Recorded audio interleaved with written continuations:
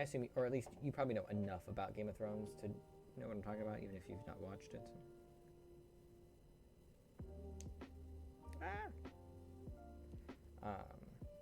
But I was looking into buying banners for the houses to like decorate my walls and stuff.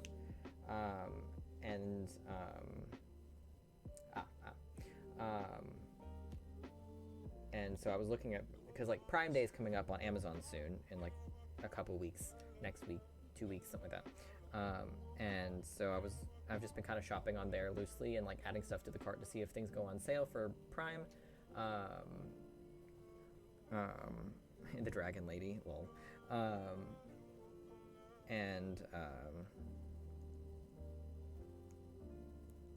Grab it, bitch. Grab. Oh my god. This is difficult. Okay. And so I was adding the flags and stuff to my cart. They were like 16 bucks a piece or something. Not crazy. They're like 5-foot banners. Like they're not small. It's like 60 inches by like 20 inches or something like that. They're big. And they were like 16 a piece. Again, I'm just kind of saving things to keep an eye on to see if they go on sale for Prime Day. And then I came across someone selling 2 of the banners that I wanted, House Martell and House Targaryen. 2 of the 3 that I wanted. The only other one that I want is the Stark one. And she was selling both of them for $12 total. So 2 for 12 versus 1 for 16. So I contacted her. I said, hey, I'll take those. So I'm getting those tomorrow. So that's really exciting. One of the perks of Google and everyone watching all of the things that you look at is Facebook saw that I was looking for those banners and said, hey, there's someone in your area selling those. Here you go. So that's good. Love that. And then today I'm buying a big lot of Funko Pops. It's like 21, I think, 21 or 22 Funkos for about 50 bucks. There's a number of them that I am actually interested in keeping, but most of them I'm probably going to take and resell. Probably just at the local half-price books. I'm not too concerned about getting my money back, you know.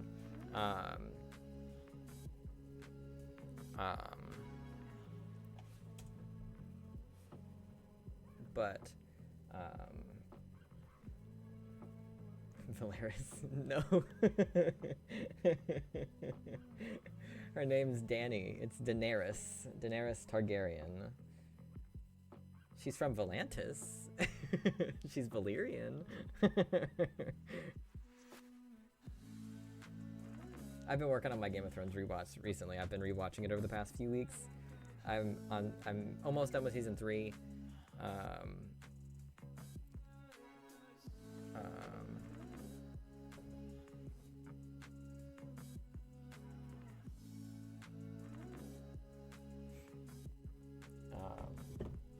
Daenerys Volantis. It's Daenerys.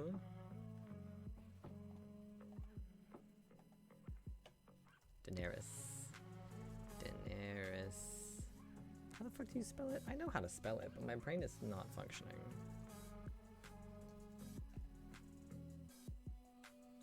There we go. There it is. Daenerys Targaryen. The mother of dragons. The breaker of chains. Hold on. What's all of her names? It's a long.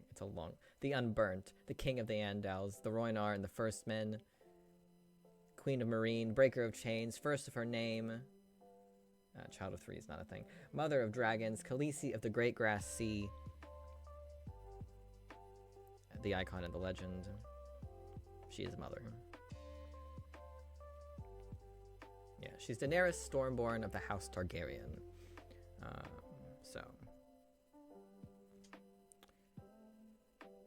Which is such a badass fucking name.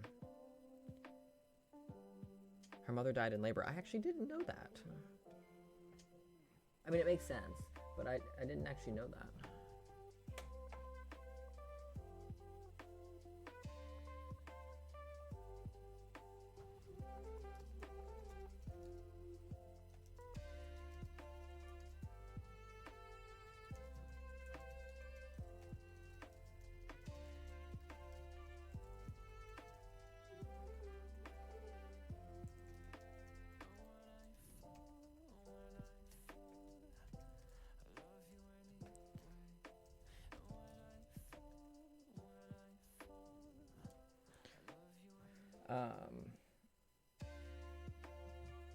But what was I talking about? Oh yeah, I've been rewatching Game of Thrones. I watched while I was on my little vacation. So I'd watched most of season 1 at work, and then I finished season 1 on the drive out to Kentucky. And then while I was in Kentucky, I watched season 2. And then on the way back from Kentucky, I got a good way through season 3, and now I'm almost done with season 3. I've got like 2 episodes left. But they're big episodes, so I decided I didn't want to watch them at work because I want to watch them on the TV because there's a lot of big stuff happens in these next couple episodes that I want to see in 4K, not on my little phone screen. So I'm gonna probably watch those tonight in between streaming and going to work because I go to work at 9:30 tonight, 9:30 to 4:30 tonight, and Wednesday as well. So.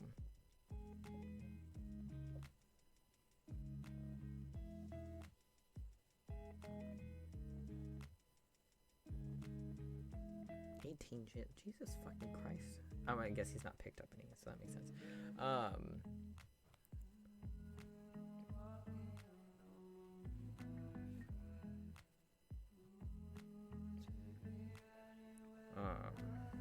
Why do I still have 2 shifts available to pick up? Is it Wednesday shifts? Sure is. Oh.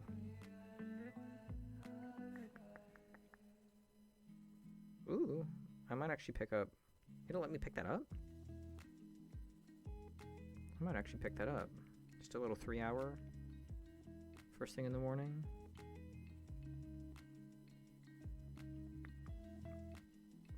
Do I not already have that one picked up? What? Oh, I'll need to have them fix that. Because, it's supposed to be a surge shift where we're getting paid more per hour, but because of the way I had her input them, it's not updated the hours. So I need to actually talk to HR about that tonight. Because I'm trying to get my money. Make sure Wednesday is surge pay. Because the way that they sent out shifts this week,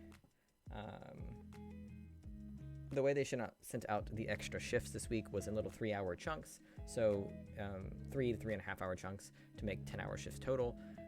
So like it's 6 to 9:30 or 6 to 9, and then 9:30 to 1, and then 1:30 to 4:30 are the shifts. And so I've been picking them up like 6 hours worth. So I pick up 2 back to back. But because of the way that works, it ends up, is that unusual then?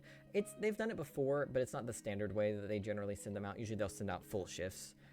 I prefer it when they send out the smaller chunks because it means I don't gotta work a 10-hour shift if I don't want to. But it does create some problems sometimes because of the way that Amazon's stuff works. They won't let you work 7 days in a row. Like even if, they won't let you do that. It's like a labor policy or something. And but because I was picking up the later shifts so that I can stream and stuff and not have to like go in at 6 o'clock if I don't want to. So I picked up 9:30 to 1 a.m. and then 1:30 to 4:30 on the following day. So like because that 1:30 to 4:30 is technically on Tuesday morning, it counts as a Tuesday shift. So then when I tried to go pick up Wednesday, even though I wasn't working Tuesday night, it wouldn't let me pick up Wednesday because that was going to be my day 7. So I had to have HR go in and make those 2 3s into 1 7, so that it would count as a Monday shift, so that I was able to pick up Wednesday as well. And but it looks like, and then I was going to pick up the same 9:30 to 4:30 on Wednesday. So while I was there at HR anyways, I just had her go on and put in that shift for me since she already had my schedule pulled up, and all she had to do was copy paste. It was going to be easier than me trying to pick it up like through my app. But they've been sending out what's called surge shifts, where you're getting like a premium pay for the picking up the shift. So you get a few extra dollars an hour for picking up that shift. But because of the way I had her input that additional shift, it is not being registered as a surge pay at the moment. So I just need to make sure that I'm getting my extra $3 an hour for those few hours of the evening.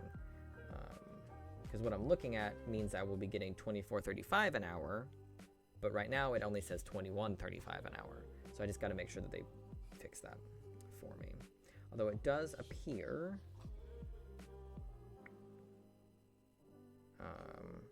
that I can pick up 1:30 a.m. to 4:30 a.m. for that surge pay as well. Do I want to bother though?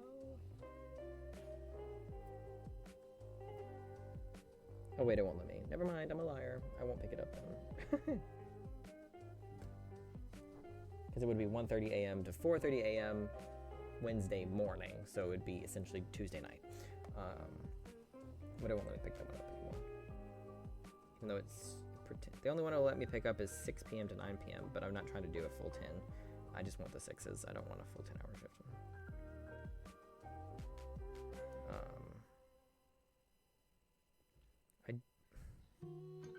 Why is this one 26.35? I worked that.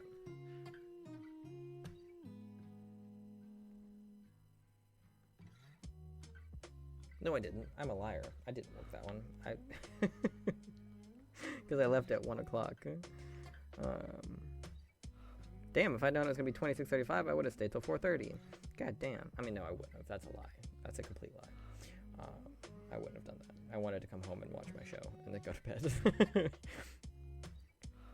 But the surge pays have been really inconsistent this week. So like yesterday I was making, for the 6 hours that I worked last night, I made $24.35. For the 6 hours I'm working tonight, I'm only making $23.89. And then right now for Wednesday, it's the normal $21.35. But that should go up to $24.35 based on what the others are showing. So I need to screenshot all of that so that when I go to HR about it, they can see it.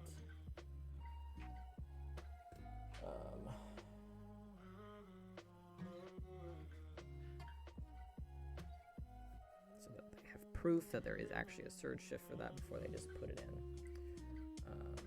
Well, yeah, we're prepping for Prime, so that's why they've been sending out so many shifts over the past few weeks, because we're prepping for Prime Day.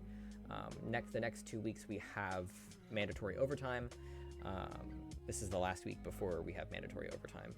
So the next couple Wednesdays will be off the table for any sort of streaming, because I'm working an 11-hour shift, because our MET days are 11 hours right now instead of the normal 10.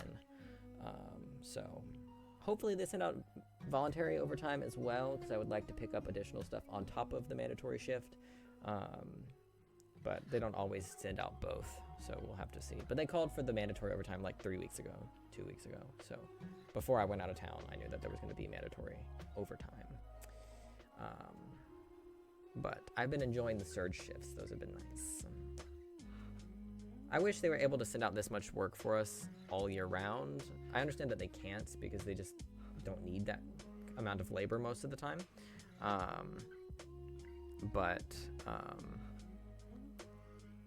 You know. Oh yeah, hold on, I need to set that aside. They're doing a school supplies drive at work, and I brought school supplies with me from Tennessee so that I could give it away. It's just been sitting here.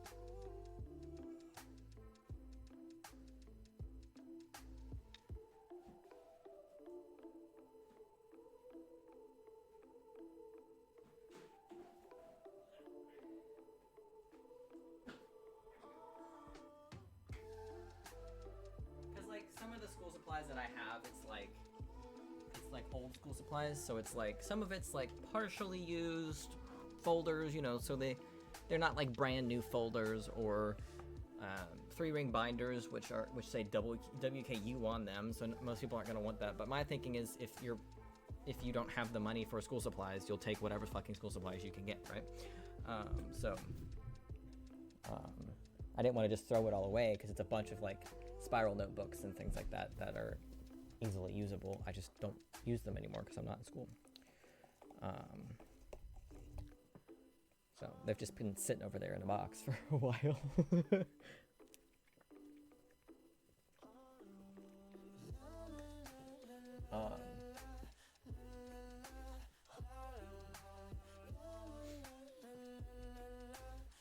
What does it mean to be on review at your workplace?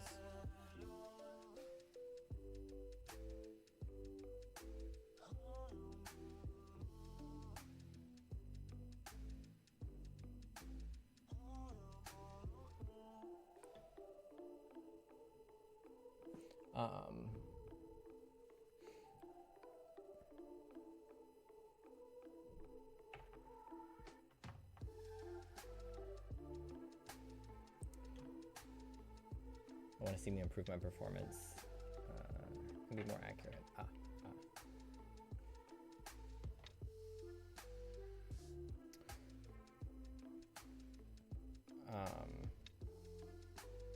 Trying to figure out the best way to organize my thoughts to go through everything that's been going on. Because I don't know what all I've talked about. I don't think I've really said anything in the chat, have I? In Discord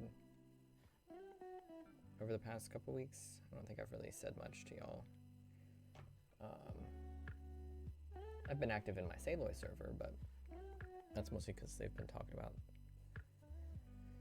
game things. Just in general. Just anything.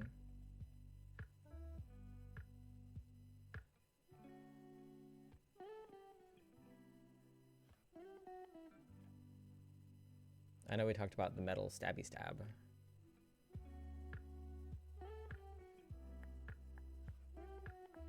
It doesn't look like I have.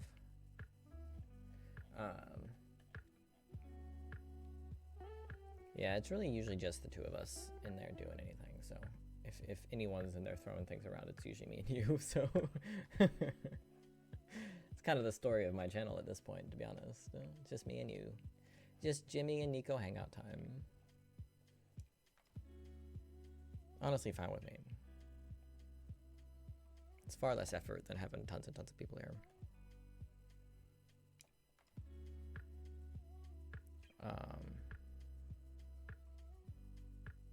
The corpse and the crazy. What are you talking about? The corpse and the crazy person.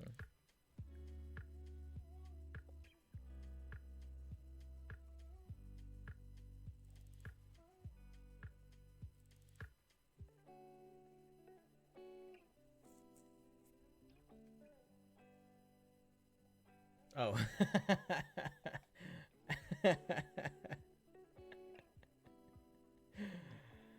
Yeah. Yeah. It's been... Yeah.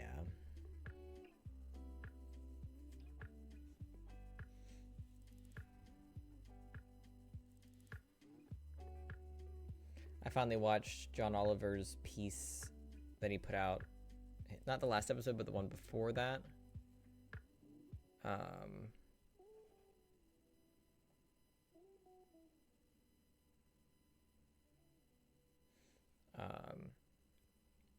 Sorry. About like a second Trump term and Project 2025. Yeah, no. I have no hope for the future of this country because destruction is inevitable, and so I'm just not really gonna worry about it. I'm gonna vote blue like I always do, but I'm not really gonna worry about it because it's out of my hands.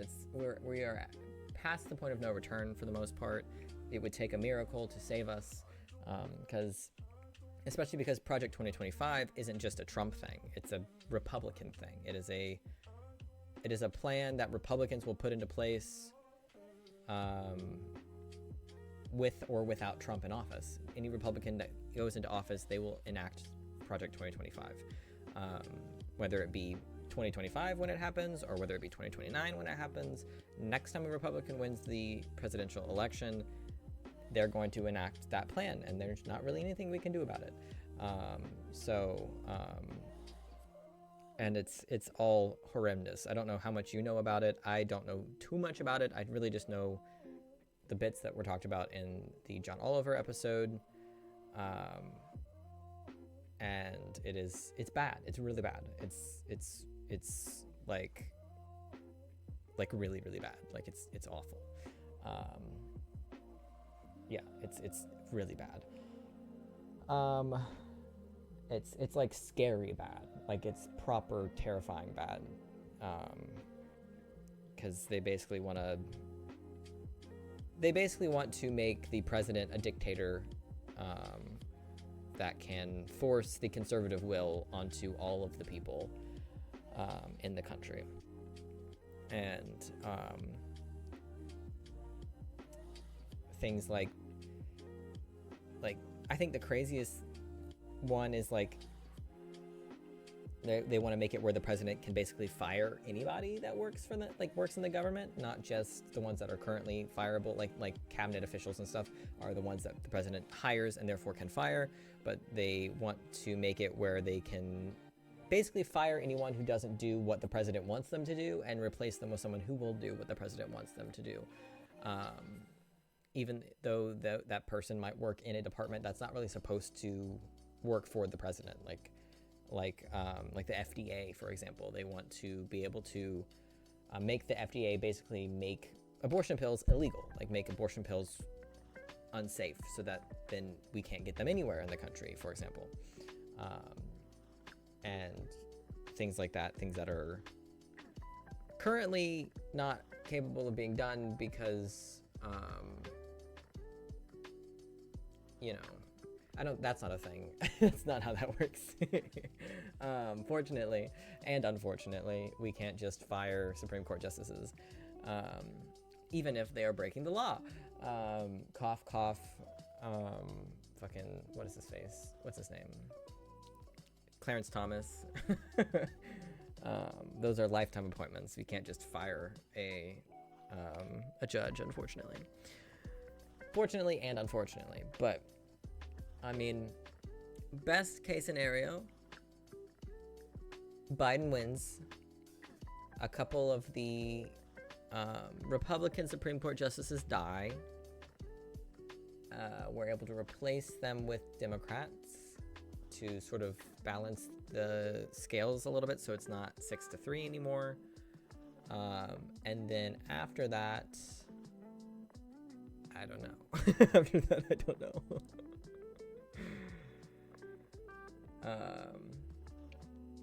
We need loads of reform, and the reform that Project 2025 wants to do is not the good kind of reform. It's more of a regression than a reformation. It's a bad reformation. Like I said, they kind of want to just make it a like a religious dictatorship almost, where the person in charge, the president, is essentially a puppet for all of the conservative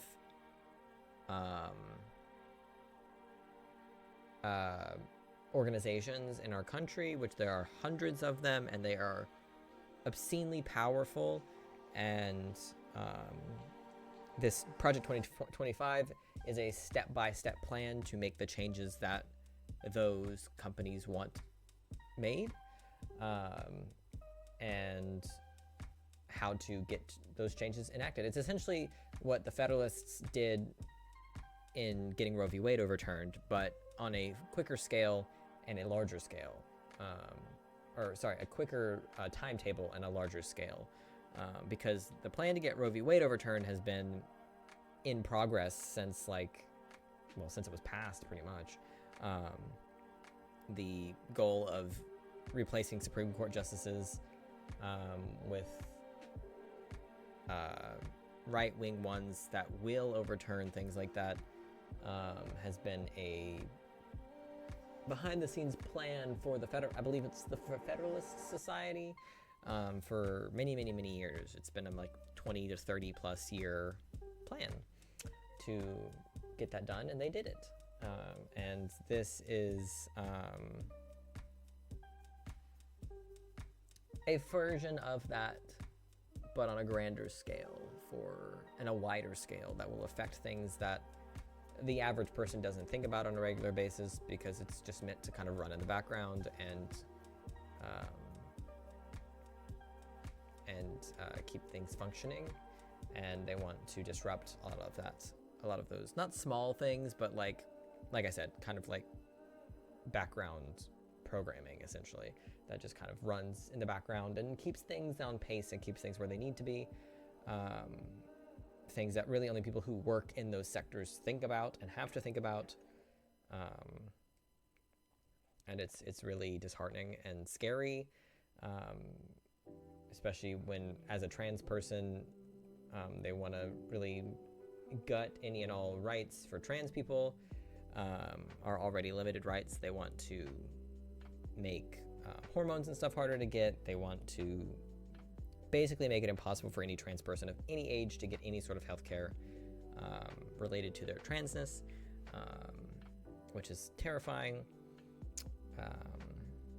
You know, the U.S. doesn't understand democracy, bringing up Afghanistan as an example of trying to implement it and failing. Oh yeah, absolutely. Our democracy hasn't been a democracy maybe ever, but especially not in a really long time.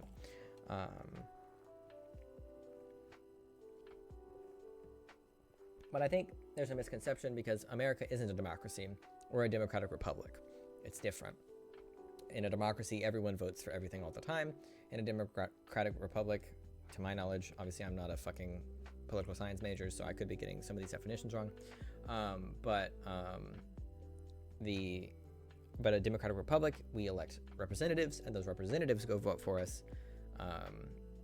So we're not a true democracy. We never have been. That wasn't the original design. That wasn't what we were meant to be. We weren't ever meant to be a total democracy. That was never meant. That wasn't the goal. So, yeah, no country is. It's simply not feasible, especially for a country the size of the U.S. That's just too many people to try to get into the polls for every little thing. There are certainly countries that do it more often in terms of having like national elections for things. There are I believe there are certain European nations that hold those sorts of like, hey, we need to vote on this specific thing that's going to affect everybody, so everybody's going to vote on it, type things. But we don't really do that here. We don't tend to, like, if there are things on the ballot like that, it's going to be on a ballot for some other electoral point in time, whether it be like gubernatorial or on the presidential ballot. Sometimes they'll put certain things on there for certain state things. I would imagine there are probably some states that do things more like that, but I couldn't tell you for certain. There are quite frankly too many states to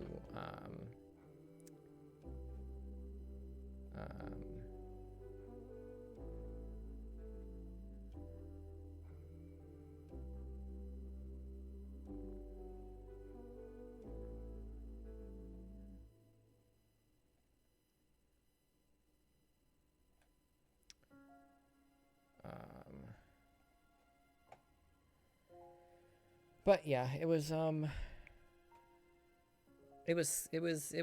not, I'd heard whispers about Project 2025 for a little while, but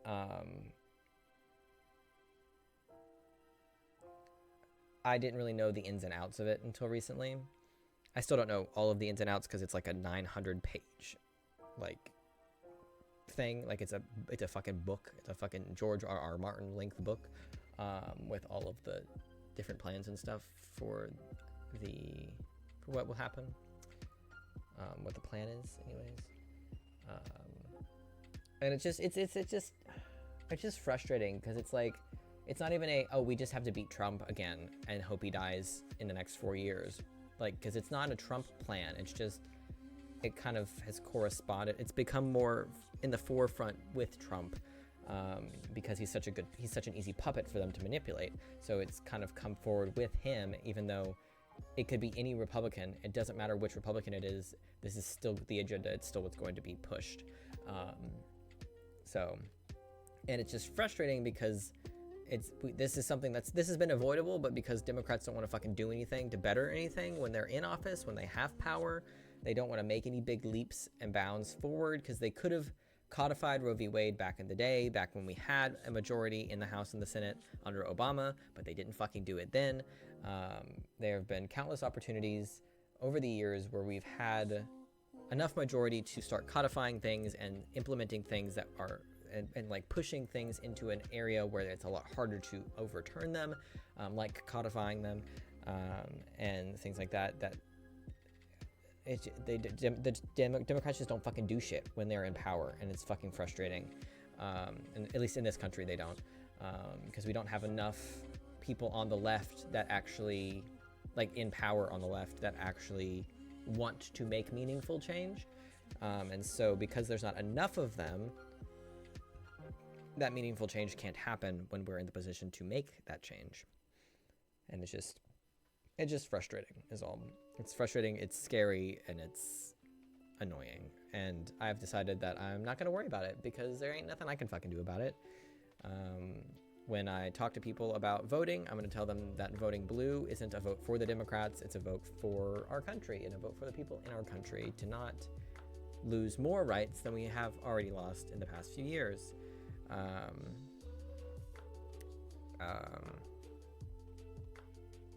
Like my sister doesn't want to vote. She said that she doesn't plan on voting this year because our options are so trash, and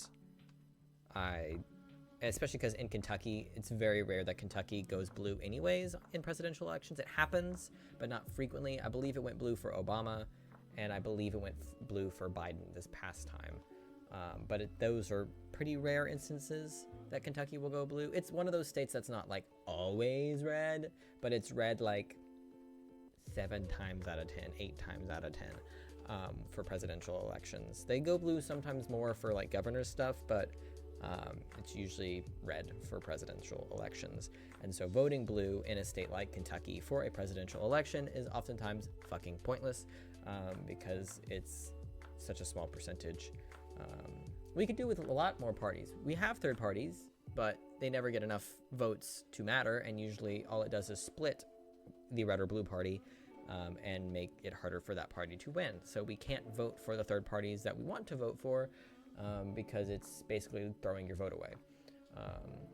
We need ranked choice voting in this country. That's what we need. We need ranked choice voting because that would allow people to vote for who they actually like and then have the fallback vote be for the one that they will settle for.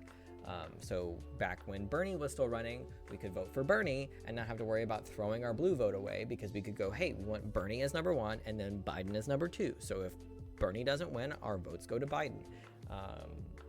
Then we could actually get people elected that people want, because there are plenty of people out there who would love to vote for Bernie Sanders or people like Bernie Sanders, but don't feel like they can because it's a waste of your vote, because those people aren't going to get enough of a vote to work, because our elections here just don't work the way they do over in compared to a variety of other European nations where you have to have like a majority vote or like 30% of the vote or something goes to certain candidates and stuff, and then you make coalitions and shit over there. Like that's not a thing here, and it's infuriating, and we do need proper reform. It's frustrating to see things like Project 2025 where they want to make these big sweeping changes, because big sweeping changes are doable. It's completely possible to make big sweeping changes without, completely upending our democracy as it is. But the do-nothing Democrats like to sit around and do nothing when they have the ability to do something. And so we've not implemented things like ranked choice voting, which a very large portion of the population is down for. And it's just fucking annoying. It's just fucking annoying. And I'm very, very happy that this is one of the announcements. I have my surgery date for top surgery. I got that scheduled the first day I got to Lexington. I got an email from my insurance saying they approved my pre-authorization while I was driving up to Lexington. And then when I got to Lexington, I got a phone call from the surgeon's office and I got my surgery date scheduled. And so that is very, very exciting. It is for January 6th, Happy Insurrection Day. And I'm very, very happy that it is early January, because that means even if Trump wins the election in November, he can't make any changes until, I don't know, whenever, January, 12th or some shit. I don't know. Whenever the fuck that's supposed to be. when is inauguration due? The 20th, until the 20th.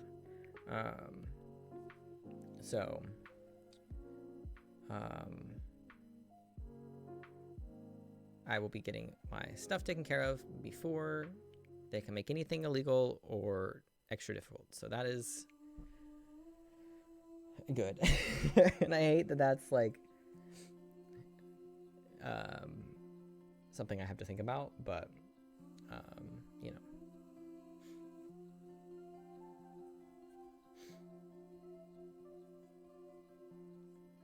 Yeah.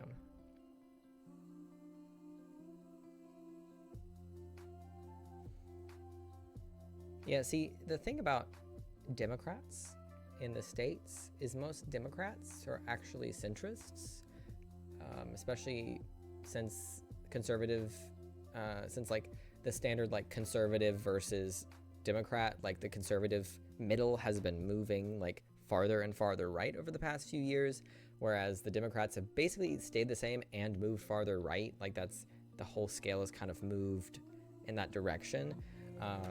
And so a lot of our Democrats here,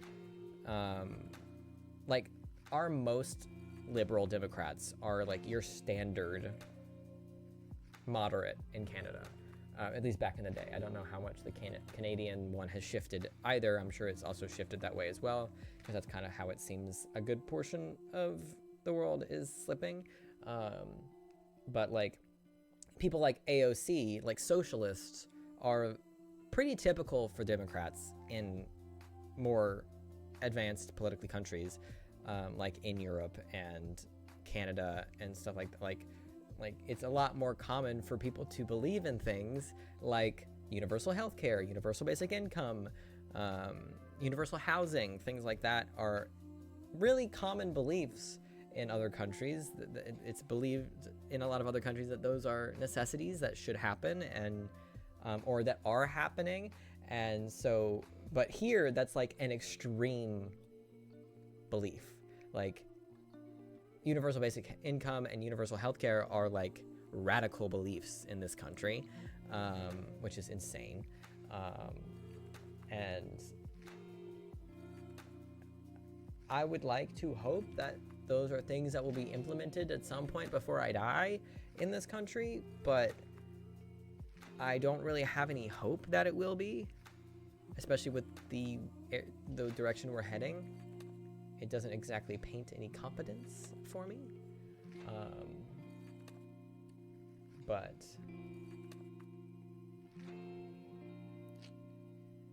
yeah, I hope everybody who didn't vote for Hillary back in 2016 feels really, really bad, because it wouldn't have stopped this, but it definitely would have delayed it.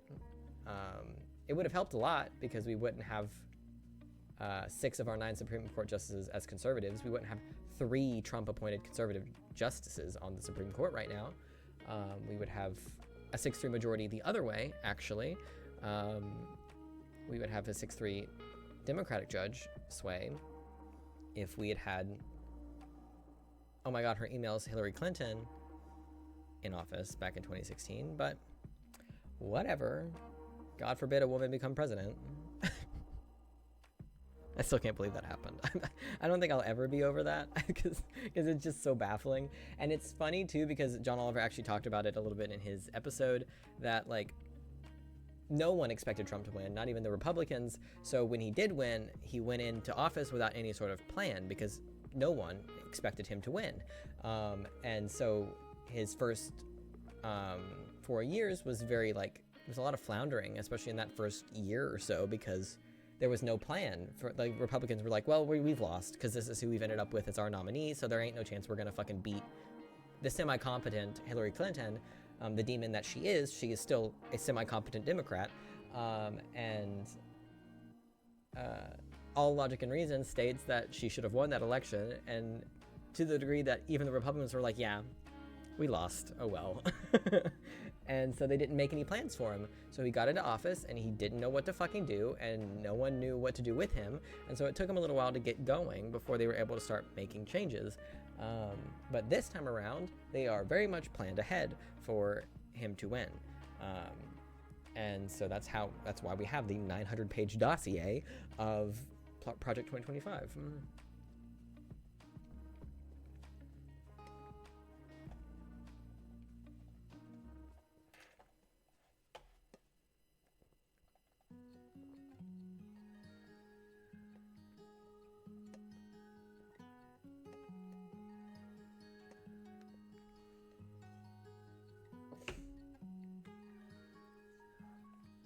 Liberal Democrats is still on the right side of the scale. That's a bit wild.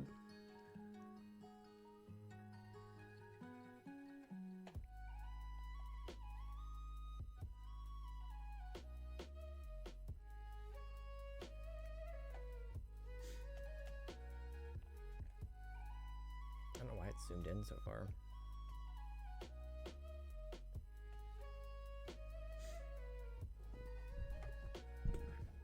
This is 2024.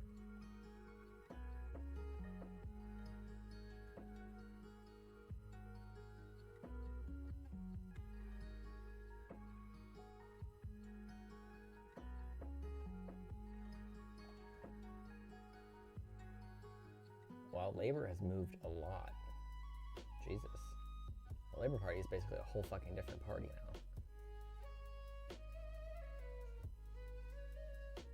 What happened to the... Oh, this is the 2024 one. I need to swap them because my brain's looking at them the other way around.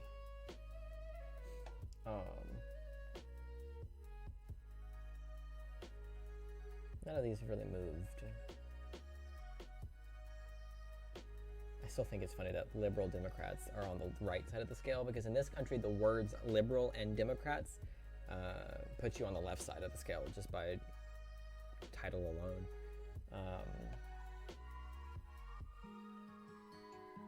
Labor, that's a big old switch though for the Labor Party.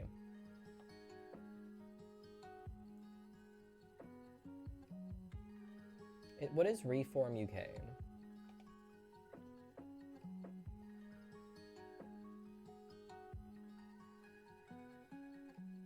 Okay, so it's still it's the Brexit Party. Okay.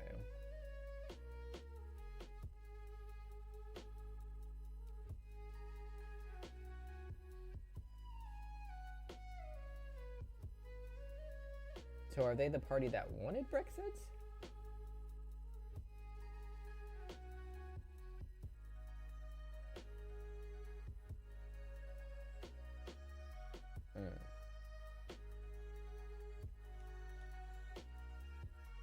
Because my brain reads Reform UK, and my brain thinks of a party that's trying to get the UK back into the EU. But that's probably just me misunderstanding words, to be fair.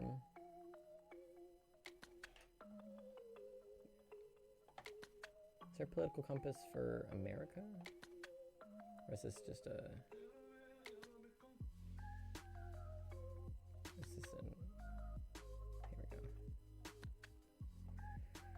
Let's look at 2016 and 2020. They don't have stats for this year yet, though, for the US, which is interesting.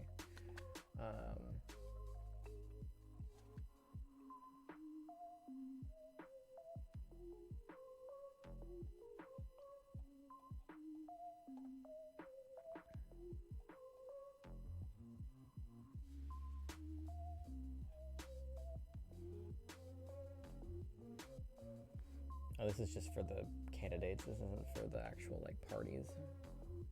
See, look how close Biden and Trump are to one another. Look how close Hillary and Trump are to one another. Like, they're basically the same. Like,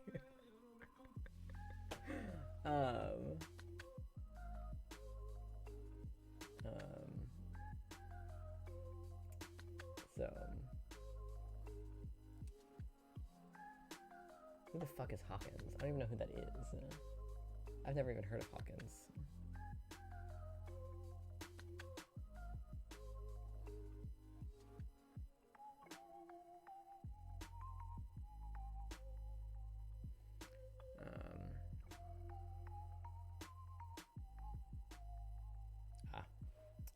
yeah, being racist and hating foreigners, that's really all it takes to be a politician these days. In any country, it seems. So, I just think this is so revealing for people who think Biden and Trump are so vastly different from one another. They're really not. Trump is just really loud about his opinions, and Biden tends to keep his opinions in his pocket because saying them out loud sounds bad. They're really pretty similar in their actual beliefs as people. Oh yeah, sorry, it's my head is in the way.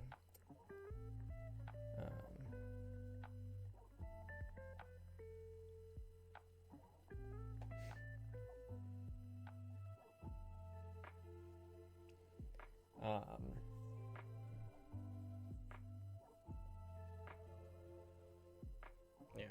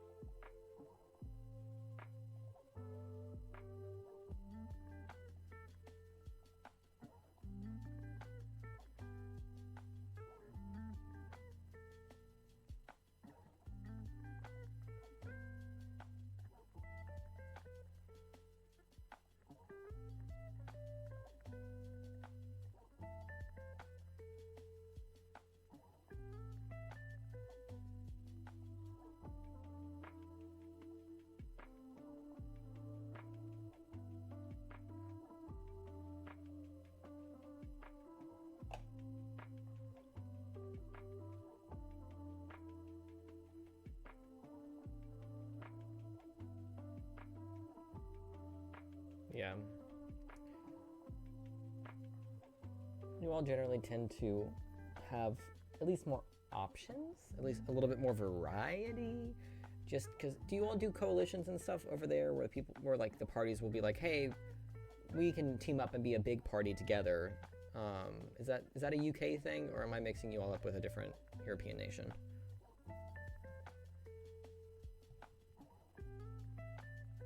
Okay. Yeah, that's not a thing here. That's not a thing here. We have Republican, Democrat, third party. Those are the options. And the third party option is often considered a stupid one because why would you throw your vote away like that? So, you know.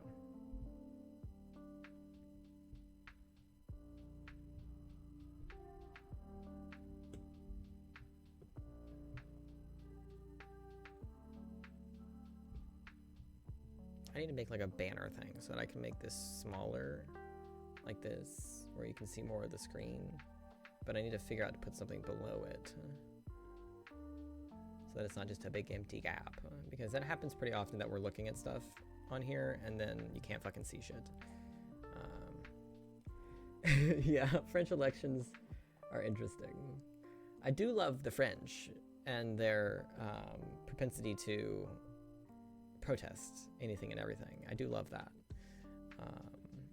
If there's one thing the French are known for, it is in fact their revolutions, and honestly, we love that for them. It's pretty iconic, actually.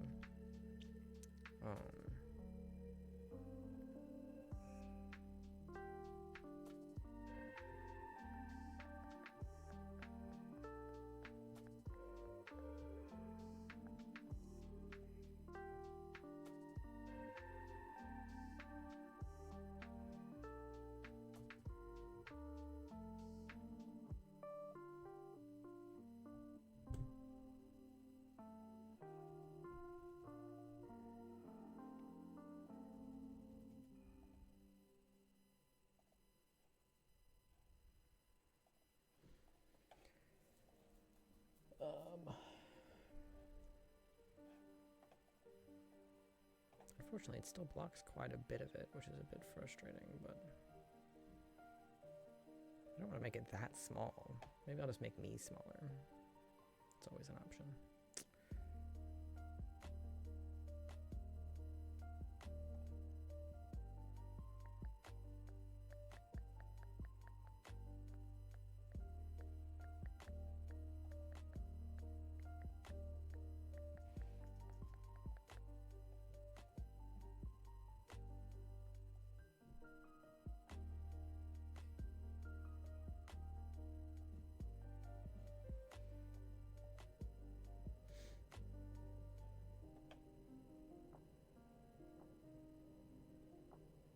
Could just put chatting at the bottom. Oh, like just chatting, like the words just chatting.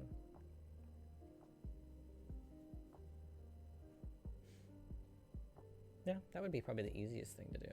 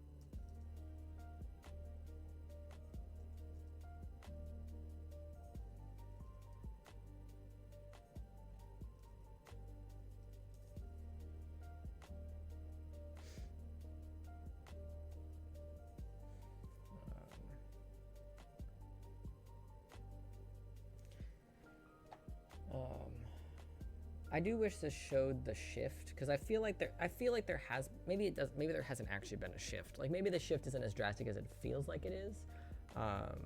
You know, like maybe it just feels that way because everyone's so fucking loud about their stupid little opinions now.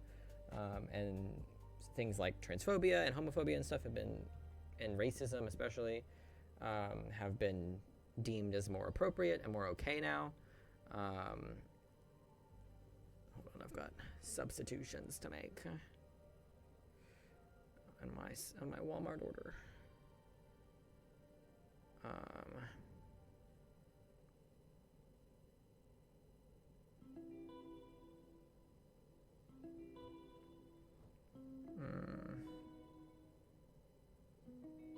No, those aren't what I want.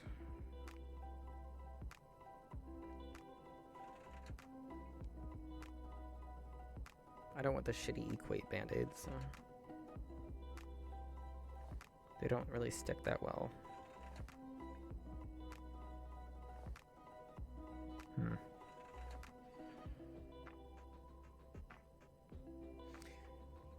Yeah.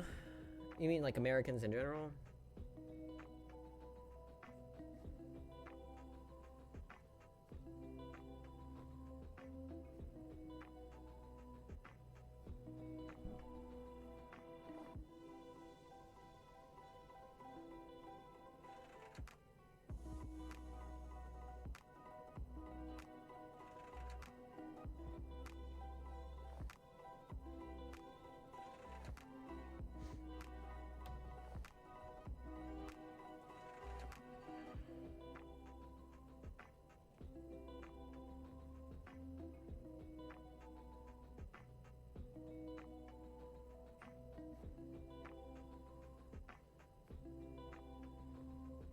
Drag music in. Oops, I didn't mean to do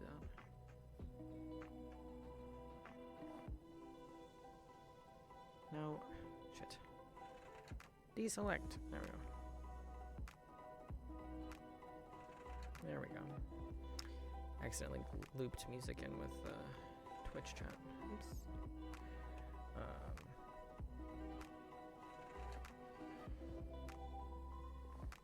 You mean I'm more vocal about it? Because I'm definitely more vocal about it than I used to be, but obviously normal people don't talk about politics as often as I do, but I feel like people need to talk about politics more, just in general, because it's such a big deal. Like it's so important. And oftentimes detrimental to not even polite society, just society in general.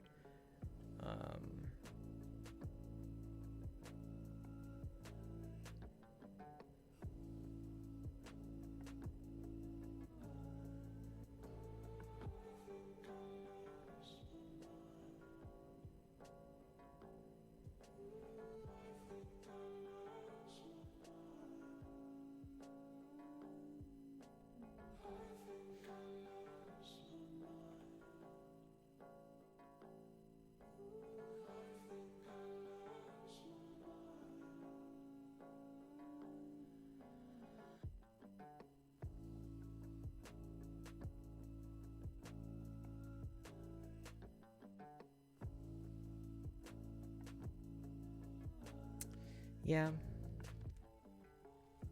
It's wild, especially for like the House of Representatives, because they're up every couple years for re-election. Right?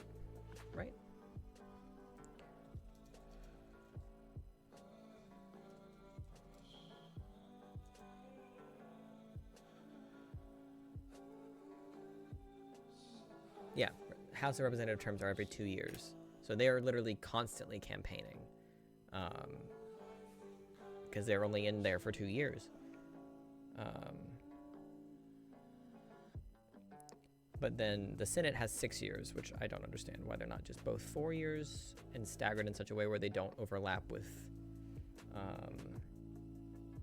the presidential election. So like, or just make them where they are overlapped with the presidential election. Then we don't have to go to the polls as fucking often. Then you can give us the day off work. We can go, you know, vote for, just make it all 4 years, 4-year terms. And we vote for everybody all at the same time. So then that way we only have to go vote every 4 years for the most part. And you can give us, you can make it a holiday. You know, you can make it a fucking holiday so everyone gets the day off so more people can go vote. We vote for our, you know, our representatives all at the same time. Our governor's races and everything are still staggered and weird.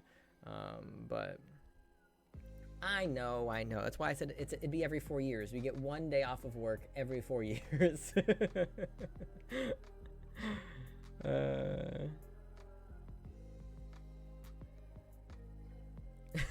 Just every 4 years. 1 day every 4 years.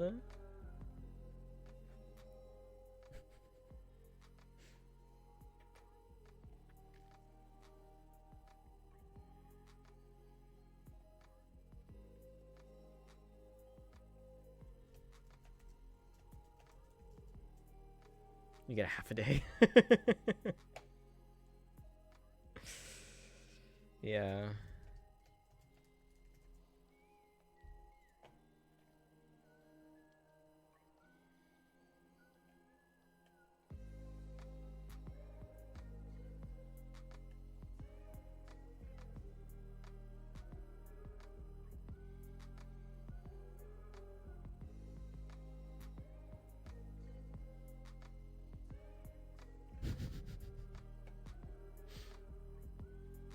Guess. I don't know.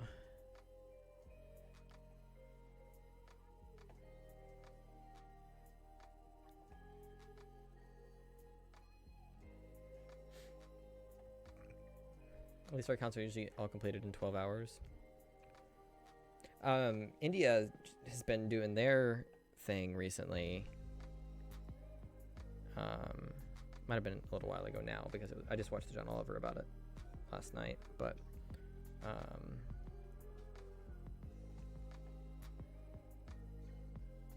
theirs is really complicated because they've got such a massive population.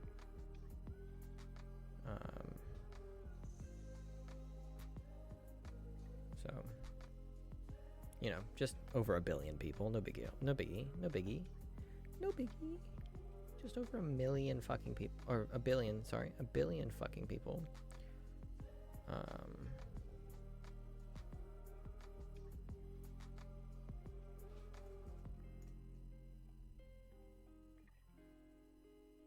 What if I just did that? Just little small letters.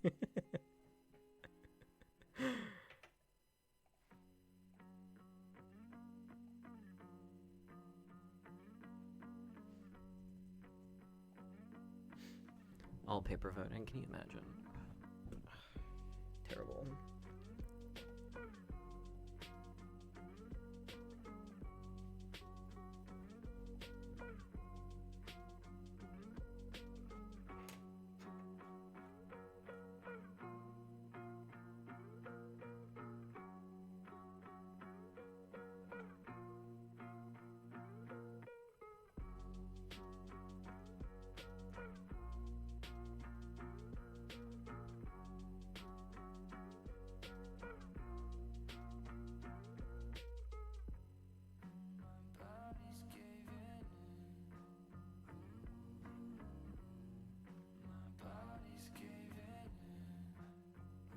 try to pick a font that's not like. Text really knows I was in 720p.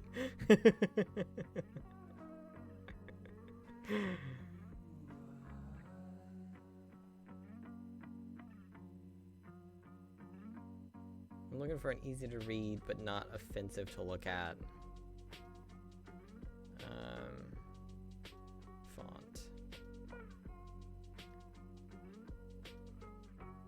That's good, I guess. It's quite large, but can make it a little bit smaller.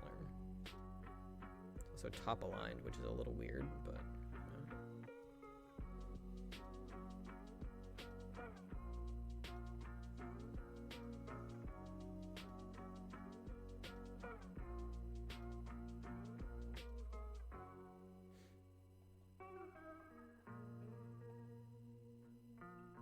there, no, it's not too offensive to look at either.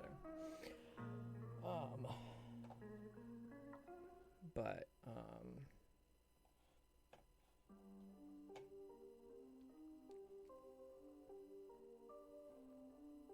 yeah, I kind of hate it. But let's watch the Agatha All Along trailer. Let's get away from the politics talk, because it's making me sad. It's making me sad.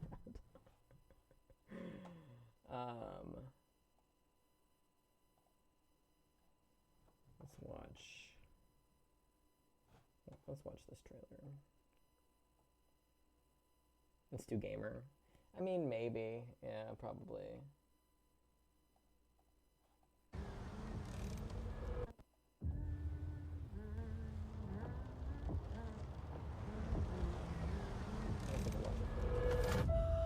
Another beautiful day. Let's pull it up on YouTube, actually. So I can watch it in better quality. Agatha All Along.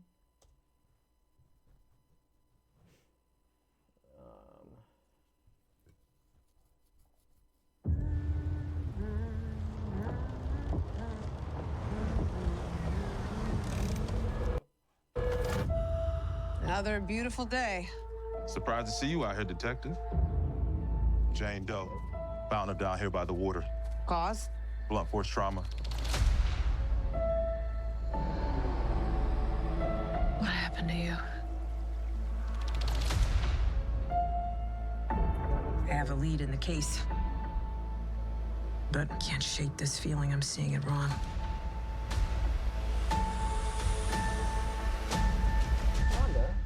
Is this really how you see yourself? Hey! That witch is gone, leaving you trapped in her distorted spell. Claw your way out. So this is post WandaVision. Okay.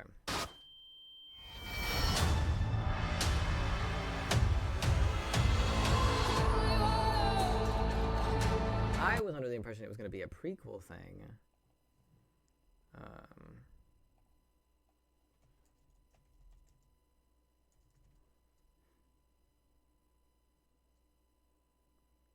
Oh, are you?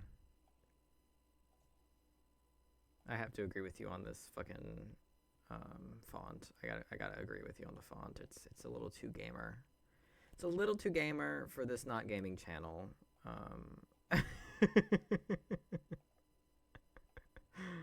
I do like the big letters, but we can make a Star Wars font. We can do the Star Wars font.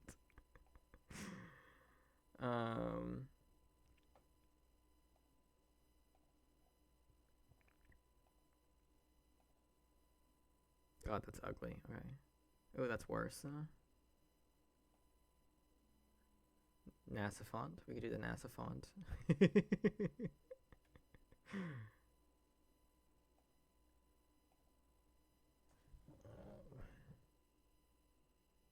No. What the fuck? I would really like to hear from this person so I can go get my stuff. I was under the impression this show was going to be a prequel thing to before. Like, I thought it was going to give us background on her. I kind of like that it's not, though. I like the concept so far. I miss the glory days. She took every bit of power I had, but I can be that witch again. Well, the gang's all here. Let's hit the road. It's a good cast. I'm gonna walk the witch's road. The road is a death wish.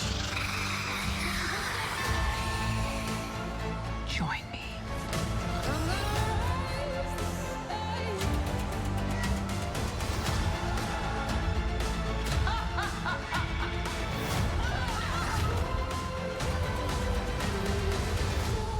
What witch in her right mind would join Agatha Harkness's coven?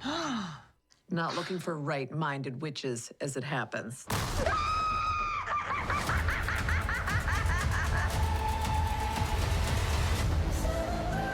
Definitely looks like a Halloween show. Sweetheart, you okay? Oh my God! Whoa! What's she doing? Where's she going? 2 episodes in. All right, September. That's not quite Halloween season. It's a little early for Halloween season, but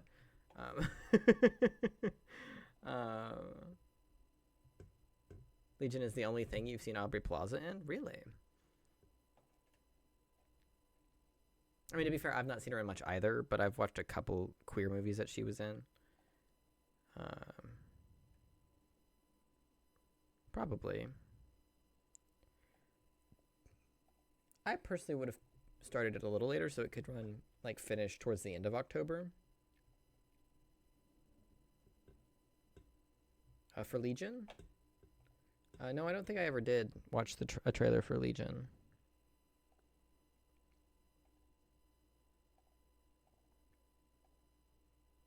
I kind of like the all caps option.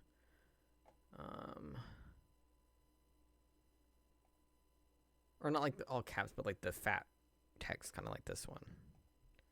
But like the all caps fat text.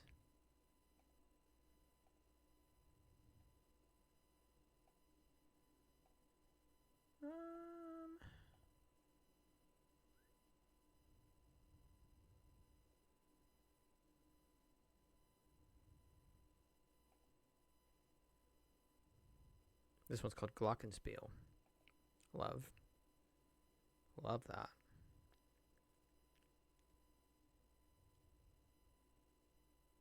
You know what? Let's go with Glockenspiel. Why not? I do wish it was longer text.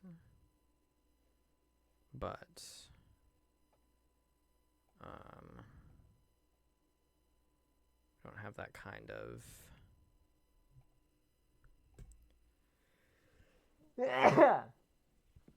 Thank you. Excuse me. Pardon me.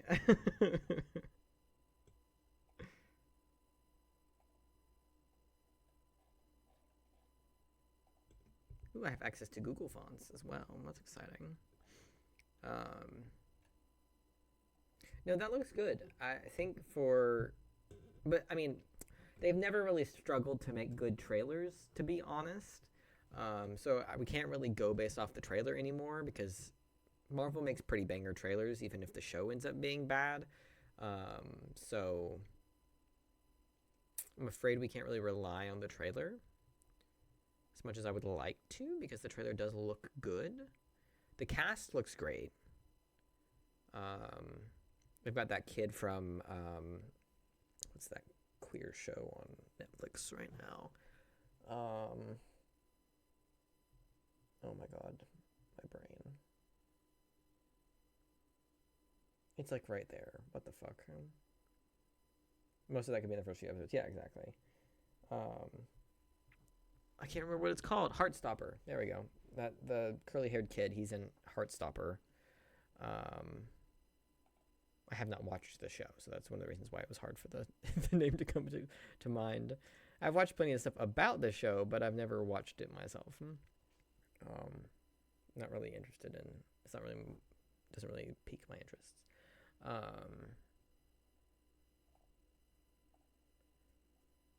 But you know what? We might go back to the gamer font because I like the longer font style. Or we could just, you know, put a bunch of random ass symbols and just let it be a mystery. I don't hate the Star Wars font also.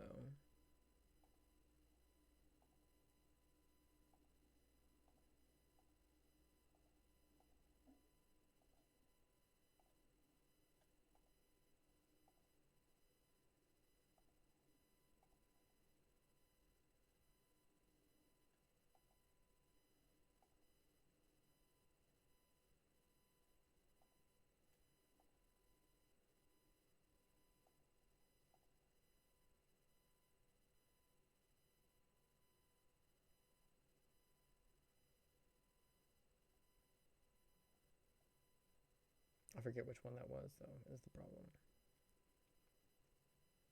I don't remember what the name of it was. Oh, there's a Harry Potter font. That's exciting.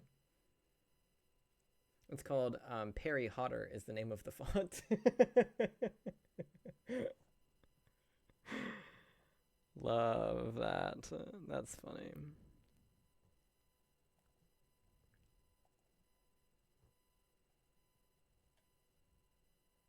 Perry Hotter font.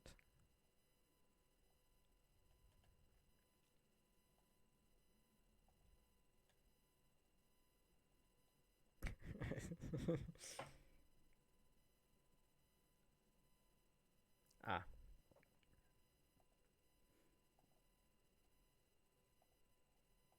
What streaming service is Legion on? I would imagine Hulu. That's where most things tend to be. If it's even on any streaming services. Granted, I guess it would be different for you since you're over in the UK. Which services it would be on for you. Is it Disney Plus? I mean, I don't have access to Disney Plus anymore, so I guess it doesn't really matter.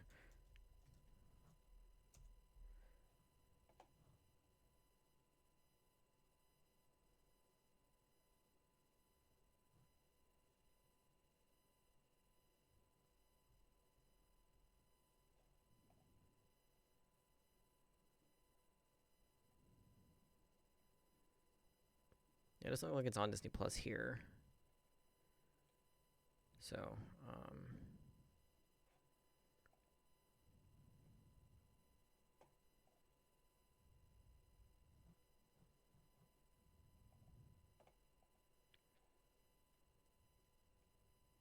wait, I already paid for that, didn't I? Okay, I did. Okay, I was making sure my subscription renewed for my site. I was pretty sure I renewed it a few weeks ago, but I couldn't remember for sure.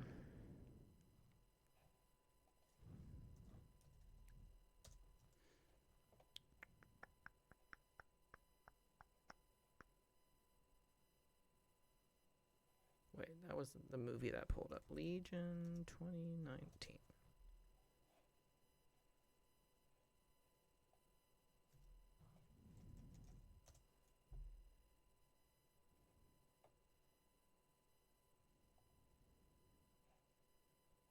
It's currently on Hulu, so I was correct. It's an FX show, so it makes sense that it'd be on Hulu. That's where the FX shows tend to go. But it's on my site, as are most things.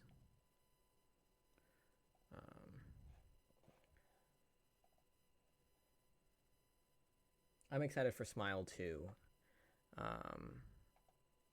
Surprisingly. I don't think it needed a sequel, but I'm looking forward to it. So.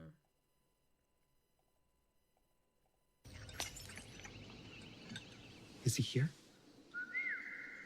Is that Sam? That's Starling for who's asking. It's hard to tell without any fucking facial hair. Where you been, little bird? Probably House went to Oz, and you weren't in it. I was in the airplane. The sky. Oh, yeah? You fly first class? They warm your nuts? What? Focus, asshot. I'm asking about the temperature of your nuts.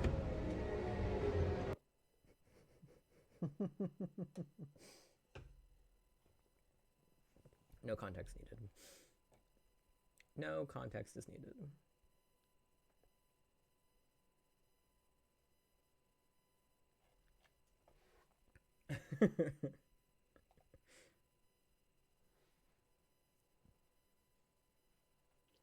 um,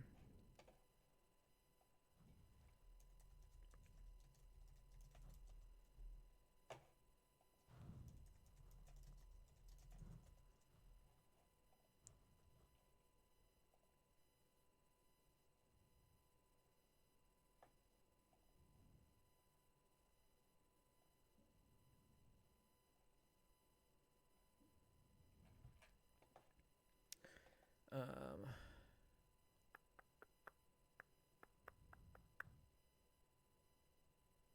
man dies after placing lit firework on his head. Huh, who could have seen that coming?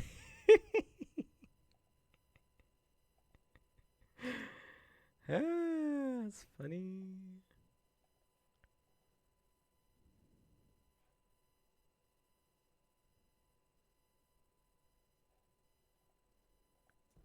Um,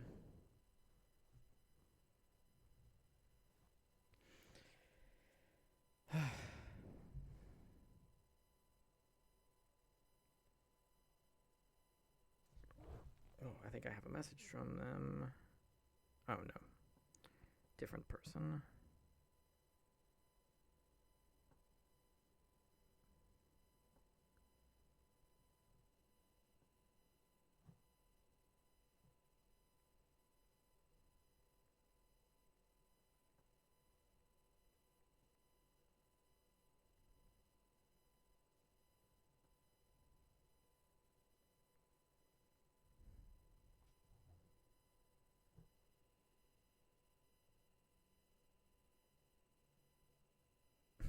What? Oh.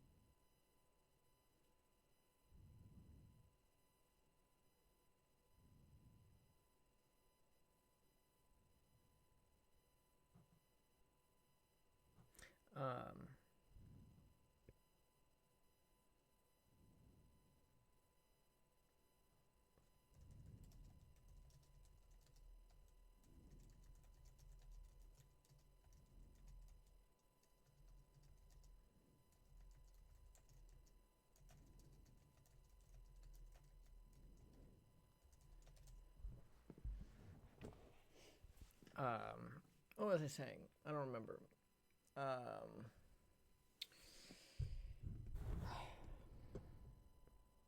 I promise I've had sleep. I promise. I really have. Never enough, but I've had sleep.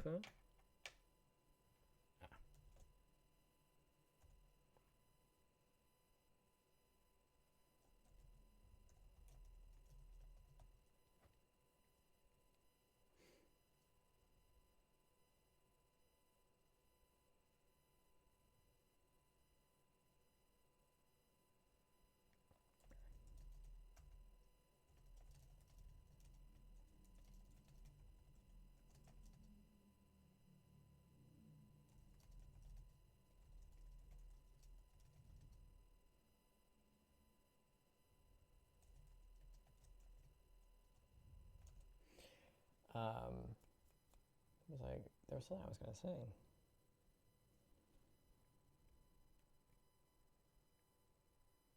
It's gone. It's gone forever. Oh no. It's gone.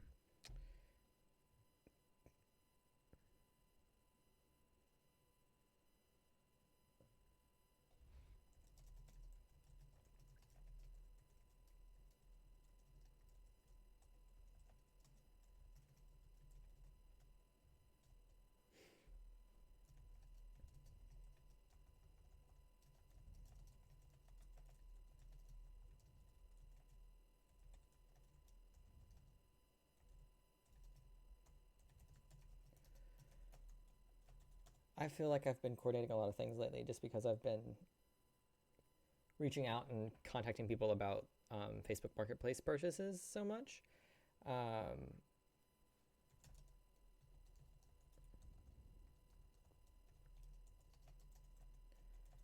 So like scheduling like pickup times and how am I going to get you this money and like how much, like what stuff are you going to give me? Like it's been a lot of like coordination and stuff over the past couple days. Like I said, I had 2 pickups yesterday. I've got 1 today, 1 tomorrow, 1 Thursday. All of them in different places. I had 2. The 2 yesterday were both over in what's called Millard, which is just it's just a subsection of Omaha. And then today I've got a pickup again, like 4 minutes from my apartment. And then tomorrow it's more downtown, or not more downtown, more like it's just a bit further away. And then Thursday it's over in it's somewhere over in Iowa. It's like an hour and a half away. And then a couple of people wanted cash. One person wanted Venmo. Another person wanted Venmo. Like it's been a lot of trying to make sure I don't get things mixed up. The meetup times are all different. The items I'm getting for the most part are different. I got Funkos yesterday. I'm getting Funkos today, and then there is a Funko in the stuff I'm getting on Thursday, but that's not the main thing. The stuff I'm getting on Thursday is the Horizon.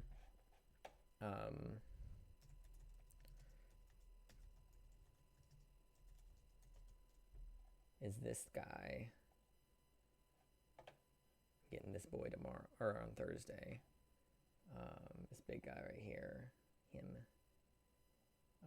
Not this version though. I don't think. I think it's this version.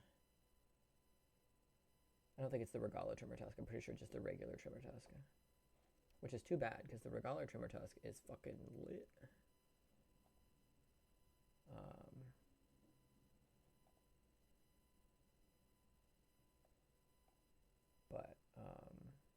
Just the regular Trimmer Tusk.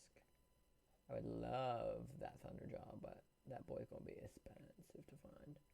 I've not seen anyone selling them. I'm gonna have so many Trimmer Tusks, it's a bit insane. Or not Trimmer Tusks, fucking Thunderjaws. Because they just announced recently, so the people that made the Motoroid figure that I bought, you remember the Thunderjaw that I put together? The little guy, the little figure that I put together. The people who made that are making another figure of I believe of a Slaughter Spine.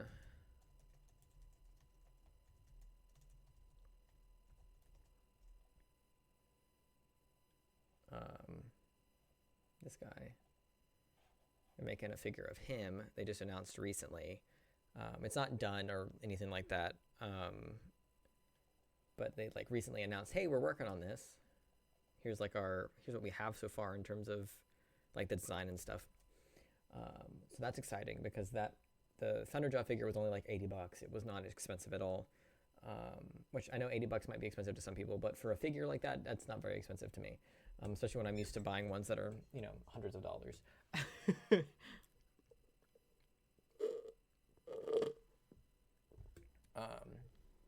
So I'm looking forward to that coming out. But I'm buying the Trimmer Tusk on Thursday. But then he's also giving me an Aloy figure. I don't think it's any of these figures. It's not an Aloy figure I'd seen before. Not a very high quality Aloy figure, but he was giving it to me basically for free. So I was paying $80 for the Trimmer Tusk. And then he added the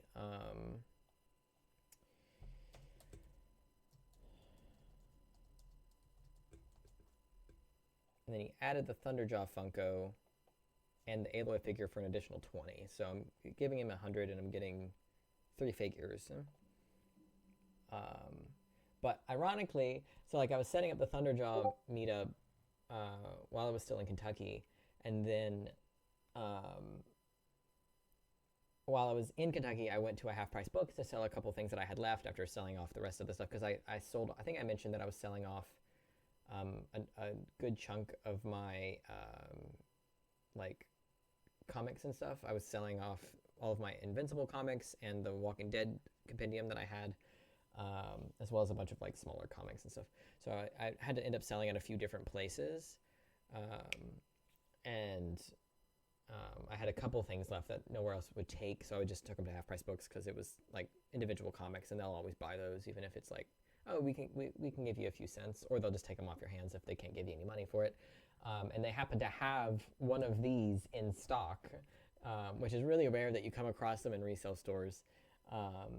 And so I bought it, and then like 2 days later, he was like, oh, hey, I've got one of these that, make it 100, I'll give you this and this other figure. And so I'm gonna end up with 2, just because the one he's giving me for $20 doesn't have a box, and I want the box for like shipping and moving and stuff.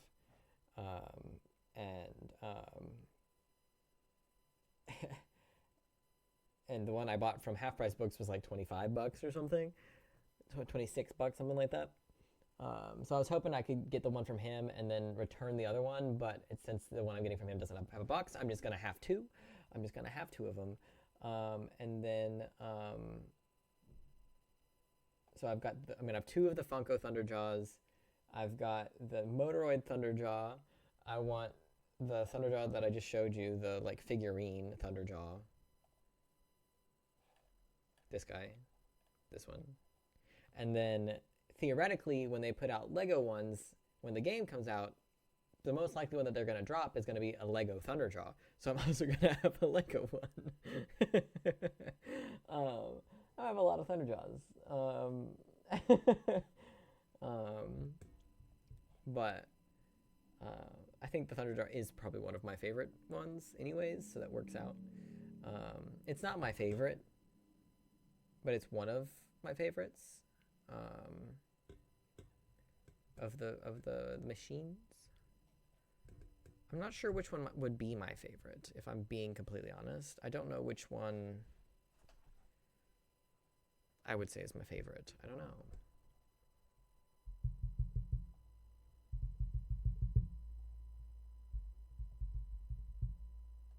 It's such a good thing. Because, like, they have this, like, it's a good thing that I'm not interested in the game, the, like, board game, because I would be so beyond poor. Because, like, the figures and stuff they put out for the board game are, like, like the little D&D figures you can buy that are, like, super detailed that you can, like, buy and paint and stuff. They're that level of detailed. And they're of, like, all of the machines and stuff. Ooh, baby, I would be so poor because I'd be buying every single pack with every single figure. It would be a problem. But because I can't justify the purchase, because most of the pricing, well, not most of it, a decent portion of the pricing is for the game parts, like not necessarily the figures, but like the actual game board and the cards and stuff. I can't justify spending the absorbent amount of money it would cost to buy enough to get the figures. So, because they are expensive.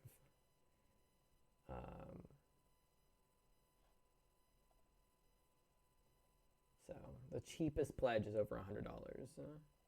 The Apex pledge, where you get everything, is nearly $300. Because this is in euros, so right? No, it's pounds. My bad. It's pounds. So, but they have so many. So, if they were colored, like if they weren't just the gray prints, I mean, they'd be a lot more expensive. But, a new canon story. Oh, I didn't realize the story in the game was canon. I didn't know that. That's cool. But I have no interest in the game, in the board game, at all. Not even a little bit. So I,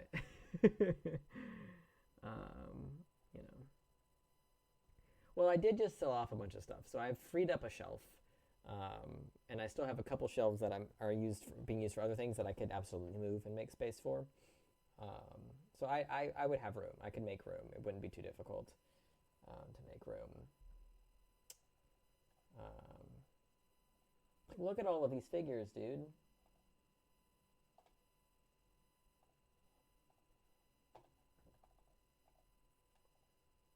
Like, look at all the character figures. God, this is a low-res photo.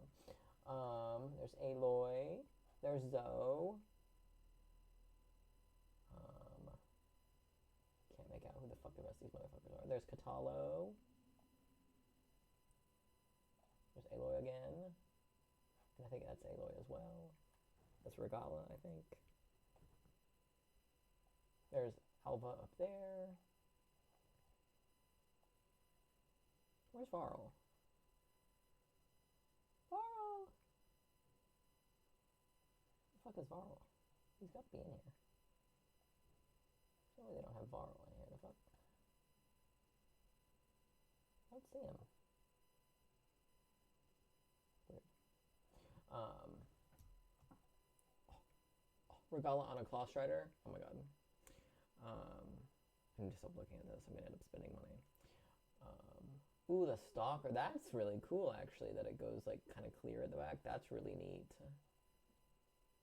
Spike Snout, Slitherfang, Clamberjaws, several Burrowers, a couple Claw Striders. Oh, the Dreadwing is sexy. Even the Shell Snapper. That's a lot of models, dude. It's a good price, even for, especially with all of those character models. 22 player character models. That's insane right there.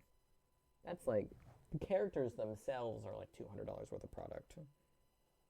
And then you add in all the big machines and stuff. So it's not a bad price point for this stuff that you get. Plus it's a fucking game on top of that. You know, I was not prepared to drop that kind of money when I couldn't justify the full purchase. So that's true. I could as well. I've thought about buying a 3D printer just because there's so many things out there that I really like that I know I could 3D print. Especially since I don't really mind that they're not full color. Like, it doesn't bother me that much that they're not full color when they're so detailed already. Especially if you can scale them up, then the detail's even more obvious because it's a little bigger. So the color's not really necessary per se. But I don't know. I haven't really done the math to see if buying a 3D printer would actually save me any money, or if I'd just be spending the same amount of money, or if it would just be I buy, because I can find a 3D printer on Facebook Marketplace for like $150. But I don't know how much like the stuff to go in it costs, and things like that. It's probably something I'll end up purchasing at some point, but I don't know if it'll be something I buy before I move out of Omaha. I'm sure it's one of those things that I'll just end up purchasing at some point.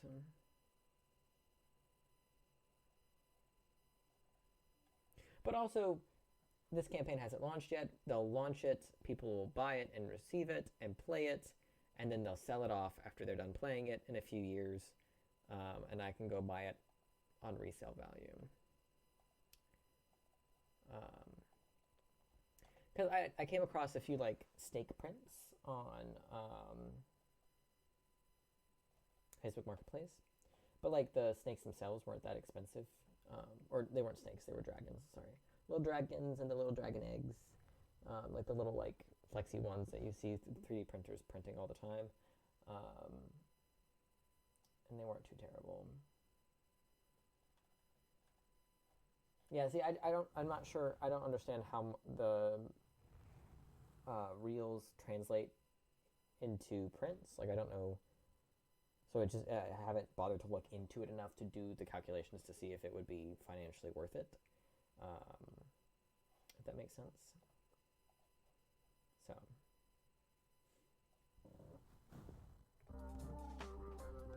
Yeah. Like I said, it's definitely something I'm going to end up purchasing at some point. It's a matter of, I don't know when. Especially since I could put it on my desk over here. I could set up my printer like back in the corner over here. I could just move this stuff on the desk and set the printer up right here. so it's not in the way of nothing. I don't have to make new space for it.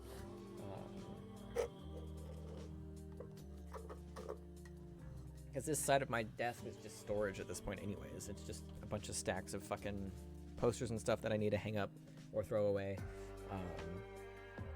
So it's it'll happen eventually. It's just, I don't know when. I don't know enough about the models and like which models and stuff are big enough to print the things that I want. Like, should I invest in a larger printer to print larger pieces? And I know you can like print things in parts and then attach them to one another. But if I can print just the whole thing in one big chunk, I think that would generally be better. You know, I'm not as worried about speed of print necessarily as I am quality of print. Although speed is always nice. You don't want to spend 3 days waiting for it to print one thing, but but I spend so much time at work these days that it wouldn't be that big of a deal. I can set something to print and then fuck off to work for 12 hours. You know, I don't know what that means. Centimeters? What are those?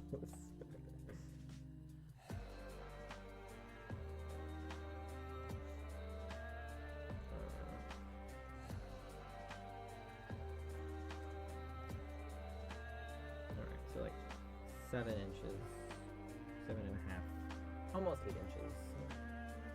8 by 10 inches. Alright. It's not terribly small. It's not terribly small. But that would definitely be something I could, I guess, since you have one, I guess you could, oh, it's changed because of, gross. Thank you. That's a bit annoying that it's different.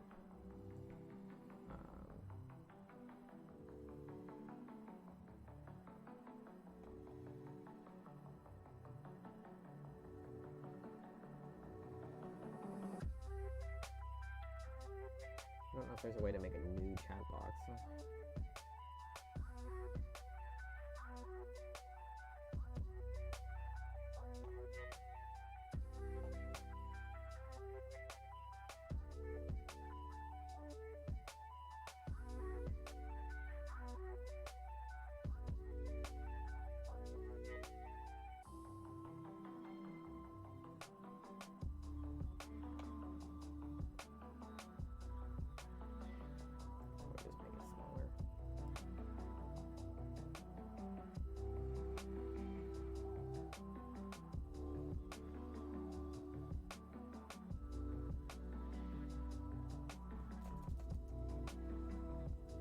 Just have a little bit more border on the sides, so I'm gonna go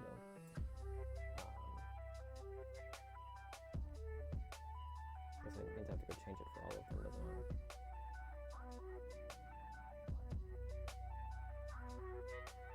I think it's really the only couple that really do anything. I bought a new Zelda poster that I didn't need, but I bought anyways.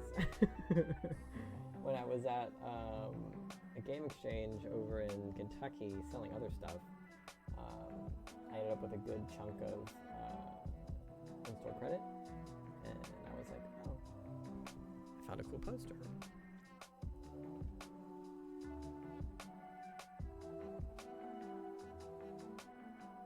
The behemoth. Oh, I love the behemoths. They're so cool. Are you, so, I know they make different color plastics, right? So theoretically, if these are pieces that can attach to one another, because like theoretically, I could print out the Motoroid guy and put him together myself if I had the layouts, the designs, right? Because it's just little plastic pieces that snap together, right? Yeah, obviously this is painted, but theoretically, so like, let me just grab him. He's just sitting over here. Because like all of these pieces on this guy are just small little plastic pieces that are that click together, like they just get assembled.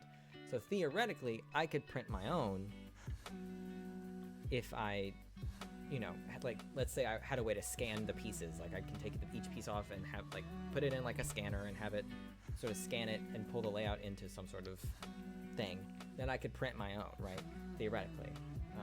Although I think the plastic that comes out of most 3D printers is usually a bit, it's not as thin as this, I don't think, generally. I don't know how, if you can set the thickness of, I assume you can. Can you change the thickness of the plastic pieces, I would assume? So theoretically, all of these could be printed at home if you had the designs for it, right? So, you know, theoretically that could be true for all of the other ones. So like you said, I could print some of these pieces in different colors, like the barrel underneath. Like this thing, I could print in yellow because they're always yellow. And these ones could print in orange, you know.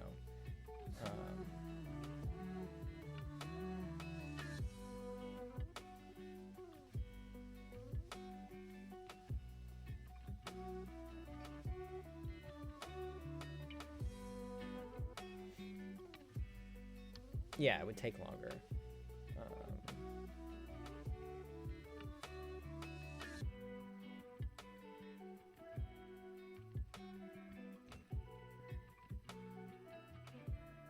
it looks so cool, look at him. And he's pretty big, too. I don't love the texture, but, I mean, it is what it is. Yeah. I mean, obviously the texture you can change by sanding it down. It's just plastic, so you can just sand the plastic down to make it a bit smoother.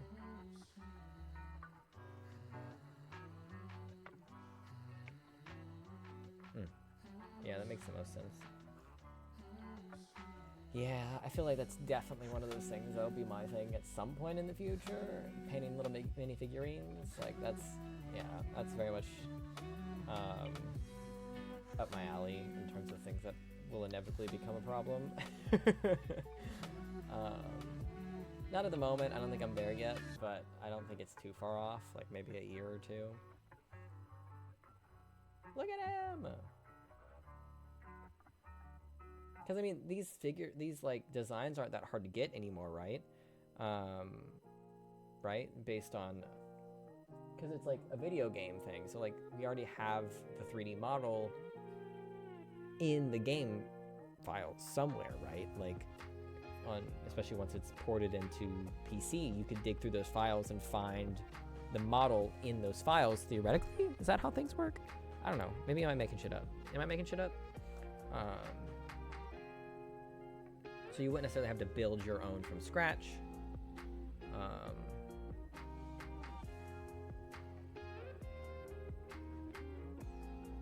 But also, like I said, if it's big enough and detailed enough, I don't feel like I really need the color all that bad anyways.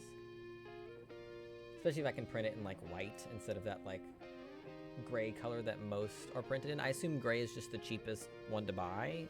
Is that why most of them are gray? Most of the models to paint are gray? Is that why?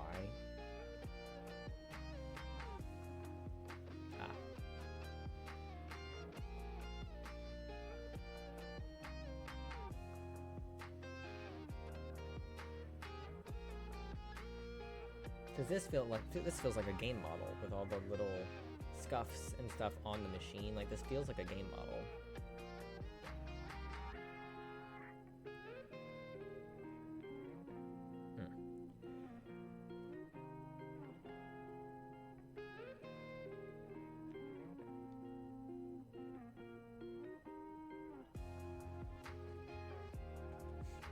No, this says this person made the model using Blender. Love Blender. It's very good. Love me a behemoth. Their powers are so cool looking. Like their like abilities and stuff are, they hit really fucking hard. But they're definitely up there in some of my favorites. So like these things here, are these separate prints? Like is this like, you drag these into the 3D printer and then it prints just the pieces, or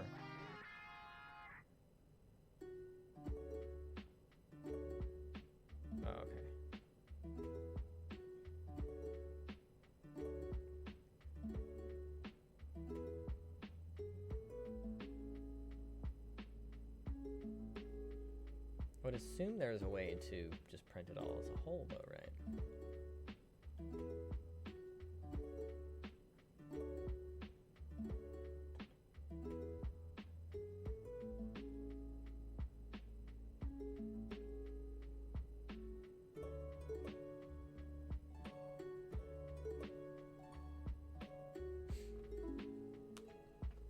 I mean, yeah, it's not a cheap hobby. I don't think it ever really is. Nothing.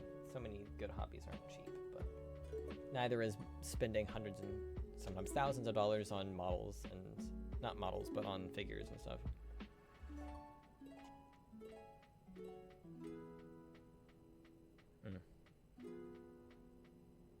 And then do you just hot glue that shit, or because it doesn't look like all of these are made to connect with one another?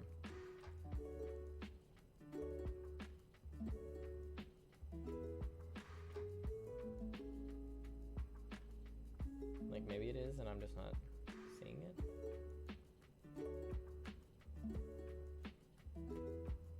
See, like this side's flat.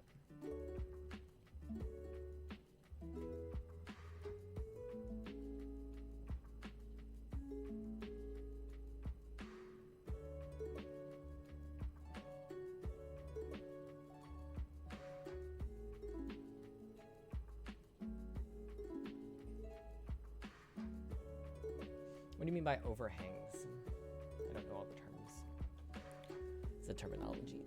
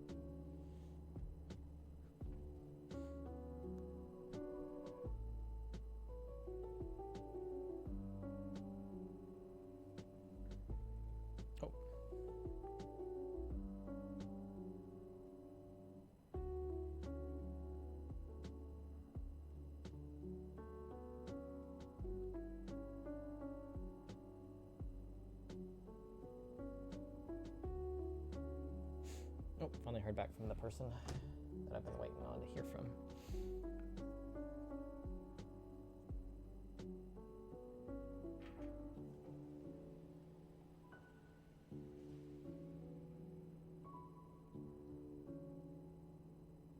Or it's hanging in the middle of nowhere? I'm still not sure I know what you mean.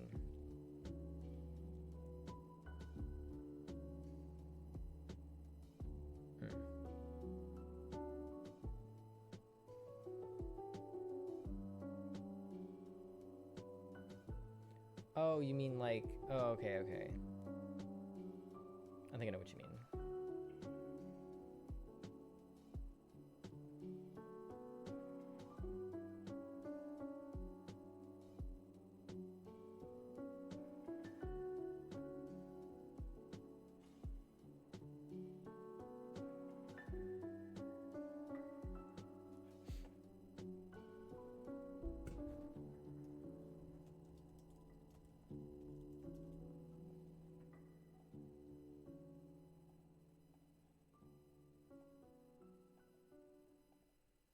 Why is the music not visible? What the fuck?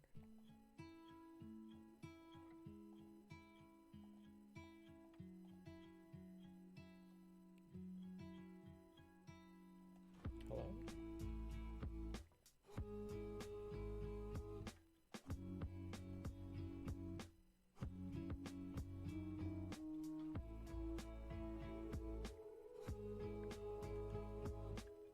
Why is it not?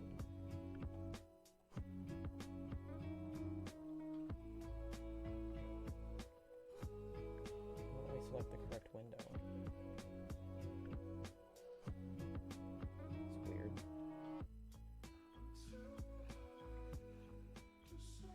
Oh, there it is. Strange. It just like disappeared. My window options just disappeared for some reason. Very weird.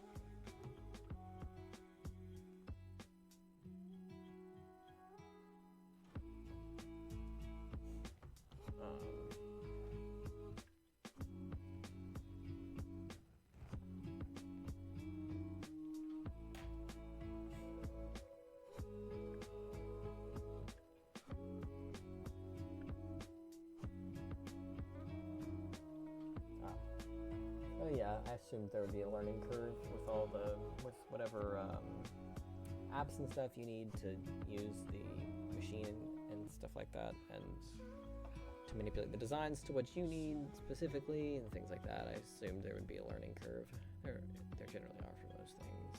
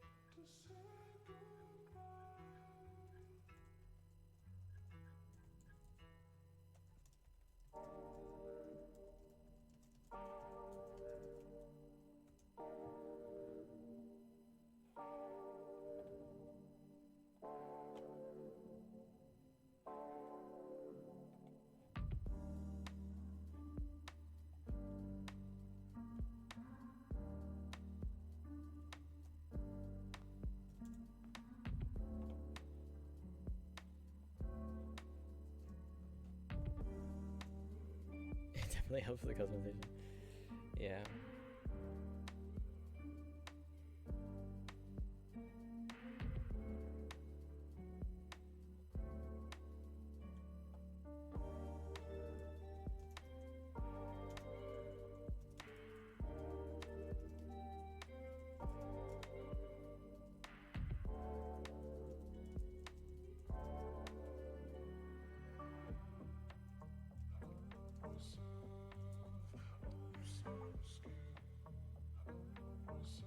Reads. Leads, bitch. Leads, not reads. Fuck.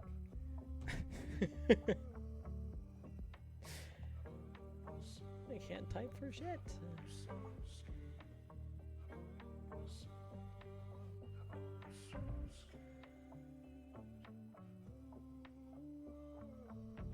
I would say that this is doxing me, but it's not. It's just giving me a baker's location in Omaha, which y'all already know I live in Omaha, so it's not a doxing. It's just one of the bakers in Omaha.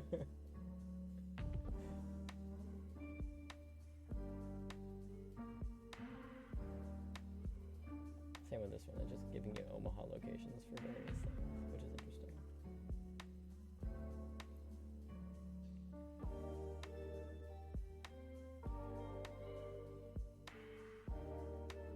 Yeah. This is terrifying.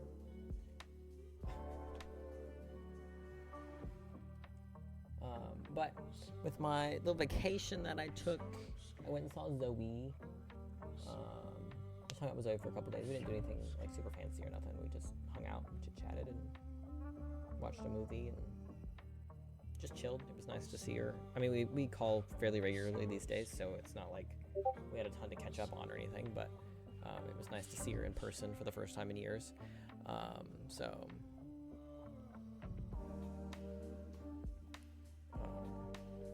And then, so I was there for a couple days, and then I went up to Lexington on Thursday, and hung out with my sister. Got my thing scheduled, very exciting. And then we on Saturday we went to Pride in Lexington. It is, these days it's located indoors, which I'm not the biggest fan of it being located indoors, because it is technically a little bit nicer to be located indoors, just because it's not hot as fuck when it's located indoors. But, you know, it's kind of just how it is nowadays. I assume they moved it inside because of the temperatures, but it feels kind of like they're hiding us away, putting us inside, so they don't have to shut down streets or anything. But it was nice to not have to be outside in the heat, even if it felt a little wrong.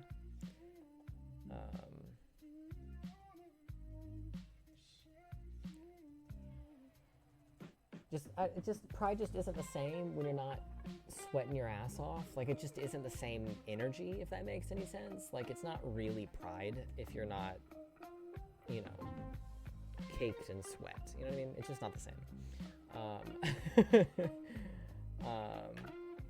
But it was fun. I bought a bunch of candles, and I bought a new keychain, a little ace keychain. I bought a bunch of candles. I did spill one of the candles today, which is not ideal.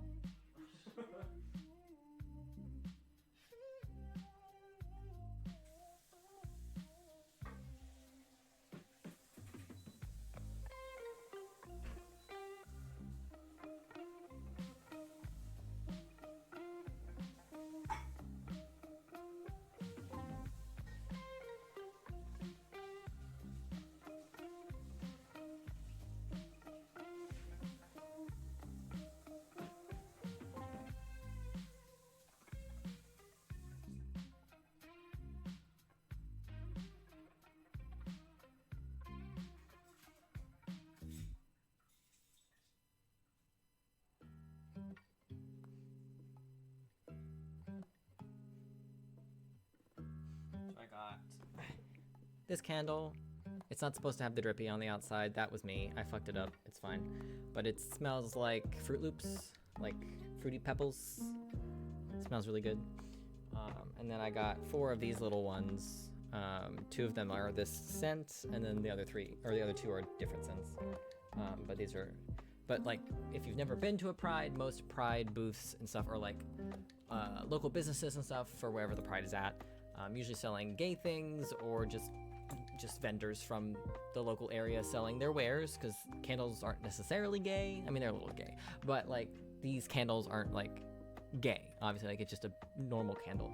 Obviously, this one's rainbow, so it's a little gay, but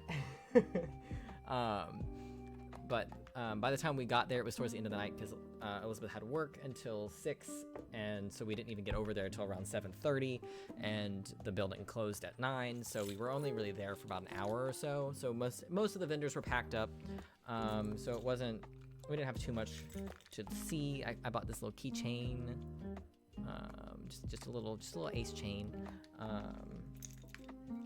Oh yeah, I love me a good candle. I spent $100. I spent $100.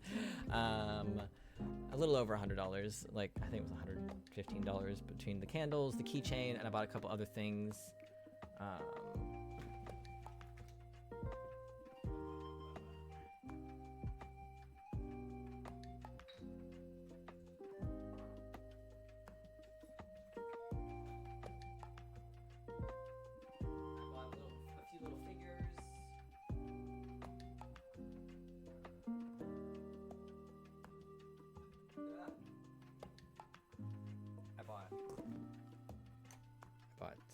A few of these little figures, because I had a budget for Pride, because I bought my sister a PS5. I don't think I've mentioned that. I bought my sister a PS5, and I gave her my old laptop, my gaming laptop, because I don't use the laptop anymore, and she wanted to play some computer games, and I don't use the laptop anymore, so I didn't see why not. And so I gave her that.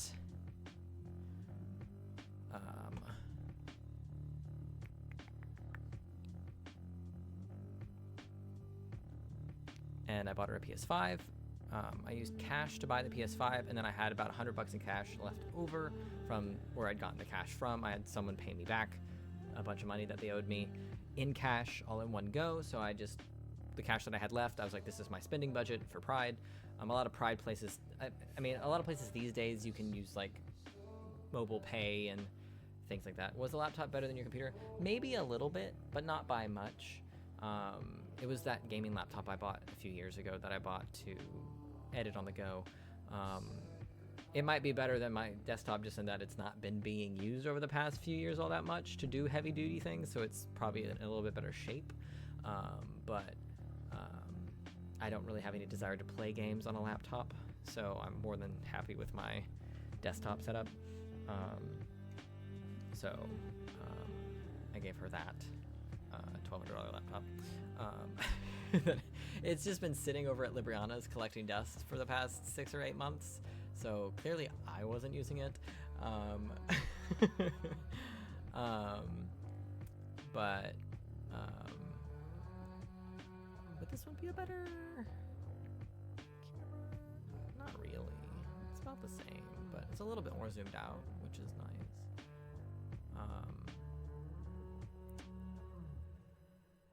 But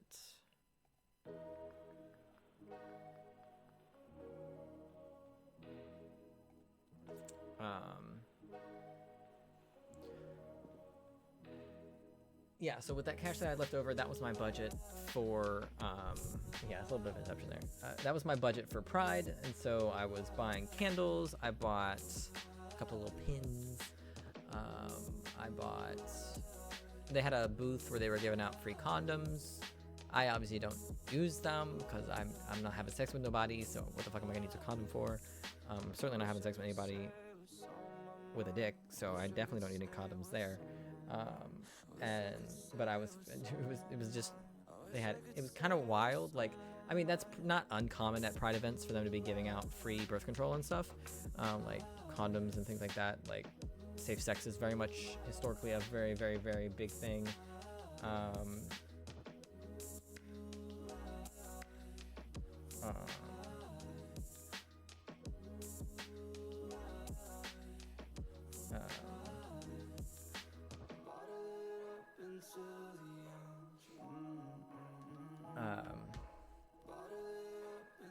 Sorry, my sister texted me. But yeah, they were just like, here's a bag, and then they had basically every kind of condom you can get, like even like internal female condoms, which you don't see very often, for free. You could just take as many, they had buckets of it, and this was like the end of the day, and they still had like more condoms than most people will need in a lifetime, like size buckets of them. So I was just filling those up. I was like, I'll give this to somebody who I know will use it. But it was a little, it was fun, of course. And then I, at the end, I had a little bit of, I had seen these little figures, like people selling the little, like D&D figures or whatnot, earlier in the night, but I was like, oh, those are probably really expensive. Like they're probably like $15, $20 a piece. And then, but I had a few bucks left after I, bought my candles and stuff. And so I was like, I'll go back and look at those again, because I was still thinking about them, even though it was like an hour later. And they were only like $5 a piece, which I was surprised by. I really expected them to be more expensive than that. So I got 4. I got 4 of them because I had 20 bucks left. So I got her, I believe her name's Ari. She's one of the KDA chicks from League. She was the only one I saw from KDA, so that's why I just got her. She's super cool looking. I got this dude, I don't know who he is, but he's really cool looking.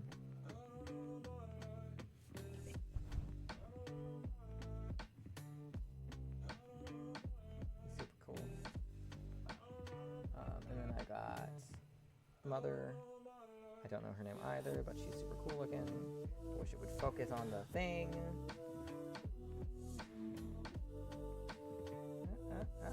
Still looking at me. Oh, well, you see it. You can see it. And then I got Pyramid Head. We love Pyramid Head. The icon, the legend. So just some cool little guys. Nothing too fancy, but maybe the other camera. It might adjust better to close-up things. Focus on the close-up things.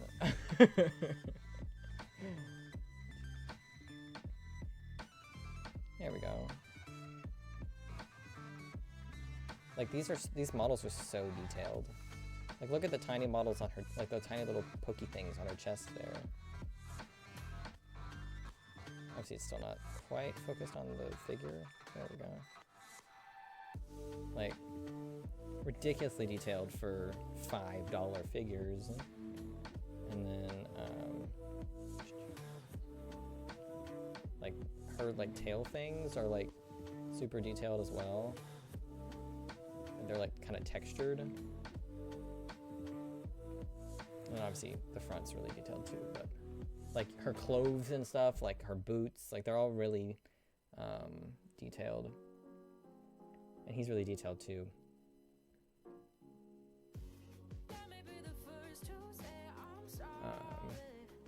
But I was pleased with those purchases. And then I've got models to paint if I decide that's something I want to do in the future, though I highly doubt I want to paint these. I am not creative enough to decide on colors and stuff. Plus, I think they're cool enough without being painted, especially the Pyramid Head. He doesn't really need to be painted, you know what I mean? He's Pyramid Head. He's kind of gray anyways. But it's also like a local seller, which is why I bought them. They're cool looking, and it's supporting the local business. You know I love me some figurines.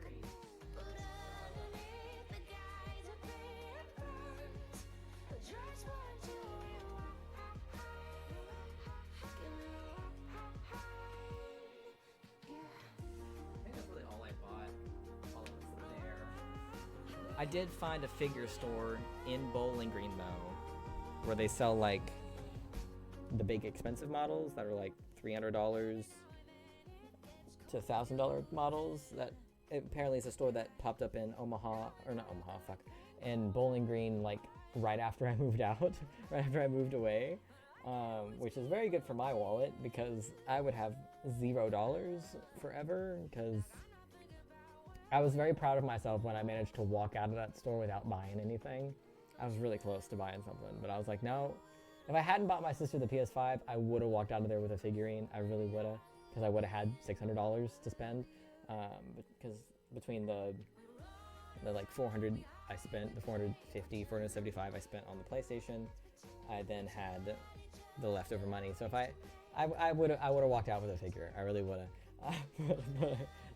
I couldn't do it.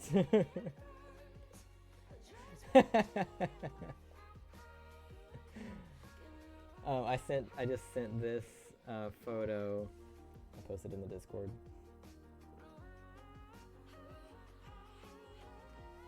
That's my streak photo on Snapchat. So I had my sister say, "Oh, that was scary."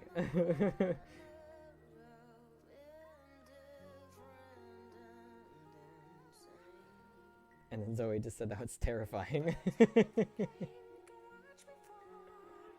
That's Chica for you.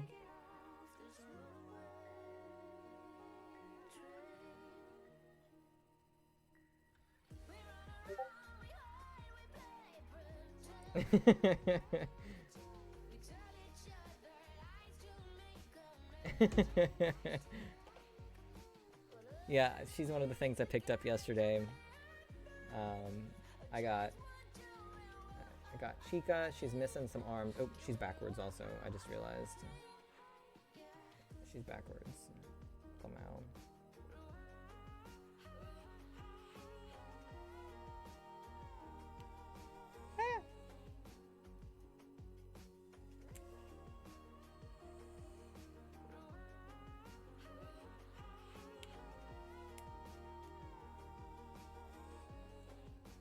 Parts don't want to stay on.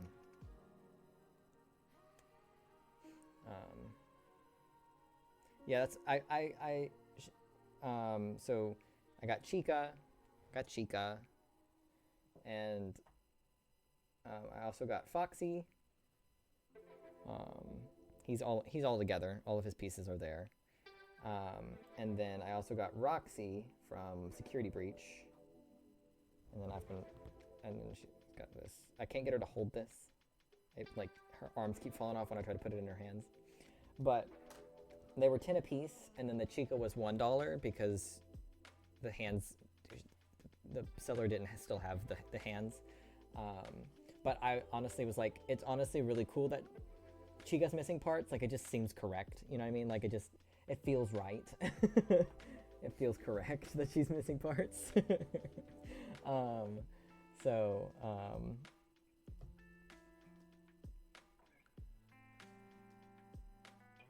they're actually really cool. I kind of like that they're kind of grimy and creepy, because like that's really on brand for FNAF. Especially like the Chica, because she's yellow. You can really see any like all the dirt and stuff that like the figure has collected on it for over the years. I don't think these are like, I don't think it's a design thing that it's like grimy. I think this is like actual genuine dirt, which almost makes it better. Although it would make sense if this was if it was purposely made to look a little dirty when they made the figure, because Chica's not exactly clean in the game. But I'm certain not all of this dirt is OG, you know what I mean? Like, it's not all purposeful. But it honestly looks really cool, and I'm really pleased with this purchase, especially the Chica, because it's surprisingly detailed. Obviously, it's not as detailed as the ones I was just showing you, because the characters these are modeled off of aren't detailed in the first place. But like, for the price I got them for, they're very detailed, and then they're like movable. Like they're all like the parts all move and detach, and like they all move and detach and everything. It's an action figure. I do wish they could sit properly, but the hinge of the waist isn't quite proper enough for it to be like a sitting position. But I do like that it's like movable. You can like adjust everything and like pose them and whatnot. But I'm really pleased with this purchase. I saw them and I was like, oh, yep, I gotta get those. Those are mine now. Especially the Chica and the Foxy. The Roxy is, I mean, it's a little different just because she's meant to look a little bit cleaner, because just of the lore of where she comes from, of the Pizzaplex versus Freddy Fazbear's. Like, it's just different. So she's a little bit cleaner than the others. She's a little glossier than the others. Like, her clothes and stuff aren't textured the way the the way the fur/skin areas are. So it makes her look a little bit more, not new age, but new age for lack of a better term. So like, for these little action figures that I doubt cost very much to start with, are surprisingly detailed. So very pleased with that purchase. Roxy doesn't like to stand up either. Like, it's really hard to get her to stay standing because her torso and stuff's a bit heavier than the other two. I think it's because of all the hair on the back, so it's a little bit top heavy. So it's kind of hard to get her to stand up because between the tail and the hair, there's a lot of weight on the back. So it's really, no, it's not skin. It's like it's fur. I kind of have to like make her lean forward so that she doesn't fall over, and even then she's very unstable. But like, she's unstable anyways. That's just part of her character. She's mentally unstable, but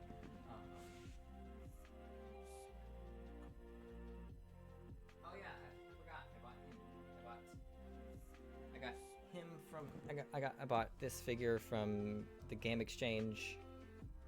Itadori from Jujutsu Kaisen. He's lounging in his chair. $15. Very good price. Very good price.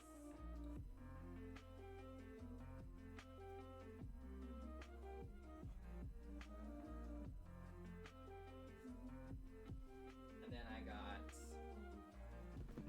from the half price books, I got the Thunderjaw. Gorgeous and amazing. Love him. His head is huge, and that's kind of funny to me. And then I got Corliss from House of the Dragon. I found him at the half price as well. Love Corliss, love him. And then I bought this little guy off Facebook Marketplace yesterday. It's Viserion, one of Dany's dragons from Game of Thrones, but it's a little mini one. He's so cute. Look at him. He's so little. Like, I knew it was a mini when I bought it, but it's so much smaller than I expected it. Like, it still feels a lot smaller than I expected it to be, despite knowing it was a mini Funko. And you know, the mini Funkos are all around the same size. He's so cute. So little. I'm living my best life. I don't know what to tell you.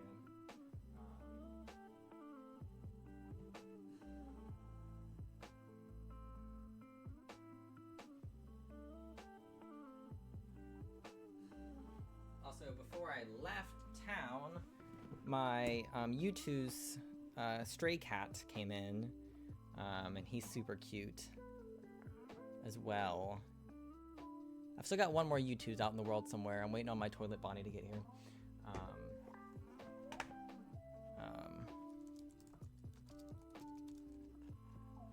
It's actually called Withered Bonnie, but Toilet Bonnie is a funnier name.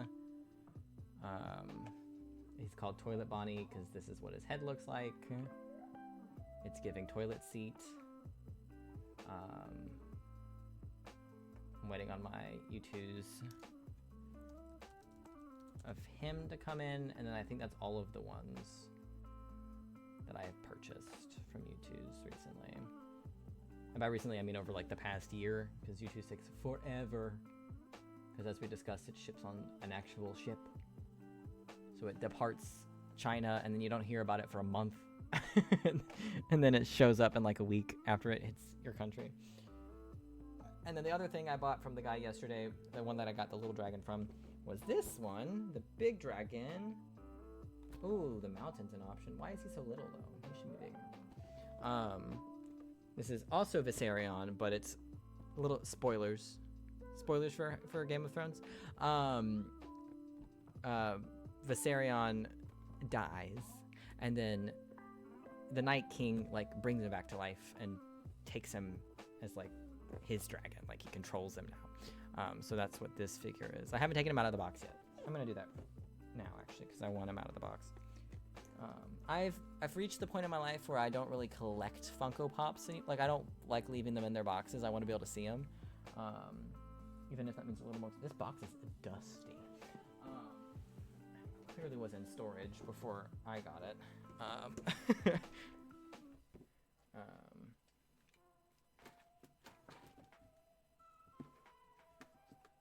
Knife.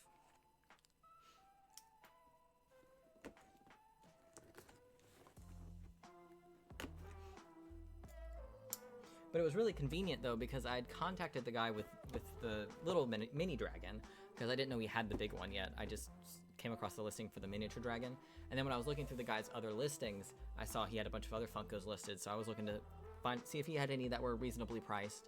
And he had this one listed for, I thought it was 25. I thought it was listed for 25. And then the little dragon was 8. So I was like, oh, can I get both for 30? And I didn't realize that this was actually only 20. I thought it was 25 because I can't read apparently.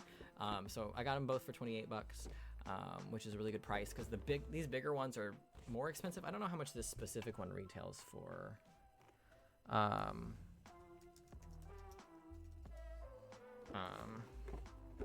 Not Ice King. God damn it. Night King and Ice. Yeah, this one retails for quite a lot higher. Well, not a lot higher. The light up one is a lot more expensive, but just this one you can get it. It's usually around $30. It looks like. $25 to $30, so wasn't a big deal or nothing, but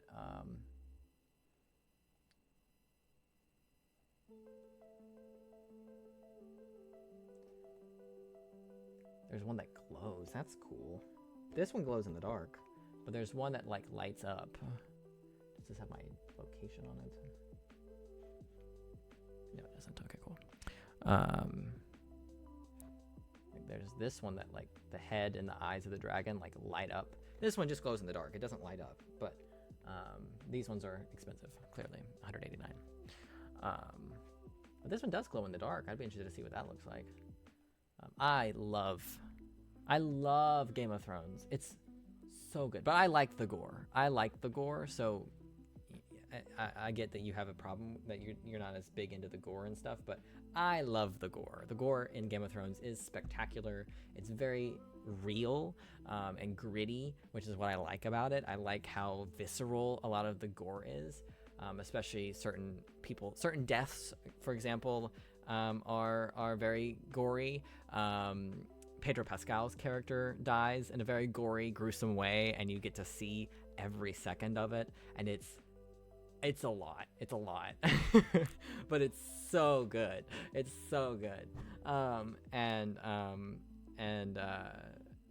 Obviously the sex scenes and stuff aren't my favorite, but there are a few rape sequences in the show as well. They're like brothels and stuff are really common in this universe, so you've got a lot of like people having sex in the background, or like half naked women or fully naked women just walking around scenes and stuff, which takes a little bit of getting used to if you're used to watching normal television, but I love it. It's such a good show. The stories and the characters are so fucking captivating. There is a reason it was a phenomenon when it was on, and it's because it's so fucking good.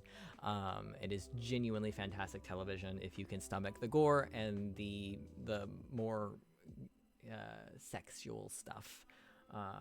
It's so good. I love it so much. Even if the final season was garbage, the rest of the show was spectacular. And I'm really enjoying House of the Dragon. It's a return to form for Game of Thrones. It is so good. It's so good. And then the cast in both these shows are just spectacular. Like, the acting is never, like, the ball is never dropped on the acting in these shows, like, anywhere. The acting is always top notch. Even in, like, the final season of Game of Thrones, where some of the writing is just absolute garbage, the acting is still top of the line.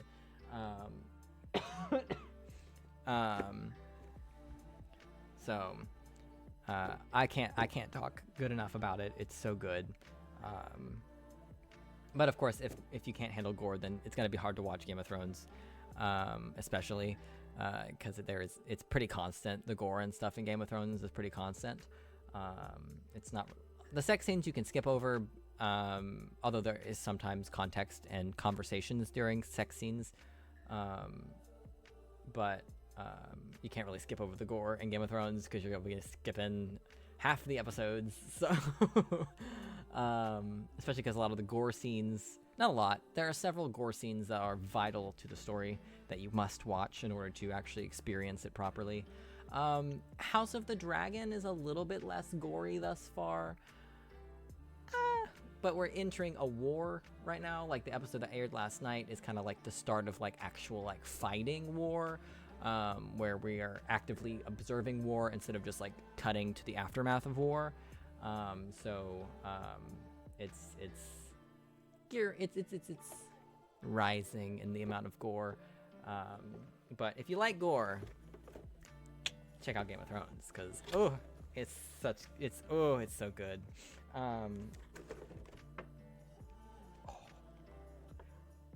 It's so pretty. Oh, and he comes off with the dragon. He's spread. Because he's right.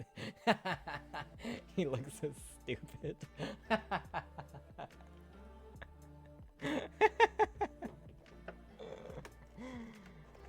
That's really funny.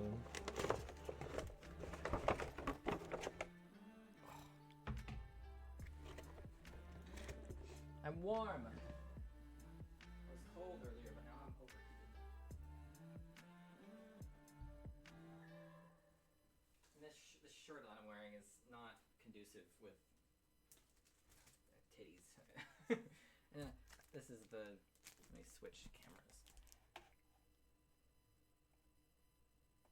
This is the poster that I got. It's all Link. It's all of the links. Look at it.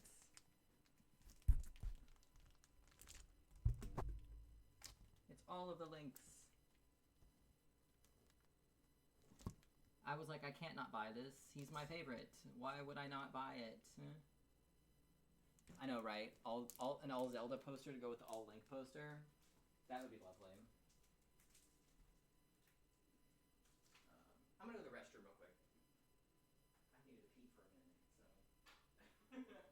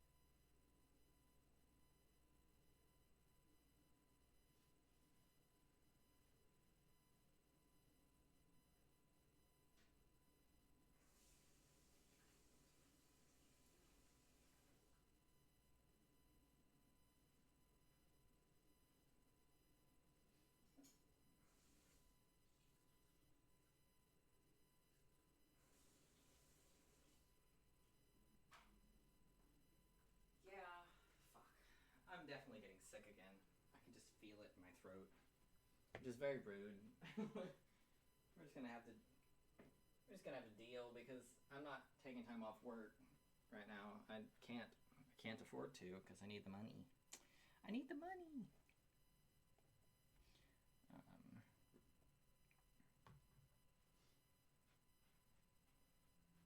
put Roxanne somewhere. We'll put her here for now. And then Chica and Foxy can go over here as well.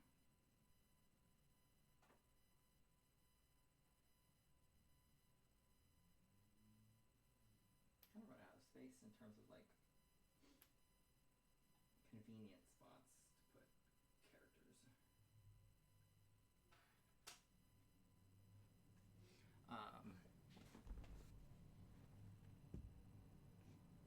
Oh, did we stop the loop on the music?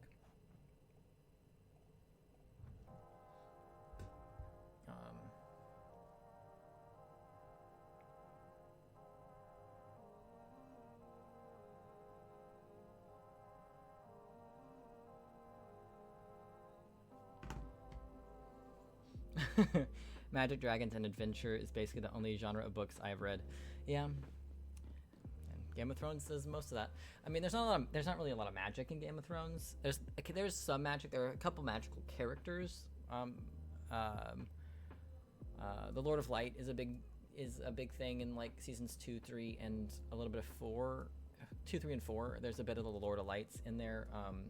The Red Lady, the Red Woman, is a magical character. She does. It's not like wizardy magic, but it's like her god does magical things for her type magic.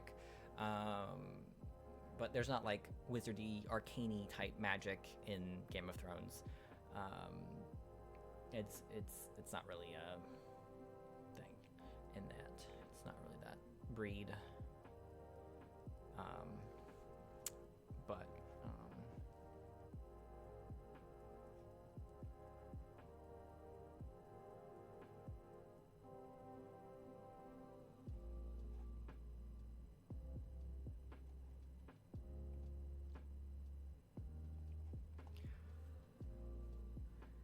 Aragon and the Sword of Truth. Fair. Look at him! He's got a skinny little waist. I love how they've made it where he can ride on him at the waist area, because that's not where they ride on the dragons. This is not to scale. This is not to scale at all. This is not even a little bit to scale. Because they tend to ride on the neck area, because generally the dragons are much bigger than that. But I like how they've adapted it to make the rider be on it. But I do appreciate that it still looks fine without the Night King on it, because I don't really like him all that much. Like, I don't like the figure. The figure's not that cool. The Night King himself is creepy, but his stupid little face. It's pretty weighty, but he can hold himself up, which is nice.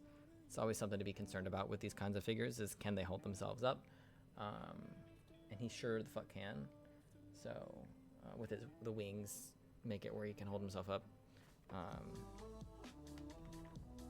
But very pleased. I'm very pleased with my purchases, and I would like to have my other U2's haul by now, but this person won't fucking message me back. Give me my stuff. Because I would love to just go through all of the figures with y'all, of the 21 that I'm going to acquire sometime today, but the person does not seem to want to get back to me in any reasonable amount of time. Just a bit rude.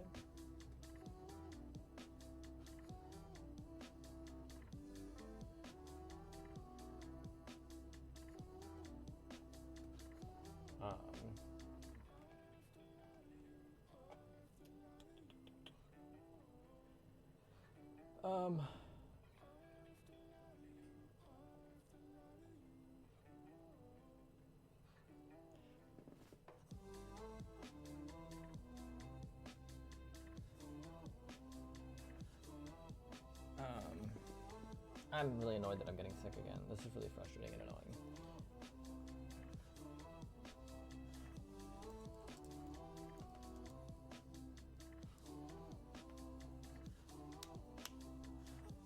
I have, it's really more of a Christian thing, but I've come across a few good hauls of like,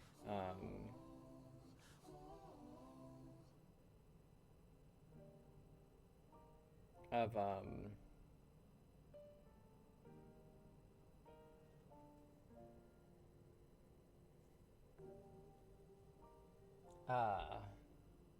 what's it called?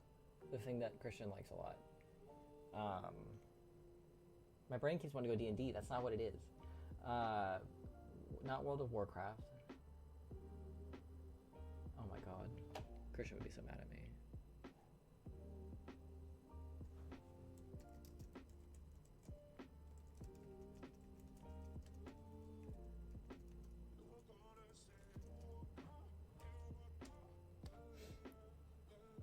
Is it? I don't think it's Magic either. It's it's Warhammer. It's Warhammer 40k. That's what it is. It's Warhammer. It's Warhammer. I've come across a few like mass sets of Warhammer stuff. I came across one that was like a bunch of it was a whole bunch of hand painted models that someone was selling. It was really expensive because it was tons of hand painted models, but it was like a legion of hand painted models. But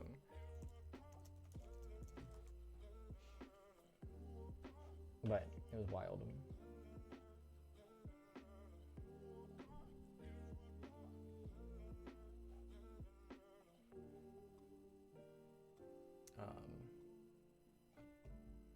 Message me back, god damn it.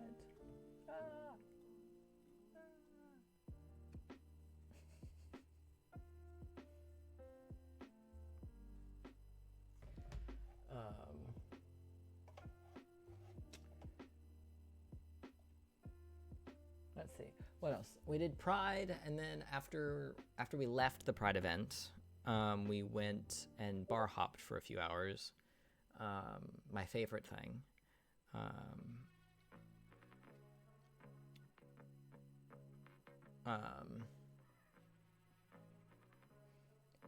We went and got hot dogs because it was downtown, so then we just kind of walked from bar to bar downtown with my sister and a few of her friends. But it was fun. I enjoyed it a lot more than I enjoyed bar hopping with the people here in Omaha. I quite enjoy my sister's friends. They're all very chill. Chill may not be the right word, but they're all fun, and they're all a little queer. Even if they're not actually queer, they have like that kind of queer energy about them. Plus, all of her friends are women, so that's also helpful for me because I just vibe better with women than I generally do with men. Generally, but I was having a good time for most of the night, and then the last like hour or so, I ran out of social battery, and then I was done. Once my social battery ran out, it was like a switch flipped, and I was like, nope, not having fun anymore. Time to go. It was like, because it got to the point that, because obviously I don't drink, so, and I was the DD anyways, because I don't drink, and so I was sober, everyone else was getting drunk, and then a couple of them got drunk to the point where they were like, I'm too drunk right now. So I was kind of trying to keep track of everybody, make sure everyone kind of stayed together, no one kind of went off on their own or anything. Because groups of women going to bars, that's something you got to be mindful of, especially when we're going in and out of bars with a bunch of straight men in it. You kind of have to be mindful of your drinks and stuff. So I was just making sure that we all kind of stayed together, and we were all safe and having fun. And like I said, I was having a good time for most of the evening. I was having a great time. It was just that last like hour or so where everyone else was really drunk, and we were at like our 6th bar. I was done for the night. I was out of energy to put up with it. I ran out of energy to deal with it. And at which point I was like, okay, we're leaving now. I'm driving, so we have to go now because I'm driving away.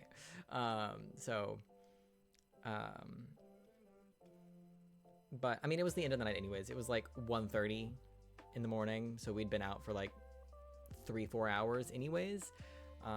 So it was one of the other people were already kind of towards the end of the night, like in terms of just ready to go home anyways. Elizabeth had work in the morning, so we couldn't really stay out all night anyways. But because it was Pride, a lot of the bars that aren't generally gay bars were full of a lot more queer people because it was Pride.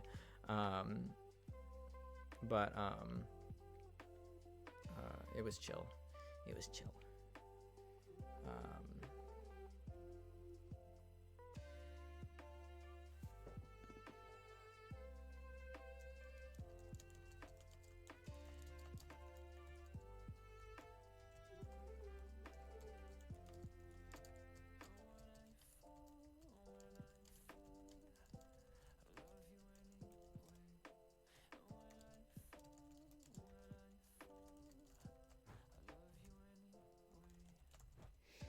I'm hoping that, nope, that's not relevant.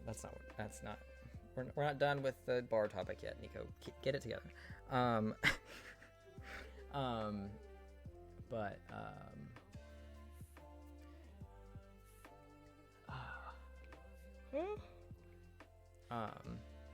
But yeah, and then, so I was just out of the energy to, like, be nice. I wasn't able to really. You seem a bit drunk. No, my ADHD has been running wild today, like more than normal. Like I was noticing it this morning when I woke up. It took me 30 minutes to make my smoothie this morning because I kept getting distracted by other things, which generally isn't a problem, especially first thing in the morning. Usually I can make my smoothies pretty quickly. Usually it's like a 5-minute event at the most. And it literally took me a half hour because I would get one step done and then I'd get distracted. And then I'd get another step done and then I'd get distracted. And then it was bad. So I think my ADHD's just been a bit wild. And it's just continued into the day.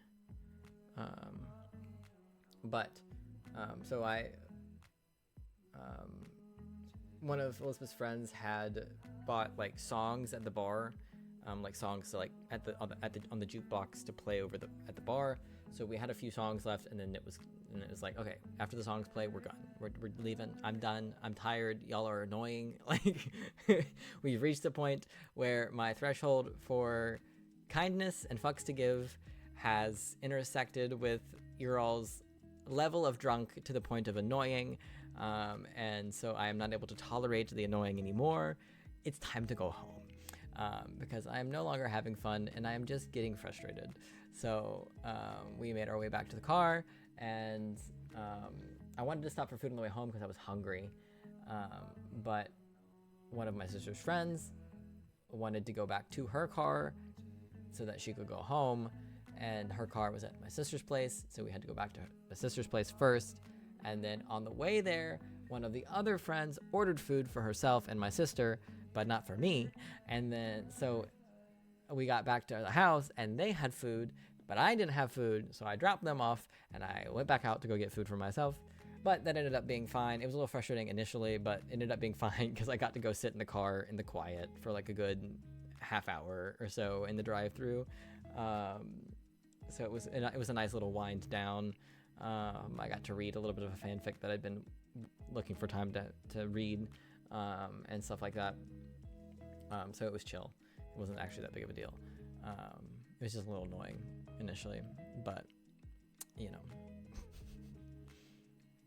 And then I got back to the house, and by the time I got back to the house, they were in bed going to sleep. Because like I said, it took me like a half hour to get food, a little bit longer.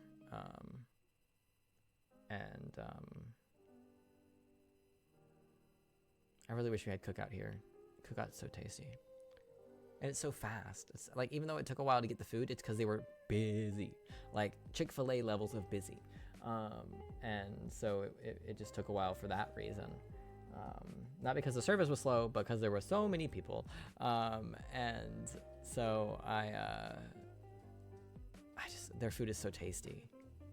Because they make burgers and like, you know when you make burgers at home, like you shape the meat and then you throw it on the grill and you cook it, you know, like that kind of burger. That's the kind of burgers that they make, but it's a fast food place.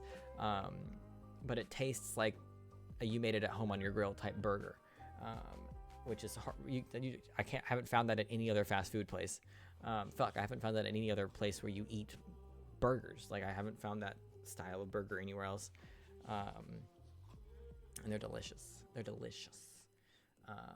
And then they have Cajun fries, which are tasty. I'm probably gonna make myself a burger tonight because I'm almost out of money. So I don't really have the money to eat out anymore this week. Which is fine. I just have to go back to my prior eating arrangements, but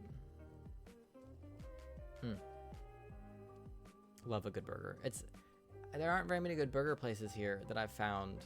Like, it's possible I just haven't found the right spots here, but you can't really get any of those good home style burgers anywhere that I've seen yet in town. There is that one place that I haven't tried. I can't remember what it's called, but there's one place in town that I haven't tried yet, but I'll probably make myself a burger tonight because I finally bought some more frozen patties. Oh, and my groceries are supposed to be here soon. So I forgot to buy cheese when I bought the burgers last week. So or when I got into town, because I've not been in town a week yet. I got back Wednesday night, like midnight, Wednesday night, Thursday morning, midnight. But I ordered groceries when I got back because I didn't have any food at the house because I hadn't been buying things. And then the shirt's almost too small. I wonder if it's just too small because titty, or if it's too small because it's too small. Because it feels like it's too small around like the shoulder area. I kind of like, because it's one of the only shirts that I have where the seam for the shoulder actually falls at my shoulder and not like down my arm. So I like that. I like how tight it is around the neck. But I don't know if the overall tightness is just how this shirt's supposed to feel, or if it's because I've got a little too much in the front. I guess I'll find out when I put my binder on later, but that's one of the perks of picking up a 6-hour shift at work, is I can put on a binder and go to work in that. Because it's an overtime shift, it's an extra shift, so all I'm going to be doing is decanting. So it's not that strenuous of labor, so I can wear a binder while I do it. And then it's short enough that I'm not going to die in the process. So, you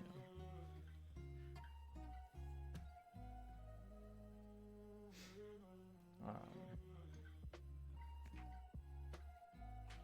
Dear God, I'm all over the place.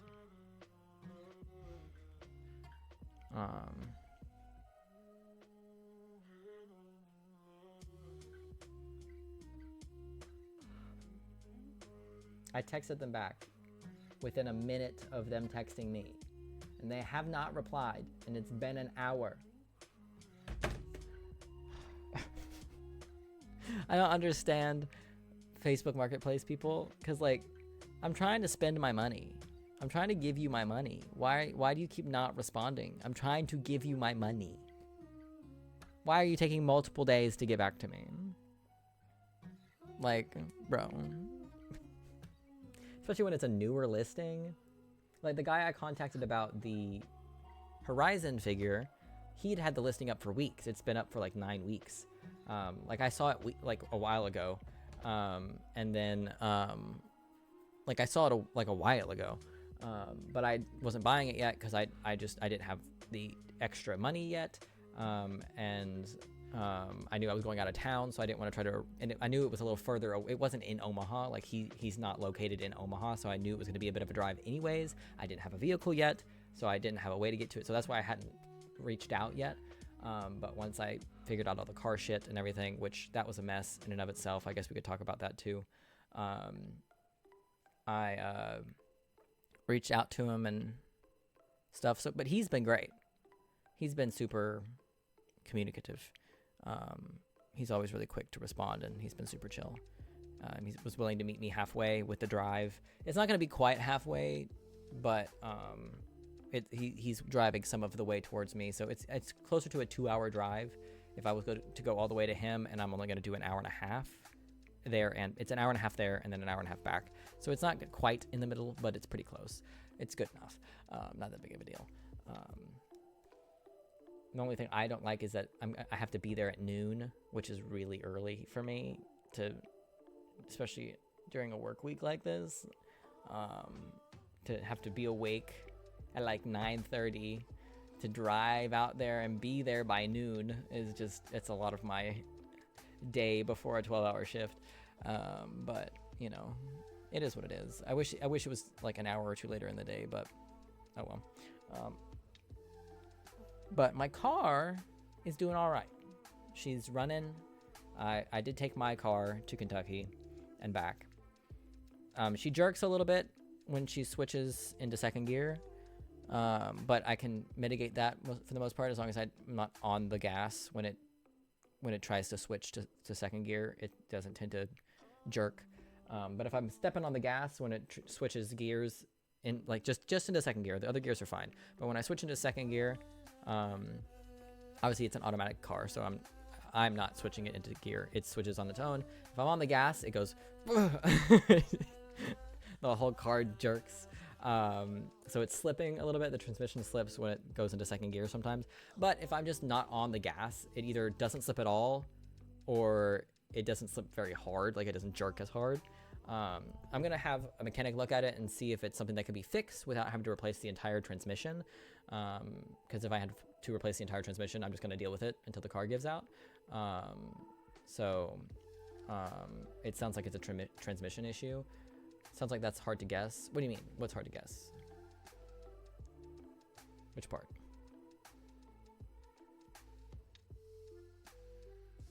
When it switches? Because it's really not that hard to tell when it's gonna switch gears. I can feel it for the most part. Yeah, that's what I mean. Because that's the only spot where the rest of the guessing second, it's at around the 20 to 35 mile an hour mark. Usually closer to 25. Just as what I've learned in driving it. But in that long haul drive, I spent most of the drive at 80 miles an hour, so it really wasn't an issue for the long haul drive. It was just driving around town was a little bit iffy. So when I was in Lexington, we were just driving Elizabeth's car around town, just so I wasn't having to deal with it. But since I've been back in Omaha, it's not been kicking that hard. I think it's just once the car's warmed up, it tends to kick more. Because like when I drove it to work and back this past week, it really wasn't doing that bad. Like it wasn't slipping as much.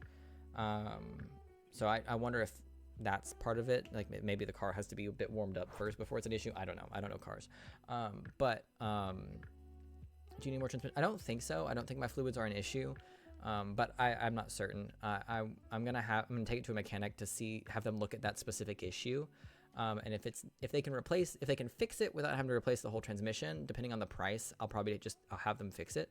But if it ends up being really expensive, I'll just deal with it. And like I said, I just need the car to get me through the end of I would like the car to last me 2 more years, but if it can get me through the move in with Zoe, that's fine. Like if it wants to give out a few months after I move in with Zoe, that's okay. I just need it to get me there. Because I want to have my rent be cheaper before I commit to a multi-$100 a month payment on a car. So I need to reach out to my parents this week about paying them back for the loan, because I finally started using that money to fix the car. So I need to reach out to them about setting up a payment plan system and stuff for that sometime this week. Yeah. Have I not mentioned that? The plan is to, once my lease is up, I'm going to move to wherever she's at. She's got her little internship thing. She's got a year left of school. And then she has to do like a year internship before she can venture out on her own to do therapy stuff on her own. And wherever she ends up with her internship is where we're going to move to. I have no idea where that's going to be. Probably Virginia, maybe Kentucky. Not sure. She's applying to a bunch of different places, and whichever one accepts her is where we'll end up. Hopefully, we end up in Eastern Virginia, because there's several Amazon facilities out there. I would really, really, really like to not have to find a new job when I move out there, especially since I'm making so much money at Amazon right now. but if that's what happens, that's what happens. But I would really like to end up in like a Eastern Virginia area, more towards like the beaches and stuff, because I've mentioned that I want to try the underwater photography stuff. So it would be nice to kind of end up in that region, so then I can stay at Amazon, and then on my days off I can kind of look into that as either like a hobby job or potentially switch into it as a full job, or just do it for fun when I want to. But we could end up in Lexington, we could end up in you know, plus basically manager experience. I mean, I've never officially held the title of manager, so it doesn't really count, but you know. But yeah, that's the plan as of right now, is to wherever she ends up is where I will end up. My lease ends at the end of May though, and hers, she's about to move into a new place in August, so our leases are going to be a little bit offset.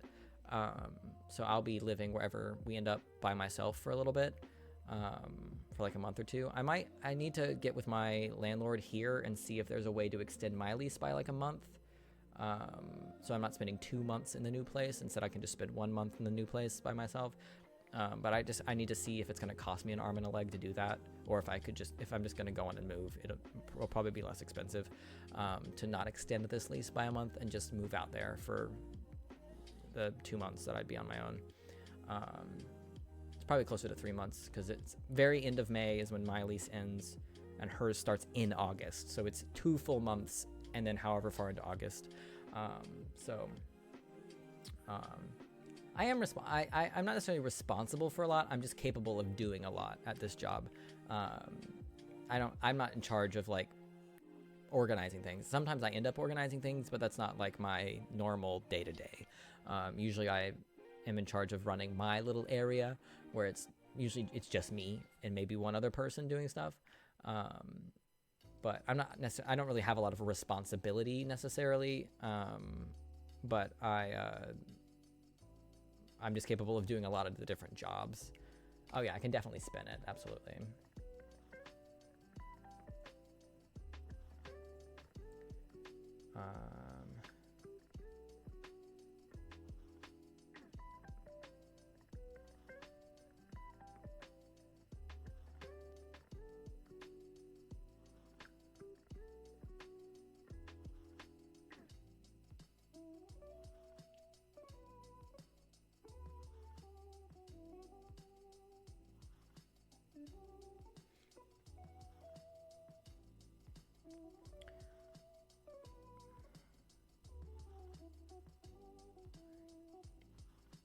Gonna need a more specific time though, since it's literally 5 minutes from my apartment.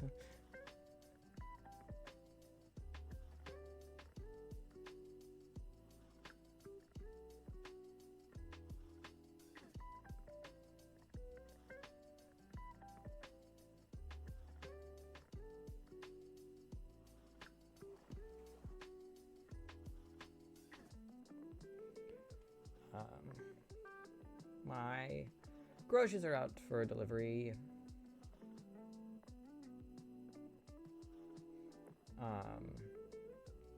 Groceries.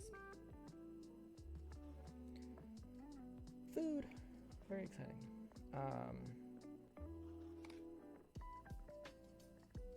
Oh, it was delivered. Sweet. Let me step out there and grab that, because I've got some cold stuff in there, so just give me a minute.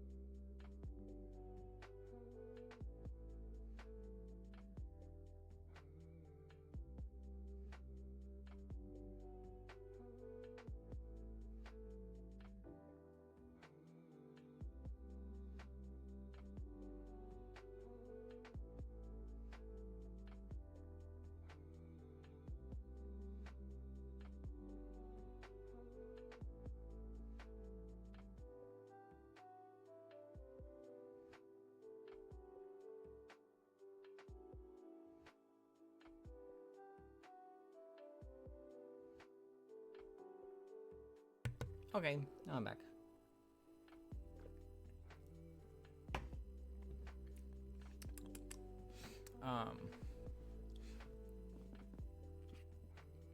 But yeah, the Zoe stuff is very exciting. I'm very, very, very excited to live with Zoe again. Like, I know I don't seem excited, but that's just me. I'm very beyond excited to live with Zoe again. I love Zoe so much, and it'd be nice to always have someone around for the most part, especially someone who shares interests with me and is generally easy to get along with. And honestly, even generally, is just not a necessary clarifier. She's very easy to get along with. Like I said, we share a lot of the same interests, and she's a lot more willing to indulge in my interests if I ask her to than a lot of people will be. What do you mean? Ship your stuff in this? Like the way I moved up to Omaha? Is that what you mean by ship your stuff?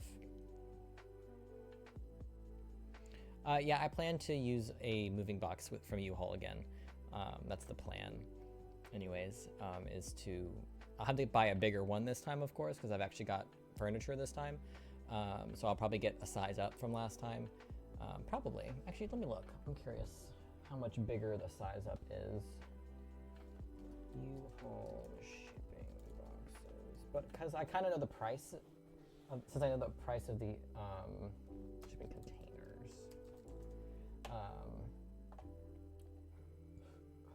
I kind of know the sizes. Let's see. I don't know where I'm moving to, so I can't look at those. I just need to know how much. I just want to know what the boxes look like. All right, there's the U-Box containers.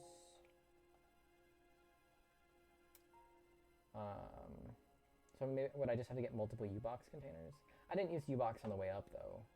Right? Right?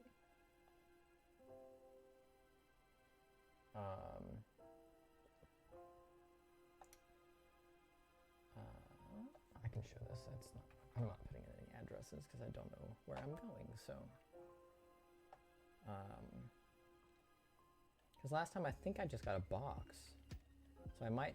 It doesn't seem like they have different size boxes, so I might just have to get 2 boxes, which will probably be necessary because I'm not using a trailer.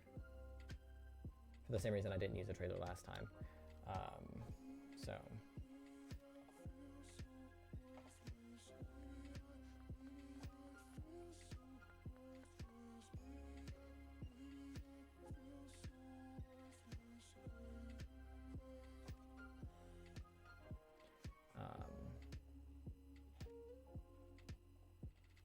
As nice as it would be to get trucks,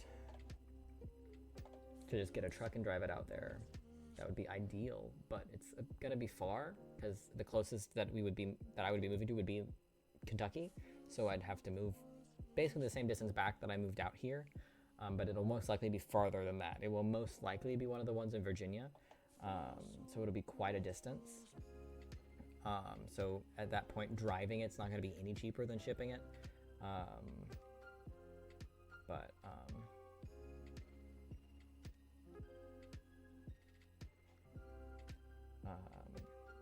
would probably end up with a 15 truck. Because I've got a bed, I've got 2 couches, I've got a TV, I've got a desk, I've got a TV stand, I've got a lot of furniture now, and all of it is coming with me, so it will all be going with me. I won't be discarding any of it. I might discard of one of the couches at the most. I might discard of the small couch, but it's really going to depend. I don't know what all furniture Zoe will have. I imagine she won't have a ton because she's moving in she's going to be moving in. She's currently going to be moving in with roommates, so I don't know how much furniture she's going to have. That's something I'll talk to her about at some point when it's a bit more relevant. Let her know that she doesn't need to buy a bunch of furniture, like couches and stuff, because I have those. But I think she also has one. So, She didn't seem, she had one when I was there. So she was in the process of moving out of her apartment when I was in town last week. So she didn't, most of her furniture wasn't still there. She still had like her bed and her TV and one chair and a couch. So she didn't have a lot left in her apartment.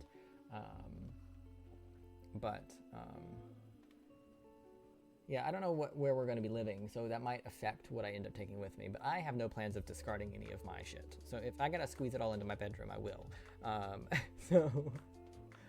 It doesn't take up as much space as it sounds like it does. Obviously the bed does, but that's because it's a bed. But for the rest of it, doesn't take up as much space as it sounds like it does. But I would imagine I'll probably just have to get 2 U-boxes, because I think that's what I moved out here in, was in a U-box. And it seems they don't have multiple sizes, so I'll probably just get 2 U-boxes.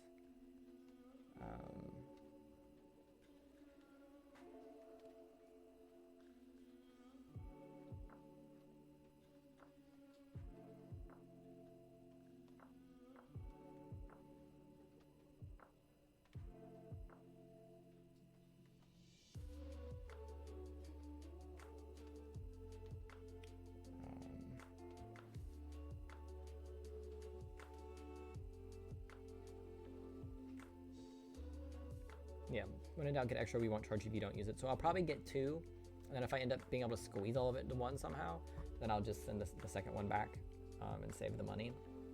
But more than likely, I'll end up needing 2, because moving out here with just the couches and my car. Did they drop it off outside last time? Yes, they did. They did drop it off outside. Well, there's a U-Haul like around like down the street, like less than 10 minutes away, where they shipped it to. Like they ship it from their own location to their own location, and then I had movers bring it. So the movers brought it around to my apartment and unloaded it. But when I was loading it up in Nashville, they just dropped it in our parking lot, which is, I would just have them do the same here. I would just have them drop it in. There's enough spots to drop it here. I would have them drop it. I would just organize a spot. Like I'd have them drop it in one of them in my actual like parking space that I pay for, and then there's another spot where it's like essentially blocked off. It's like a blocked off area, just in like on the road. Like it's marked as like a no parking spot, but it's right outside my door. So I'd probably have that spot as well. Is probably what I would do, if possible. I might also just get with the guy who has that parking space right near my door and just ask him can we just swap parking spaces for like the week while I move out. But I do plan on getting movers, so the packing up situation will be a little different than it was last time, because just Max and I moved it out last time, but I'm gonna need movers to move it out this time because of the tiny little hallway and tiny little stairway. This is a ways away though. This isn't until next May, so this is a while away before I'm not gonna have to worry about this until like April. So I'm not too concerned about it, but it's kind of been on my mind just in terms of like generally speaking, because we still had a little bit of space left over in the one moving box. Like we could have stacked things up higher, but so I could probably finagle some of it to fit a little bit better. Just thinking about it, I think there would be room to fit my like TV stand, and then I just don't know how much weight the TV stand holds. I'm not certain how much it can have sitting on top of it. So it might be a case of how to stack that in there, because I don't plan on taking the TV stand apart. Like the shelving and stuff, I'll break all that down. Like the shelving and the desk, I'll break down. The bed frame I'll break down a bit, but there's not really a way to break down the TV stand, you know. So that'll just stay in one piece. It's definitely been on my mind. Obviously, I've been thinking about it, but I don't know where we're gonna be at. I don't know what the living situation is going to look like, so I don't really know pricing and stuff yet. I would imagine it's going to cost me double what it cost last time. It's just kind of what I'm imagining in my head, And by me, I mean my parents paid for the moving box last time, so it's obviously going to cost me more. But I'm already planning ahead for that. The plan is to use the money that I have left from the loan, which should be about $1,500, as like a good chunk of paying for the moving box. And then I'll gradually add to that some over the next year. I'll send like a couple $100s to it here and there, to build it up to probably around $2,000 worth of stuff. And then hope that that's enough to afford to, because I really just need to fit the furniture. I can fit most of the rest of the shit in my car. I just need to be able to fit all the big furniture into the moving box. So like the bed frame, the couches, the TV stand. The rest of it I can probably squeeze into my car. Because like on top of that, obviously I've got a bunch of like, what are they called? Like the big plastic bins, but those can stack on top of the furniture that I put in the moving box. So like, you know, I'm very good at Tetris. So I'm not really concerned about, if I can get all the furniture into that moving box, I can figure the rest of it out in terms of fitting it in my car or in the moving box. The hard part will be coordinating the movers to get them to stack things in the moving box the way I want them to. You know, depending on the weather, I might just have the movers move it, you know. Although, I mean, you'd like to think that people who are being paid to do moving and packing and stuff would be good at moving and packing, but probably not in the way that I want them to be good at moving and packing, you know.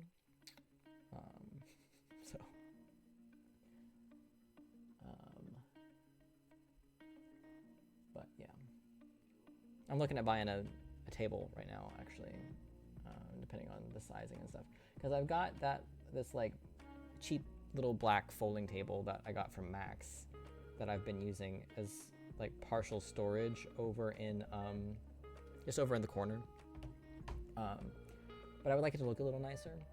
But I found a table on Facebook Marketplace that's $20. It's a little it's like a small little desk kind of, but I need some of the dimensions before I can decide because I want to be able to put my record player on the little shelf so that it's up away from like the food and stuff that I'm going to be like the food and stuff that I'm going to be storing on it. So I need to know if those dimensions are correct. Not a necessary purchase, but it was $20, so it was like, if I can make things a little nicer, and then that'll kind of force me to reorganize some stuff.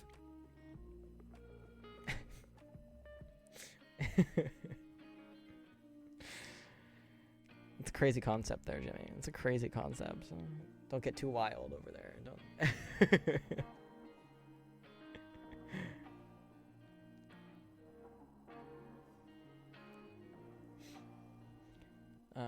I'm trying not to think about it too much because I don't want to overwhelm myself so far in advance. But it's definitely one of those things that's just been kind of casually in the back of my mind in terms of like just the logistics of moving. So, because it's going to be an even bigger move than the one that I did to get out here. So, but yeah, I'm booked and busy for the rest of this year and the start of next year. Libriana and I are going to take a trip at some point after my surgery, probably like March, April-ish, for her birthday. Probably going to end up, assuming either of us have the money for it. It might just end up being a trip to Kings Island. It might be a trip to the beach, which is the goal, but I don't know if we will have the funds for that. We will see how much time I'm able to pick up. I do think I plan on picking up a second job next year after surgery, after I've recovered from surgery and I'm functional again, because I won't have another like peak season like this to rake in the money like I do right now. Like right now we're in a bit of a peak season, and then obviously we have peak at the end of the year, but between January and May there's not any events in there that would make it where I can pick up tons and tons of hours at Amazon. So I'm thinking about late February, after I'm healed enough to like lift things again, picking up a second job just from February to May to bring in a bit more money. But we'll see if that's necessary. It just depends on how much money I'm able to make during peak this year.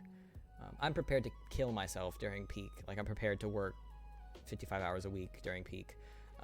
So I'm prepared to be bringing in $1,000 a week during you know, late November and December. I'm looking to bring about $6K in the last 6 weeks of the year.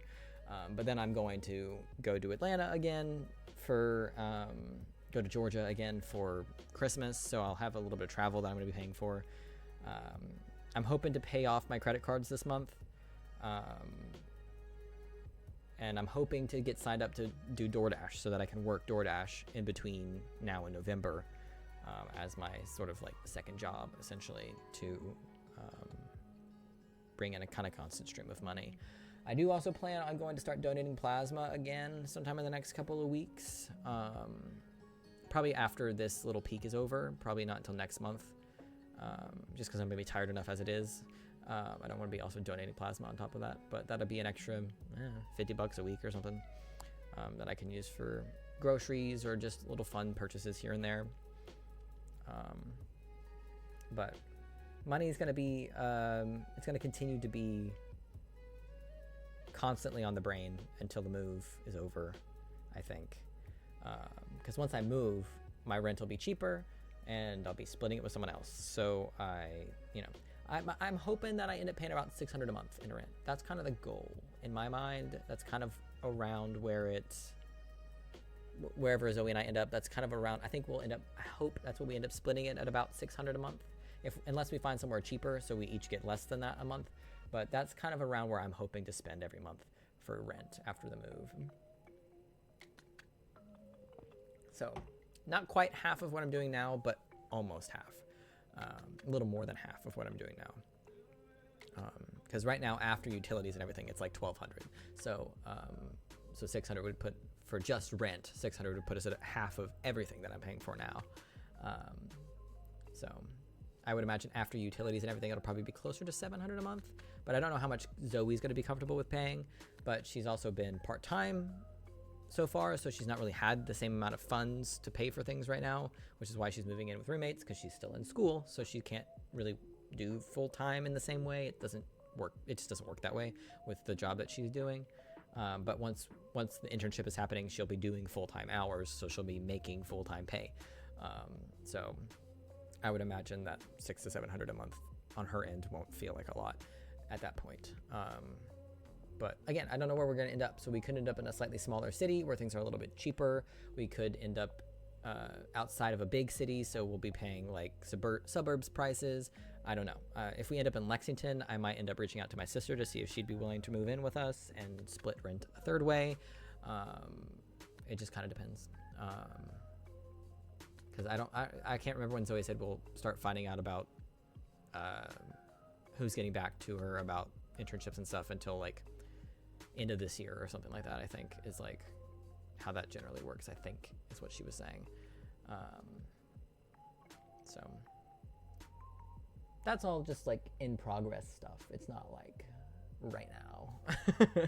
That just, you know how my brain is. It's like it's all of these thoughts came to mind in about 20 seconds. So it's like, you know.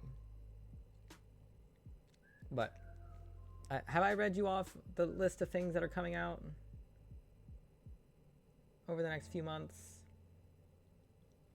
Because like there's that horror movies coming out this weekend that I'm going to go see on Sunday. I've got plans to go see it with a couple friends on Sunday. Assuming they don't drop out on me, bitches. If they do, I'll pick a different day because I'll probably end up picking up Sunday night for work if we don't end up going to the movie. Because I picked up 3 shifts this week. I picked up last night, tonight, and Wednesday night. And then, like I said, the next 2 weeks I'm working Wednesday through Saturday. So I'll probably pick up 2 days on top of that if they send out extra time. Of course, if they don't, then I obviously can't do that. But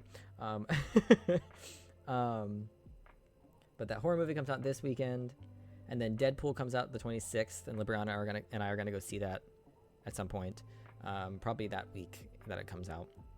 And then there's this movie called Trap that I saw a trailer for when my sister and I went to the movies in Lexington. That looked really good, that I'm interested in. I think that was the M. Night Shyamalan one. M. Night Shyamalan?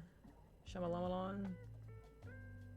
Yeah. It's an M. Night Shyamalan movie.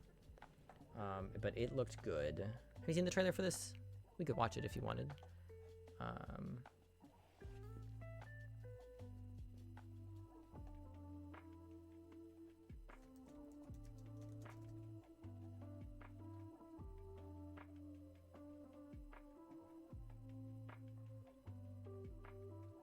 Right. It looks like it's gonna be great. I've yet to be disappointed by a Deadpool film though, so it's like, you know.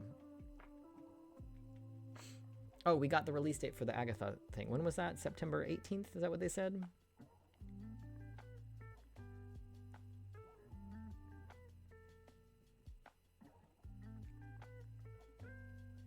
Yeah, 2 wasn't as good as 1, but it was still really good. Let me double check this before I put it in my calendar. Agatha All Along release date. Yeah. It was the 18th. Okay, I thought so. Ladies and gentlemen, put your hands together for Lady Raven. Hurry, come on. Wait. I gotta tie my shoe. No, Dad jokes. This is serious. Come on. I'm sorry. Lady Raven! This slap, Dad. Thank you. This is literally the best day of my life.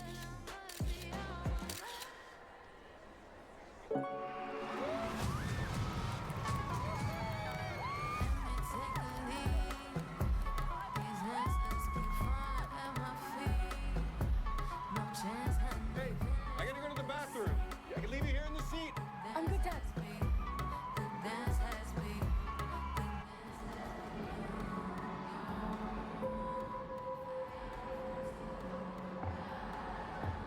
All right? Hi. Psst. Cooper. Jamie. What's with all the police trucks outside? The cameras everywhere, Jamie. I'm not supposed to tell. Something happening? Don't rat me out. I won't. You know the butcher? The freaking nut job that goes around just chopping people up? Well, the feds or whatever heard that he's gonna be here today, so they set up a trap for him. This whole concert, it's a trap. They're watching all the exits, checking everyone that leaves. There's no way to get out of here. This trailer's not as good as the one I saw in theaters. It's trailer 2.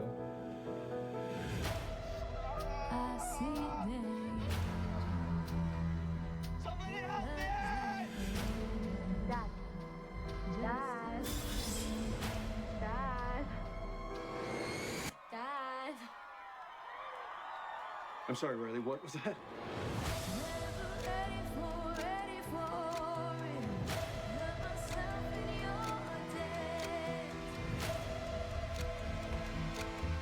Your daughter's never gonna forget this day.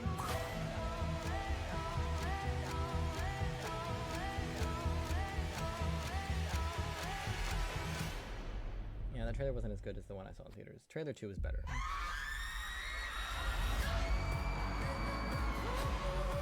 Yeah. Yeah. I gotta go to the bathroom. Okay, Dad. Yeah, we can skip the opener. Up a trap for him. This whole concert, it's a trap. And everyone that leaves, there's no way to get out of here. I feel out of control. Shoot left. Where should I put her? Thank you. This individual that we're searching for won't panic. He's realized he can't get out. He's going to try to cause chaos. Dad, what are you doing? You're acting weird.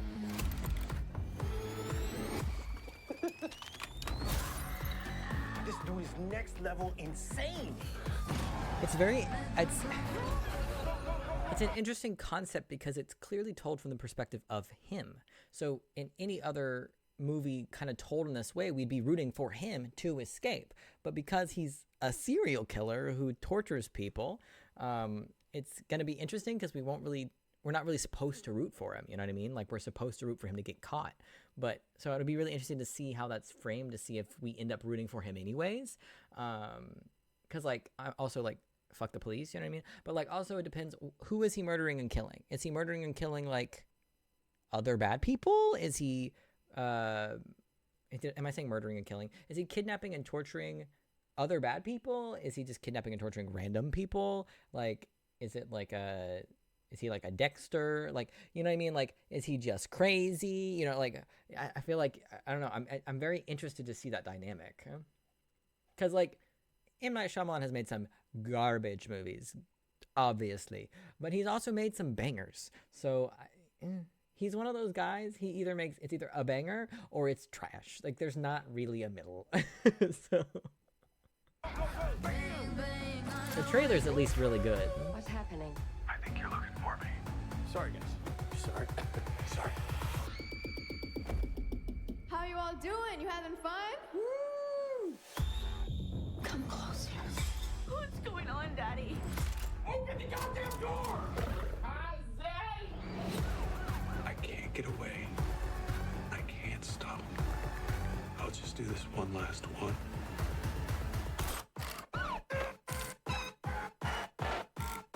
Enjoy the rest of the concert. Much better trailer.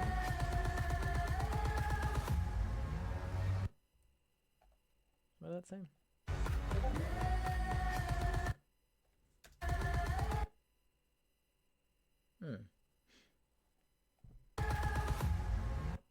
That was a much better trailer than the first one.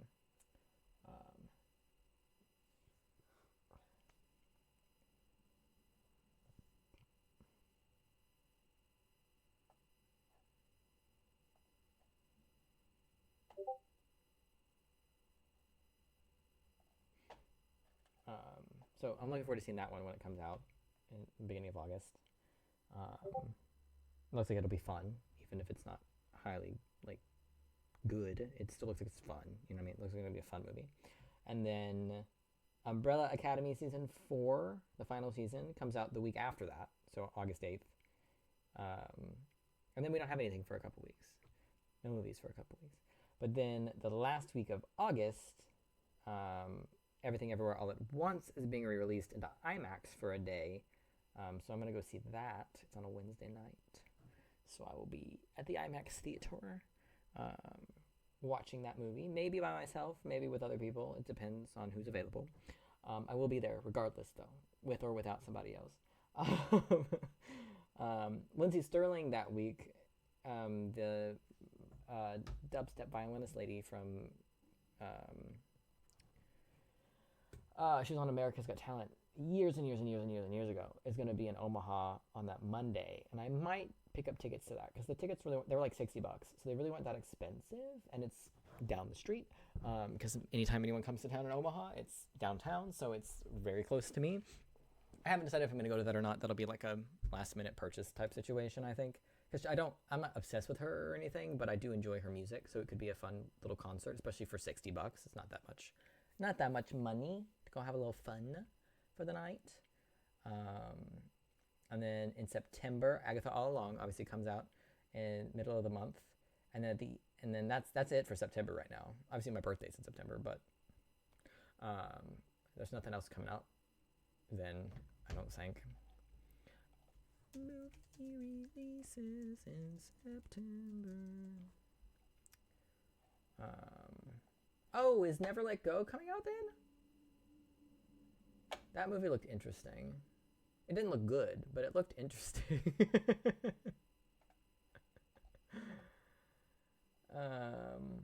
September 27th.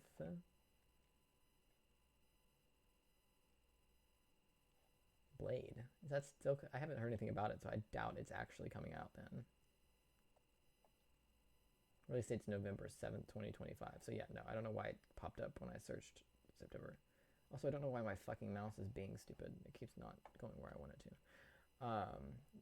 I will assume you've not seen Never Let Go either. The trailer. It looks kind of Bird Boxy.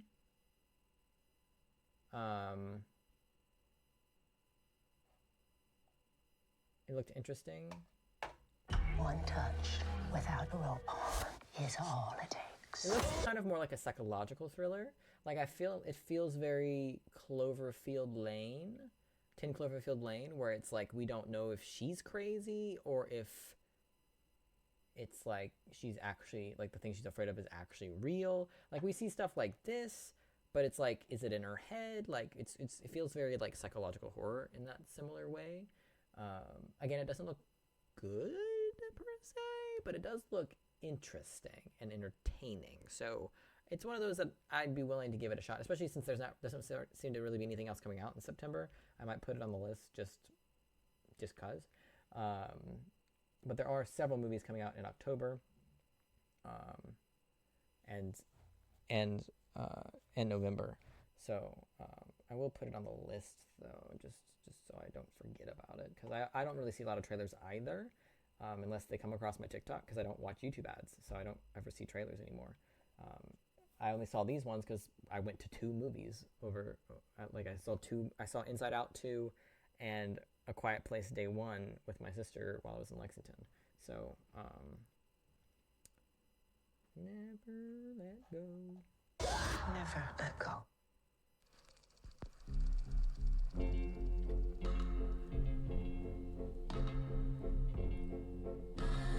Copywritten music.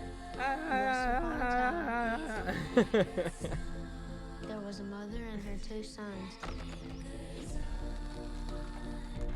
And nothing could hurt them as long as they stay connected to their home.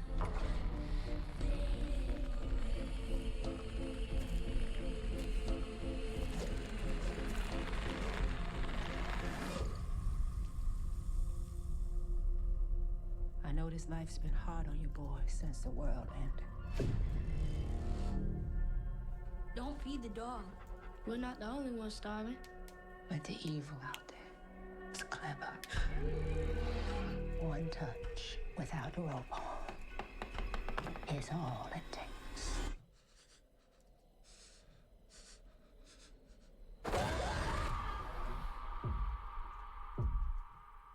Never let go. Never let go. Never let go.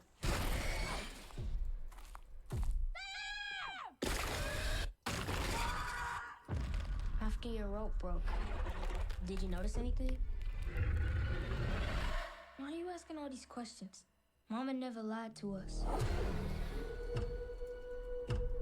It wants you to doubt me. Maybe it's safe to leave. That's what it wants you to think.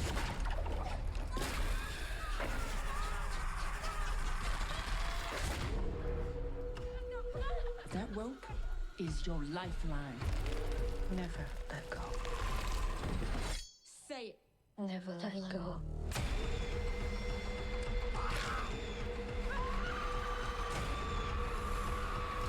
Maybe the world's still out there. We're in the world now.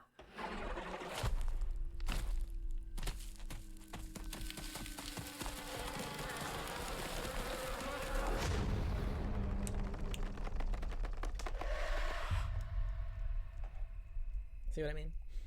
Like it seems very 10 Cloverfield Lane.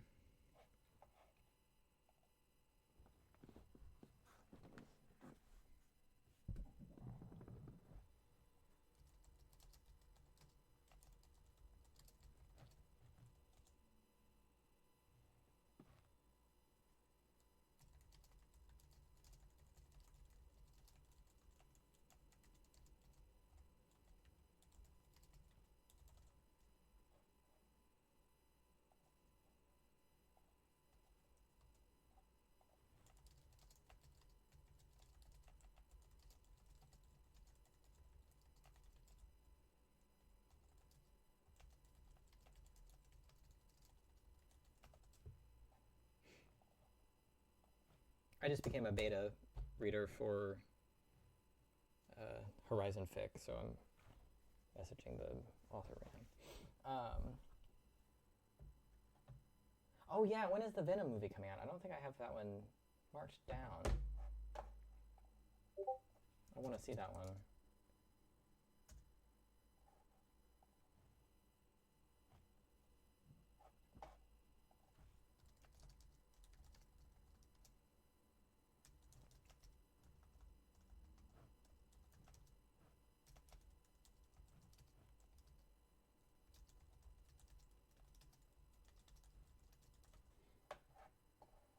Oh yeah. Oh yeah. The Mufasa. I saw the trailer for that.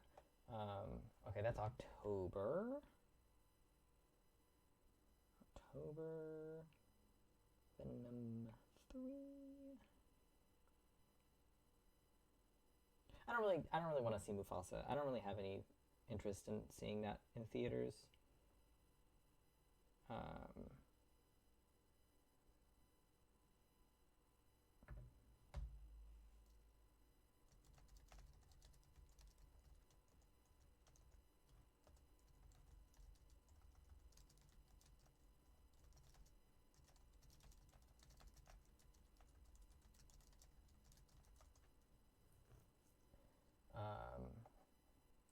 Yeah, live action Lion King.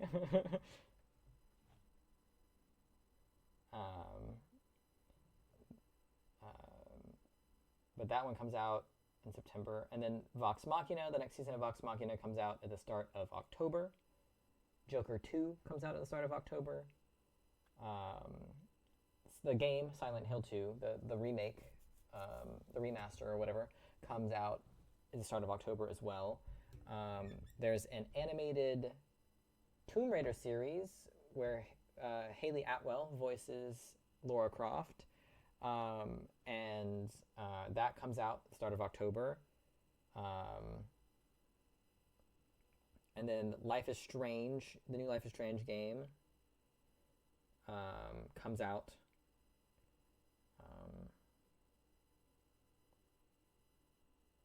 Change the colors on that. Life is Strange Double Exposure comes out the third week of October. Very excited. Very, very, very excited.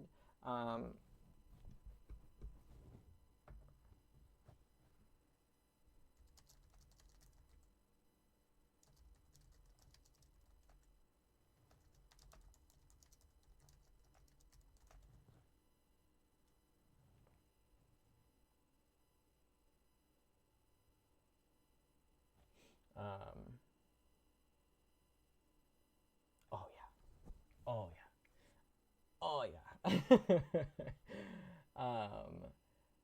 And then Smile 2 comes out on the 18th of October. Venom 3 comes out the 25th of October.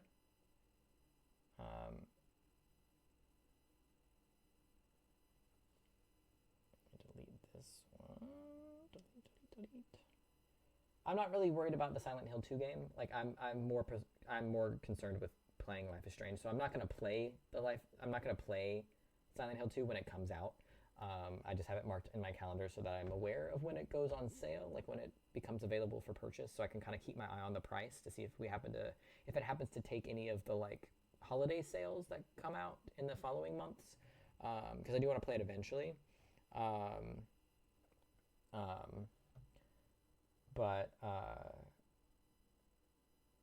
And then November is Zoe's birthday. It's at the start of the month.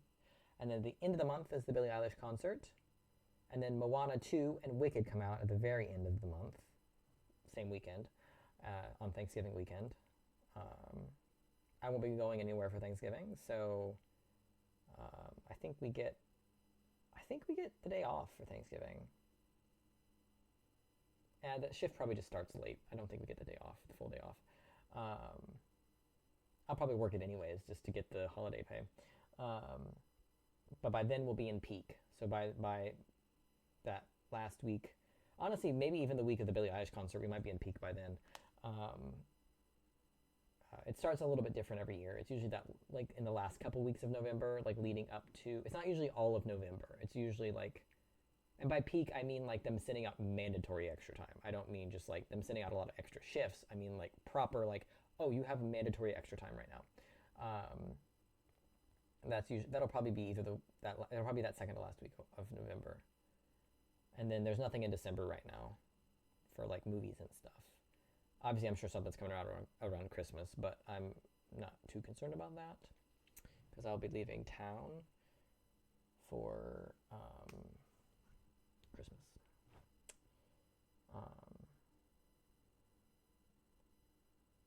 I'll need to look into putting in time off for that week though, because Christmas is the middle of the week this year. It's not the front of the week like it was this past year. So I'll need to look into what the plans are with the family for that. Probably in the next couple months, I'll probably start looking into that. Because if I want to put in vacation time, I'll need to do that before the blockage. Like, because they put in a blackout where you can't request vacation time anymore. So I'll need to put in my vacation time request before that block starts.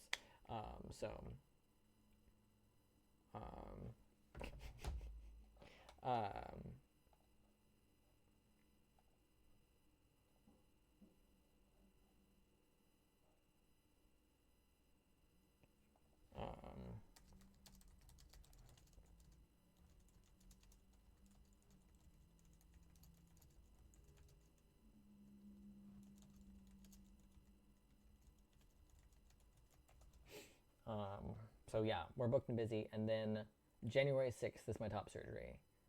So then I will be out of commission till mid-February,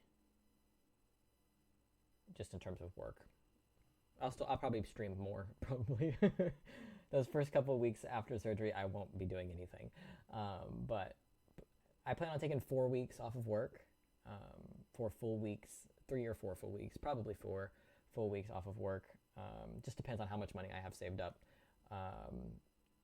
Because I won't be able to do anything. I won't be able to drive myself. I won't be able to, especially those first couple of weeks, I won't be able to do anything for myself those first couple of weeks.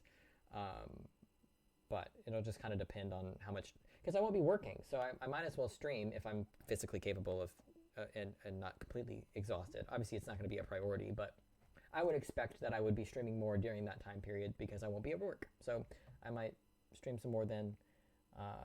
Maybe that's when I'll play Silent Hill 2. Maybe I'll save it for, I'll see if it goes on sale during the holiday, and then I'll play it while I'm laid up. We'll see. But, and then after top surgery, I don't really have any plans necessarily. Like I said, I mean, mid-February, I'll be back at work. And then sometime in March or April, Libby and I will go on our little vacay. And then in May, I'll be in process of moving. So I guess I am kind of booked until I move. There's always something going on, which honestly, I mean, it sounds a little exhausting, but I'm so excited for it.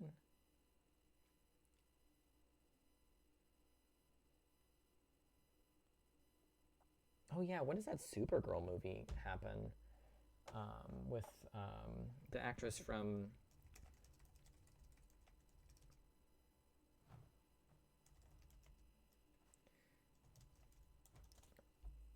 Millie.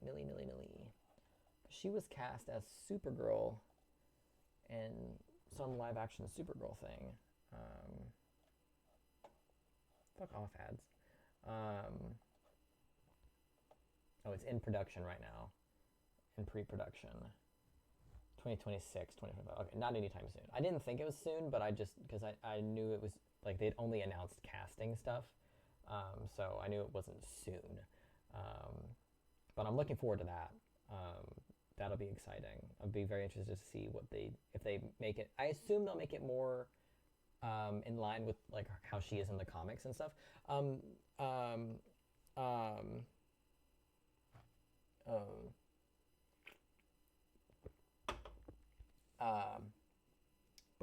Brain. The show My Adventures with Superman, the animated show, very good show. Highly recommend. But Kara's in it right now. It's not really a spoiler. But it's been interesting to see how they, because I don't really know a lot about Superman lore. What I know about Superman, I only really know through Supergirl. So it's been very much twisted and not the way it originally was in the comics, because a lot of the like villains and stuff that she fights that are from his thing are like are not the way they were in the comics, if that makes sense. So I know names of characters and vague backgrounds of characters, but I don't really know the in-depth stuff. So it's been very interesting watching this show, where it's probably more in line with the comics, I would imagine. But it's like I recognize character names, like Brainiac's in it, but it's definitely not the Brainiac from Supergirl. And then like obviously like Lex and stuff, like all of them show up. But like there's a lot of characters that I recognize and names that I recognize, but they're not really being told in the way that I'm used to. So it's been very interesting to kind of watch, and same is true for Kara. I've not read her comics yet. I'm working on it. I'm probably gonna start it this week. I've been working on reading comics like right before bed. Like I'll sit down and read like a couple chapters while I get tired, and then so that I'm actually making progress on those. And that's I'm gonna try to. The plan was to start it when I got back in town, so I'm probably gonna start that up in the next week or so. But she's not a rage monster like I imagine her to be in the comics, in the show yet. But it's been interesting, and I've been enjoying it. I heard, when does the next season of Harley Quinn come out? Because I didn't see that in my Harley Quinn. Is it season 5? Oh, 3 days ago. Got a release date.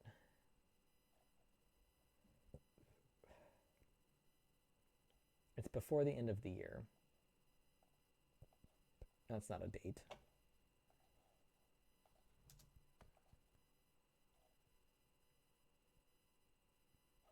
As early as September and as late as November. Okay. Cool. I saw someone say, can you imagine if, because Harley Quinn's kind of a fourth wall breaky type character to a degree.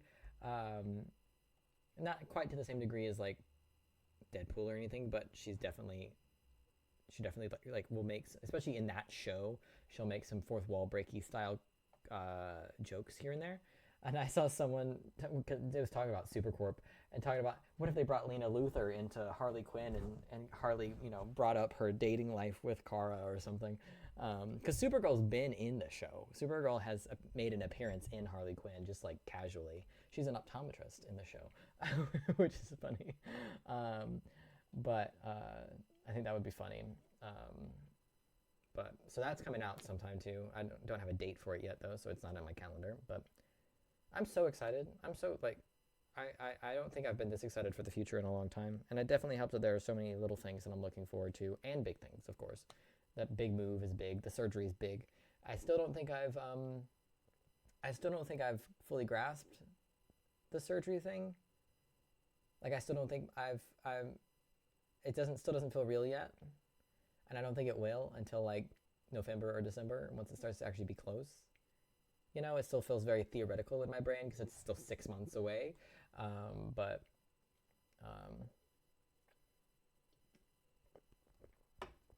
6 months from 2 days ago. So still feels very distant. But theoretically, this time will go by really fast because I've got something to look forward to almost every week, or every other week. So that should make it fly by a little bit. Which, like, I don't want it to necessarily fly by, Like, I don't necessarily need it to, like, speed run or nothing, but I don't want it to take forever either, Like, I want to be able to enjoy all of this, but I'm also really ready to just get out of Omaha and get to the next stage of my life. A stage that I've been looking forward to for years. So, it's exciting. It's exciting. I think I'm probably the happiest I've probably ever been, outside of like actual proper childhood. Back when there was nothing to fucking worry about because I was a child. So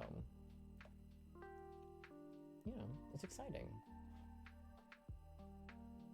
Oh, and then there's the Horizon Lego game that's going to come out sometime this year. That I'll be playing. If it overlaps with Life is Strange will take the priority, most likely. But I think it's supposed to be like a November release. So I don't think it will have any overlapping issues with that. But what I want to do gaming-wise in terms of streaming, I want to finish Alan Wake 2, and then I want to replay the first Life is Strange game. Not necessarily, kind of on stream. I want to replay the first Life is Strange game, because I haven't replayed it in a long time. It's been a high number of years. I'm working on trying to find a copy of it somewhere because I don't really want to buy the remaster. I would rather play the original version again. So I've been searching around for it on Facebook Marketplace and stuff, trying to find a PS4 copy. But I might end up just buying the remasters anyways, because you can get a bundled remaster of Life is Strange and Before the Storm for not that expensive. But I would like to get a replay of that in before October. Which, I mean, I know that seems like a long way away, but you know how long it takes me to fucking play games. So, especially since we're not even I think we're not even a third of the way through Alan Wake yet. But now I'm back in town, and then obviously the next few weeks will be a little spotty because of all the overtime that I'm picking up. But then once we're through Prime Day and everything, I should be able to get back to streaming a minimum of once a week again, if not twice a week. But that's kind of my general goal, is to finish Alan Wake 2 and then play Life is Strange 1 again, which should only take the 5 weeks. It should really only take 5 streams to get through Life is Strange, maybe less. I might do 2 streams in a week or something of it. It should take maybe a month to get through Life is Strange, and then in time for Double Exposure to come out in October. We'll be playing that in October, and then in November I'll play Horizon Lego Adventures when it comes out, unless it ends up being like a multiplayer game, in which case I may not bother streaming it. I might just play it with my server, but it seems to be kind of story-based, kind of multiplayer, so we'll see. Hopefully we get a proper release date for that sometime soon, instead of it just saying holiday 2024, so I can kind of put it on the map somewhere. And then after that, it'll probably be the end of the year, and then we can do Silent Hill 2 at the start of 2025. I think that might be probably my tentative stream scheduling, which obviously is not really a real thing for me anymore, stream scheduling, but but I think that's my general plan for the time being. I do, outside of stream, I'm gonna replay Horizon again. I need to go do my ultra hard playthrough. Well, I don't need to, but I want to play my ultra hard playthrough so I can finish platinuming the game. But that won't be on stream. I'll just be doing that on my own. I kind of want to play Ghost of Tsushima again, but I don't know if I'm going to be able to get into it or not, especially while playing other games. Probably not, no. I probably won't publish that Twitch schedule. I'll just mention it every once in a while, probably. But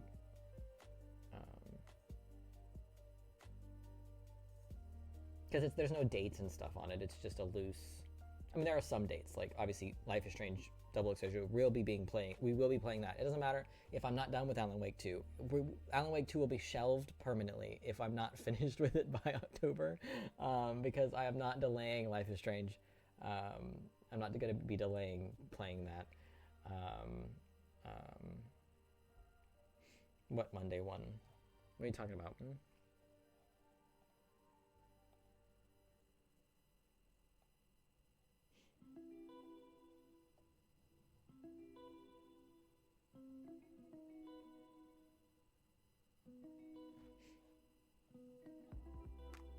That's just for this Monday.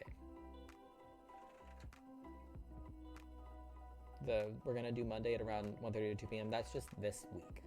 That's this week. That's just this week. We'll probably do Alan Wake tomorrow.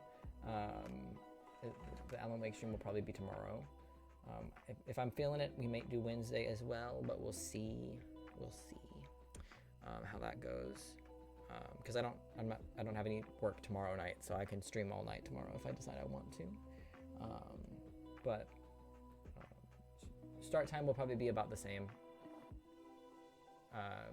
tomorrow, though. 1:30, 2 o'clock, something like that.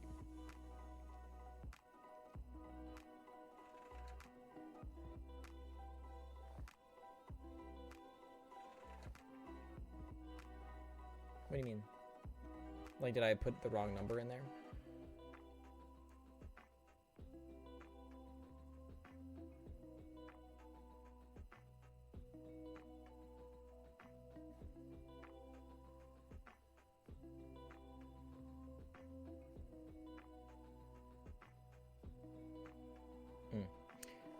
I might publish the like gaming order at some point. Like I might decide to say, hey, this is the order we're gonna play games in. With the only like guaranteed one being Double Exposure in October. But not yet. I don't think it's necessary. Especially since it's mainly just you here anyways, so you're really the only one who needs to know the schedule. Who would even be interested in the schedule. Christian, I'll let Christian know too, because he likes to show up sometimes, but you know. Stray will probably be here for the Life is Strange playthrough, but they already know when that's going to be happening, so they're the only reason I had found out about the fucking they're the reason I found out about the game release in the first place, because they're the one who told me about it, so so they know when to be here. But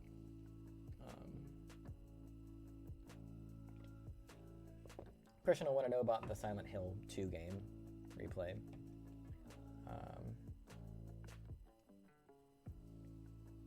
But that's not till next year, so I'm not worried about it. I still own Ragnarok, and I should probably play that at some point. God of War, but maybe we'll probably save that and like Death Stranding and stuff for after, because I plan to continue paying for the PlayStation year subscription, because it's worth the money to pay for it, quite frankly. Even if I only play one game off of it for the year.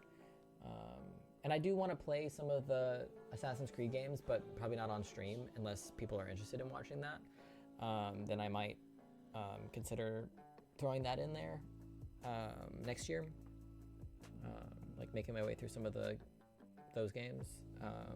But I don't know how interested everyone, you and Christian, are in watching Assassin's Creed playthroughs, but because there's a lot of those, but I have access to all of them. And then the new one comes out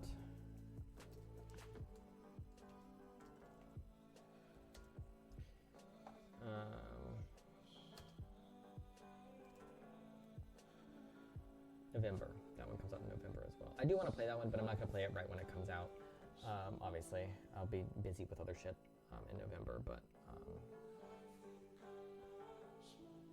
unless the Lego game, I don't think the Lego game will come out in September. That just wouldn't make sense, because it said holiday.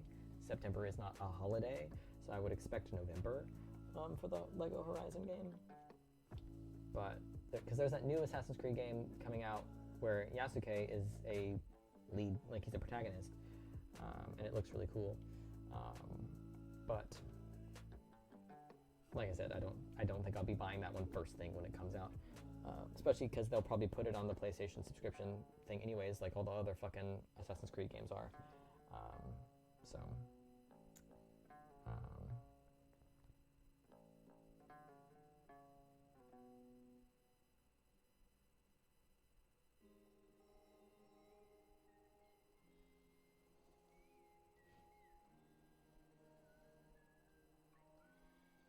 Oh yeah, November is election day.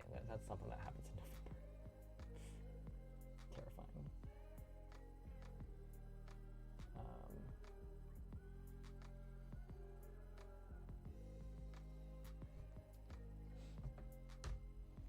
But yeah, I think that's the general idea.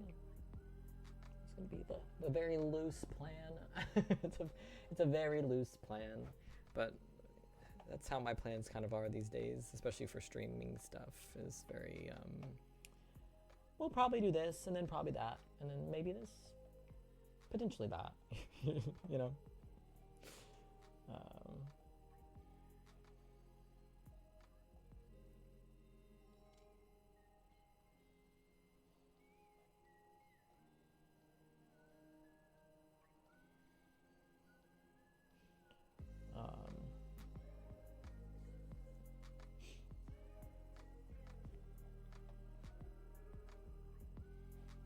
Yeah. I think that's everything that's been going on.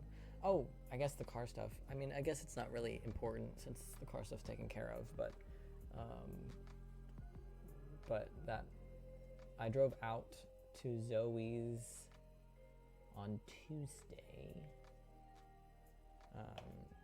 It was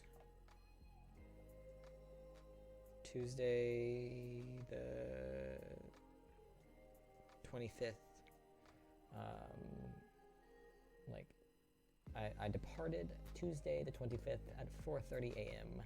is when I left Omaha. So I started my drive at 4:30 in the morning on Tuesday the 25th.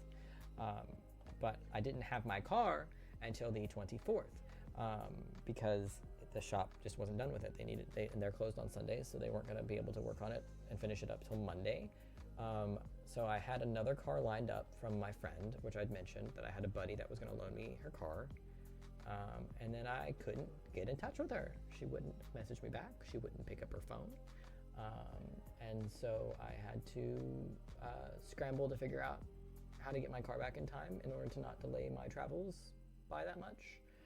Because initially the plan was to leave Monday night and get to Bowling Green like before noon on Tuesday.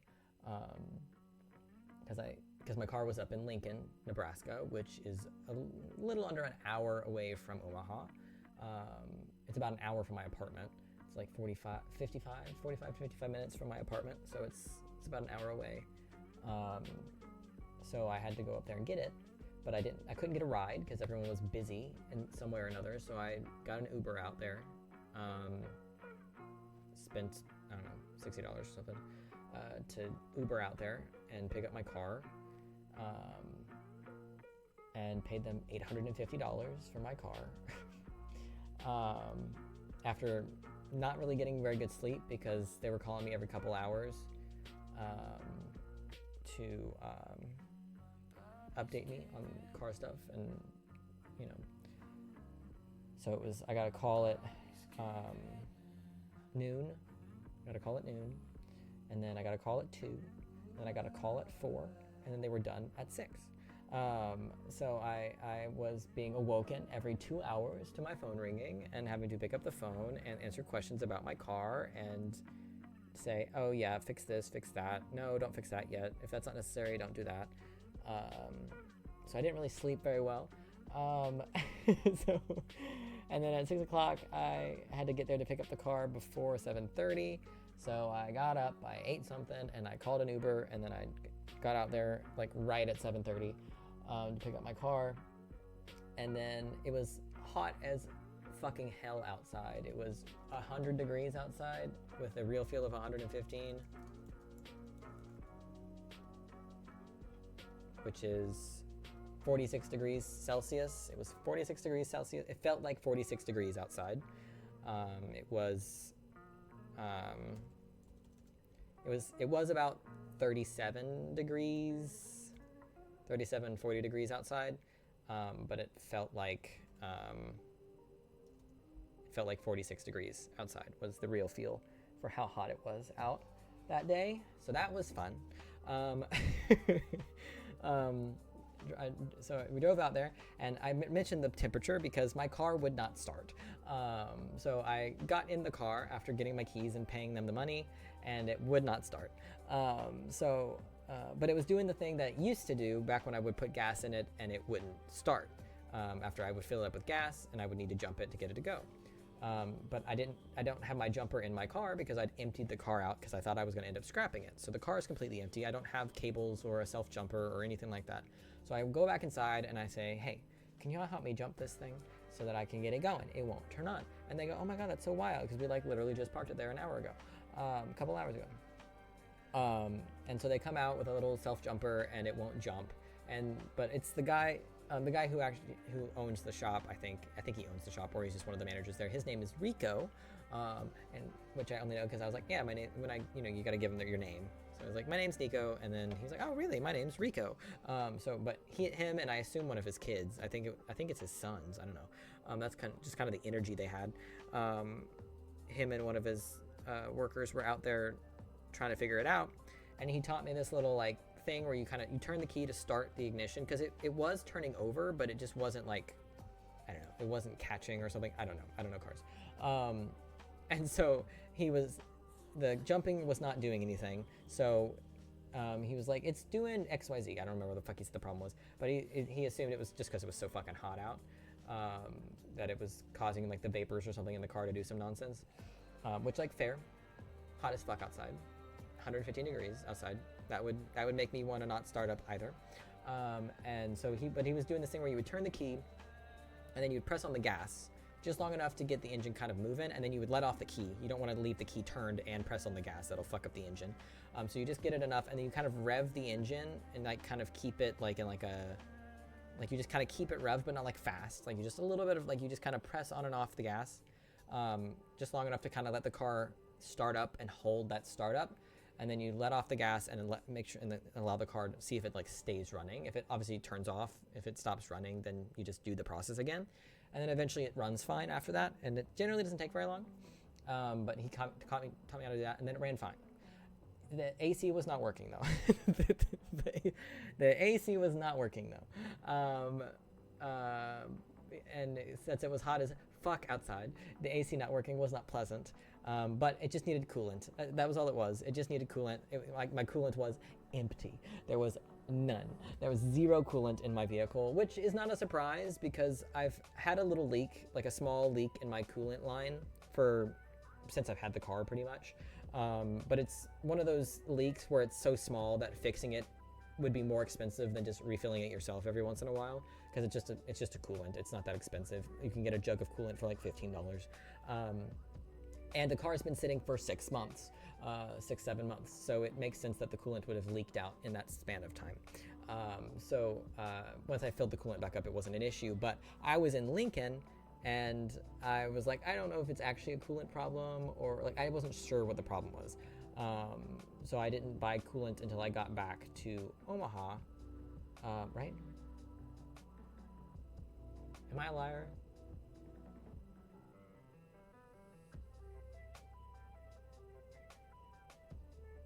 I can't remember if I bought it before I left Lincoln. It would have made sense to buy it before I left Lincoln because I drove past a Walmart, but I don't remember stopping at that Walmart. But I was driving, but I also needed to pick up, I bought my sister a couple games for the PlayStation that I bought her. I got her Horizon Zero Dawn, obviously. And I got her the first Spider-Man game, not the first original one, but like the PS4 one, the Insomniac Spider-Man, the first one. I already had a copy of the second game, so I gave her that one as well, but I needed to buy a new copy of the first one because I didn't have mine anymore. So there was a guy out there selling them for a really good price. I got both games for, I think, 25 bucks. So I was out there, I went over and bought those after I picked up the car. And of course the AC was not working, so I was sweating my ass off because it was so fucking hot.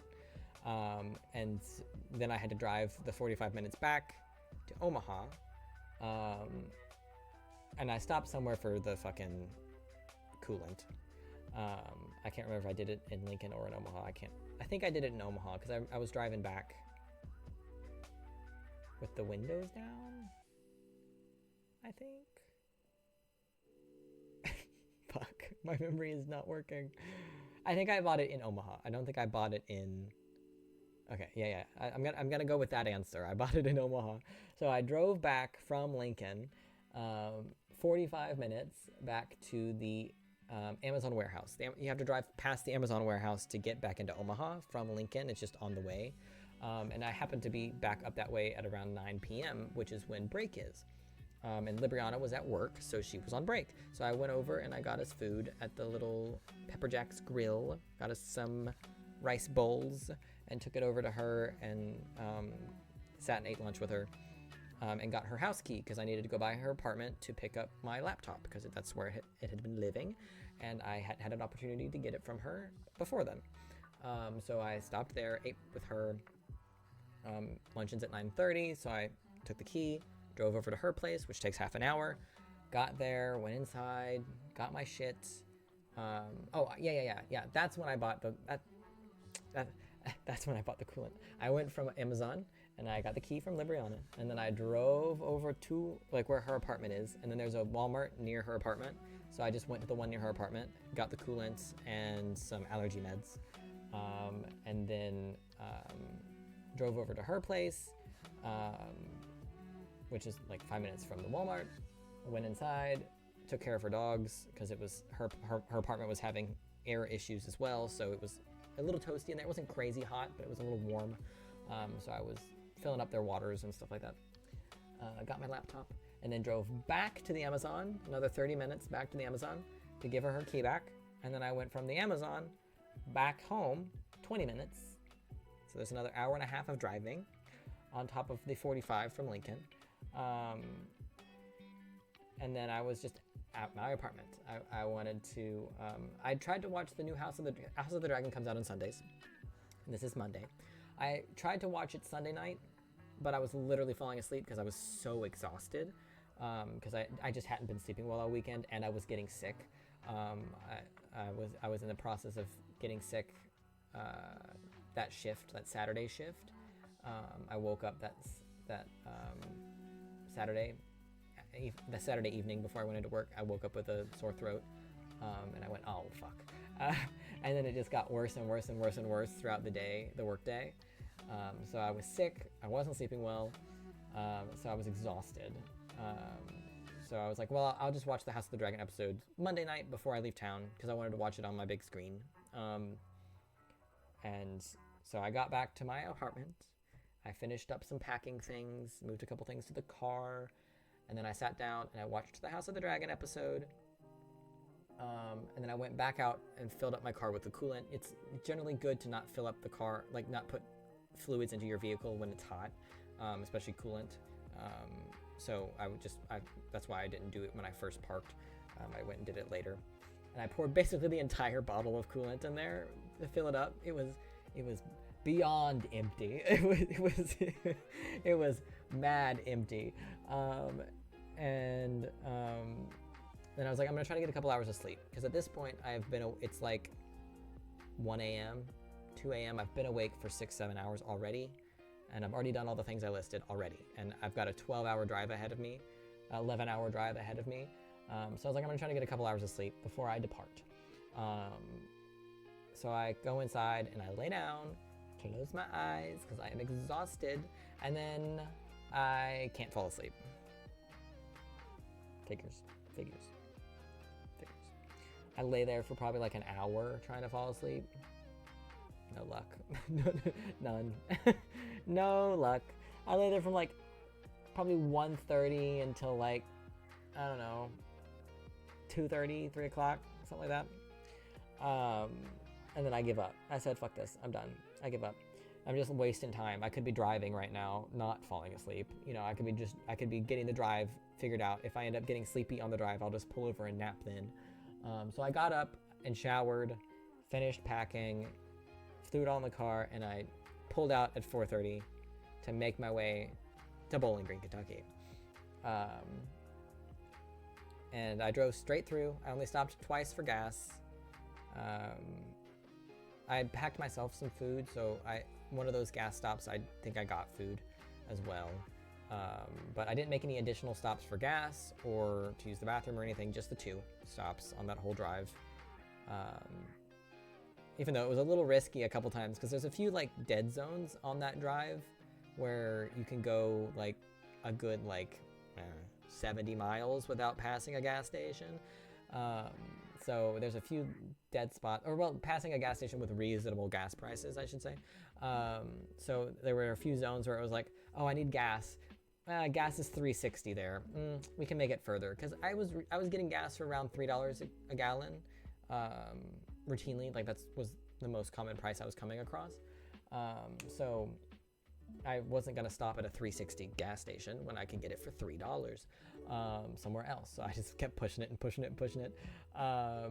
And so I ended up only stopping twice on the way there. And I got there at about 3:30-ish. It was like exactly 11 hours. Like it was pretty perfect, because I drove about 80 miles an hour the whole way there. If you stop for fuel, yeah, it's awful. I drove about 80 miles an hour the whole way there. The speed limit on most of the highways is usually 70 on that drive. So I was speeding the whole way, but it's a highway. Everyone's fucking speeding on the highway. But I kept my car at about 80. Like I just kept it on cruise control at 80 for the whole way. So I would gain some time, and then I would stop for gas and lose that time that I gained. So it was pretty evenly 11 hours. So I got there around between 3:30 and 4 o'clock p.m. On Tuesday. So at that point, I've been awake for 22 hours. So I've been awake for 22 hours, and I'd been driving for a very large chunk of those 22 hours. So I get to Zoe's, and by the time I get to Zoe's, I don't have a voice anymore because I've been getting sick, right? And I was jamming out to my music, not for the whole 12 hours. I was watching Game of Thrones and stuff as well. I watched a little Game of Thrones, watched a little YouTube, but I also would periodically switch over to music, either Billy or Chappell Roan, and I would just scream in my lungs out to this music because I haven't really been able to do that in months because I've not had a car, and that's really the only real place that I feel comfortable just like screaming music is in my car, you know? So I was really enjoying myself, but my throat was not enjoying myself. So by the time I got to Zoe's, I did not have a voice anymore. And it was bad. So like I was fine until I got into Bowling Green, and that's when my voice went, we're here, we're done, no more. Like it wasn't completely gone, but speaking was not easy. Like it didn't necessarily hurt to talk, but it wasn't comfortable. So I got there, I said, hi, Zoe.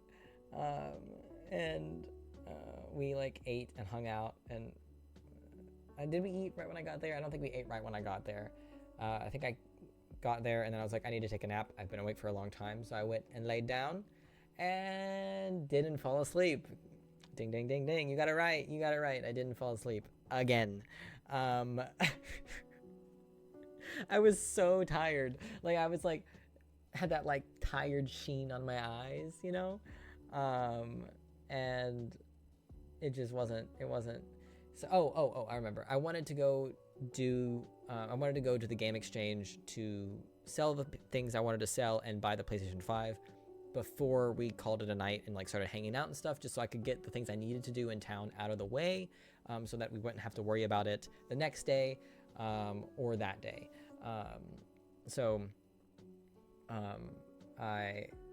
But I was like, we can't do that yet. I have to go lay down.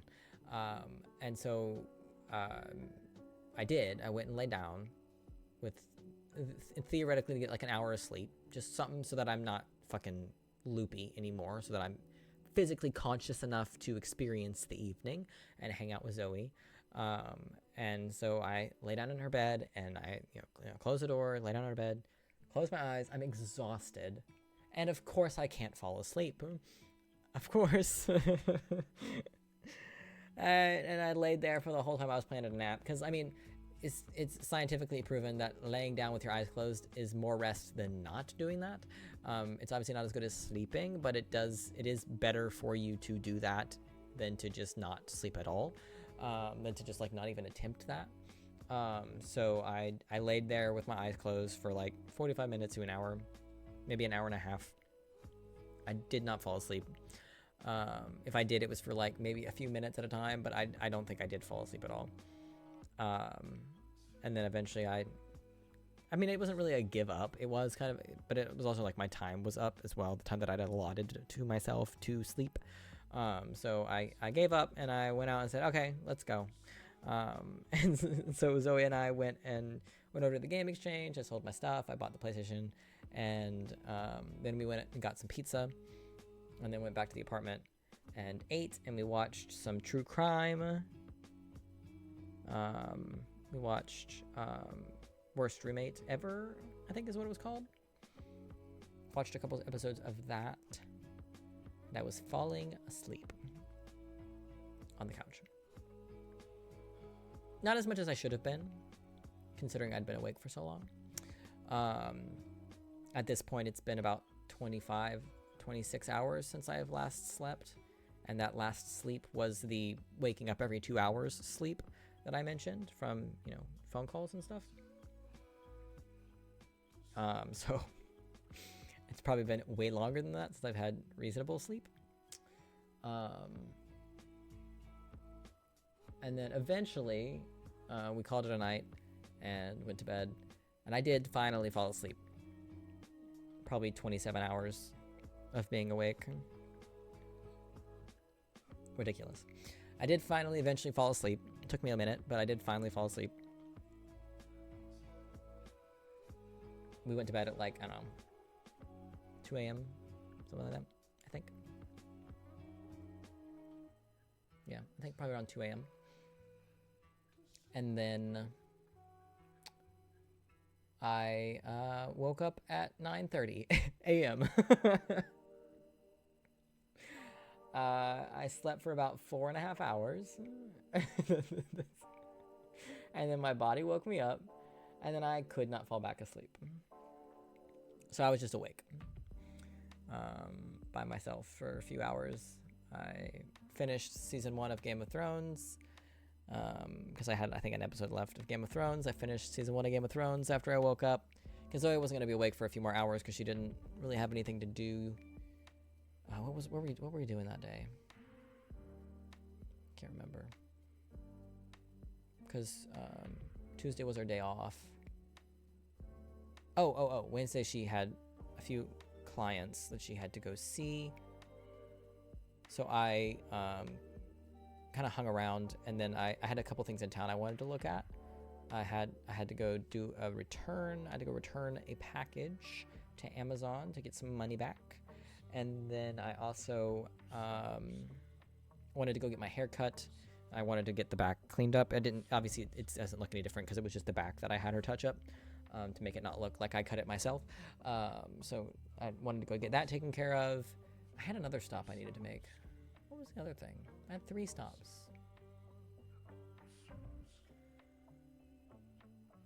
Oh, I had a little bit more stuff left to sell that the Game Exchange did not buy. Because the Game Exchange didn't take comics, so I still had most of my haul to sell. So I was going to go to a different store place to sell those things. So there was a comic place to sell stuff. So UPS, went to the UPS store to make the return. And then next to the UPS store, there was that figurine store that I mentioned earlier that sells like figures and stuff. I had a great time in there. It was so lovely looking at all those fucking gorgeous figurines that I wish I had the money for. It was very, very hard to leave that building without buying anything. I did get a card.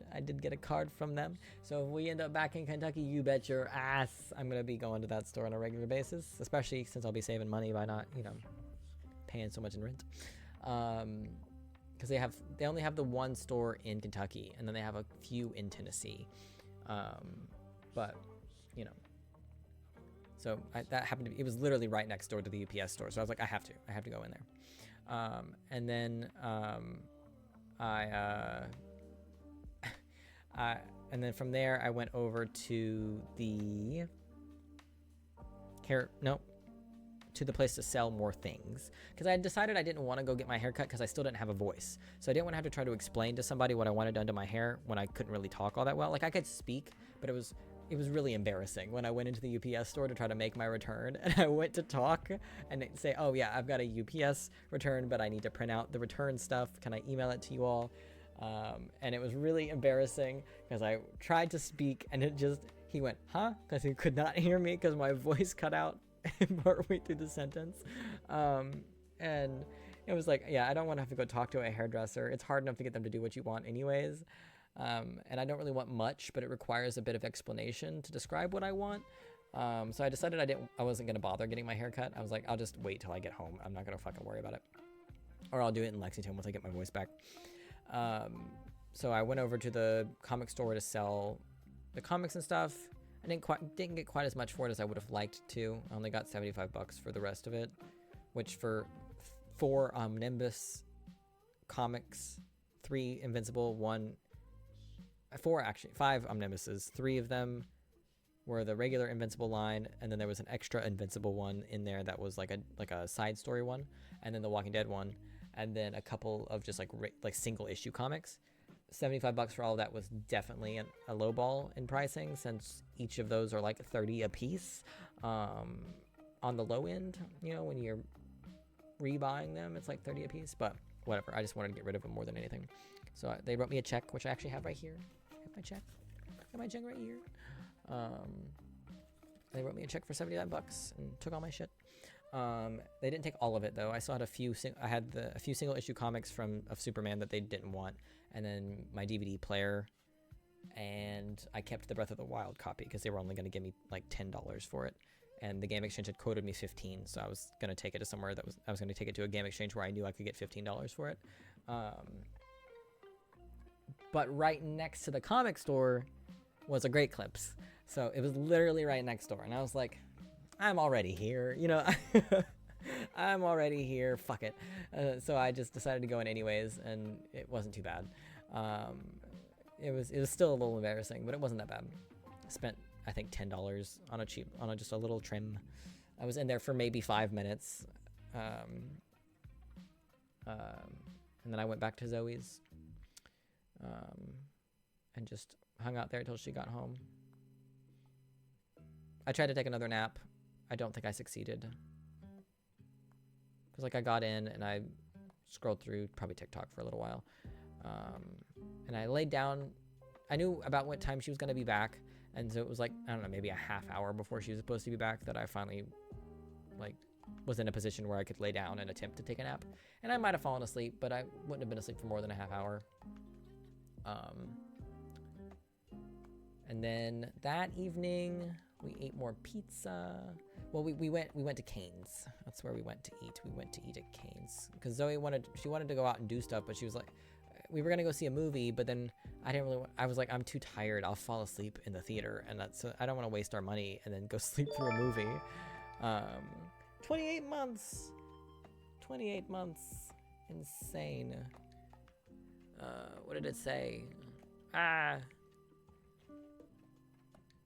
That's weird that it didn't pop up in my alert box, and that's so disrespectful.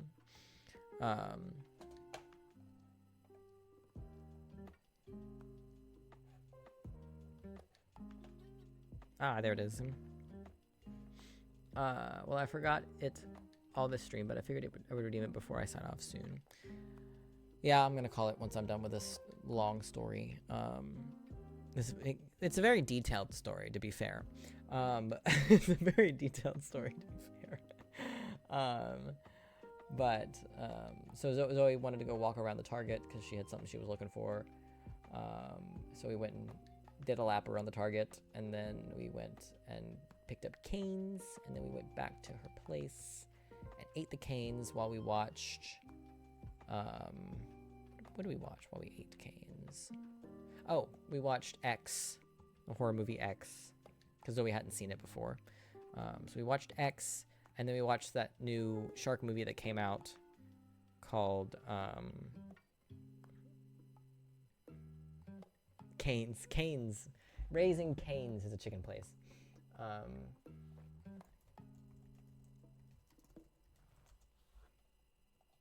It's a chicken place. It's a chicken place.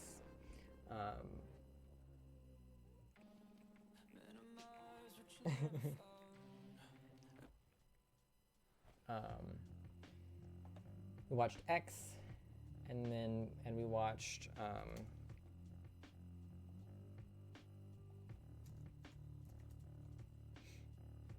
X, and then we watched Under Paris, which just came out and was not very good. It was funny, but it was not a good film. I didn't expect it to be a good film, though, to be fair. I don't expect shark movies to be quality, because they're not. They're either unserious and therefore just fun, and so the bad quality is kind of on purpose, or they're kind of serious like this one, but they're just not good. But it was funny. It was entertaining. I did fall asleep during Under Paris, though, because I was exhausted. At this point, I've been awake for... It was probably like 11 p.m. It wasn't super late, I don't think.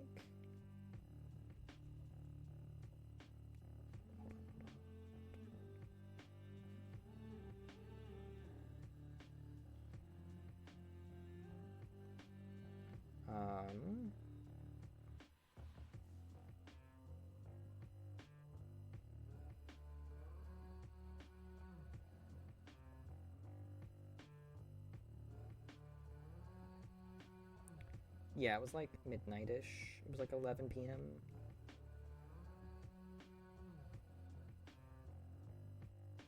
right? Is that correct? Yeah.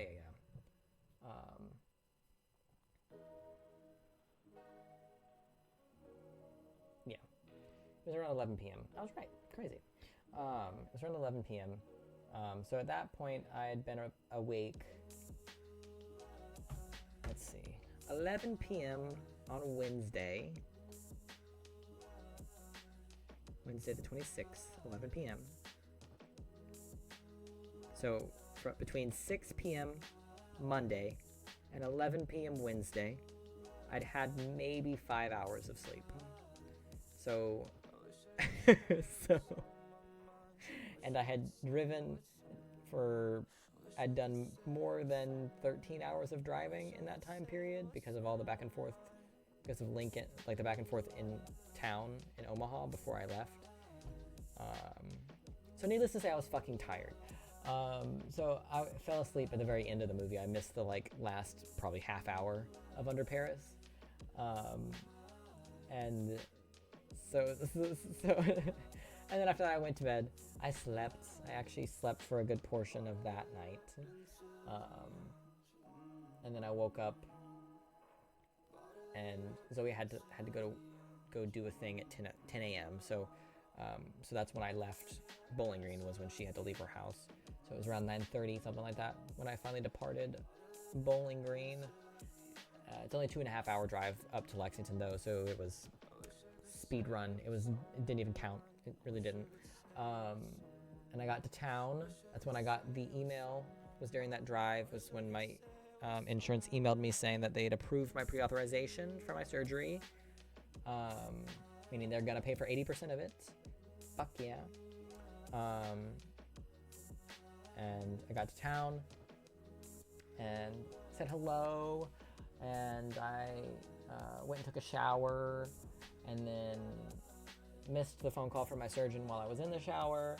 And so then I got out of the shower, saw that I had a missed call, and I called them back, and they were like, oh, they're on lunch. So then I had to wait an hour for them to call me back again. I don't know what the rough cost is going to be. Depending on the surgeon's office, the cost without insurance is anywhere from 8 to 10 grand usually. So with insurance, I would imagine it's going to be probably 1 or 2 grand, maybe. That's just what I'm guessing in my head. I don't actually know. That's just what I'm assuming based on the general price of the surgeries. Because if it's an 8 grand surgery, then I'm gonna be paying what? I don't know. What's fucking? Hey Google, what is 20% of $8,000? The answer is 1,600 United States dollars. So it's about 2 grand.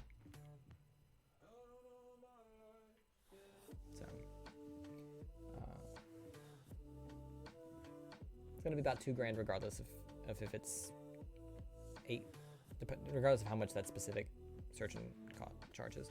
No, it's not cheap, but it's far cheaper than it would be without insurance. So far more doable than,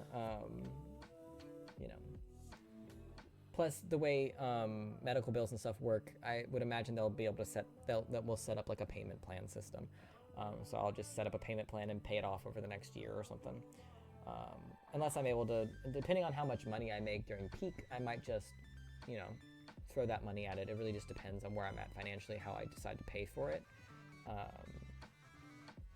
But most likely I will end up picking up that second job and using that money to hopefully pay off the surgery in as big of a chunk as I can. I'd rather not have a running payment for that, because I'm going to have a running payment for other things, for the figures that I'm buying, because ideally they're going to drop the Slitherfang one sometime in the next year. So I'll have the payments for those that I'm making that are like over $100 a month, and then eventually a car payment. And I'm still going to be paying off my parents for the loan. So I would prefer to just pay it off in as big of a chunk as possible. So hopefully that's doable. But we'll have to just see how that's going to work out. We're just going to have to see how the money shakes out. But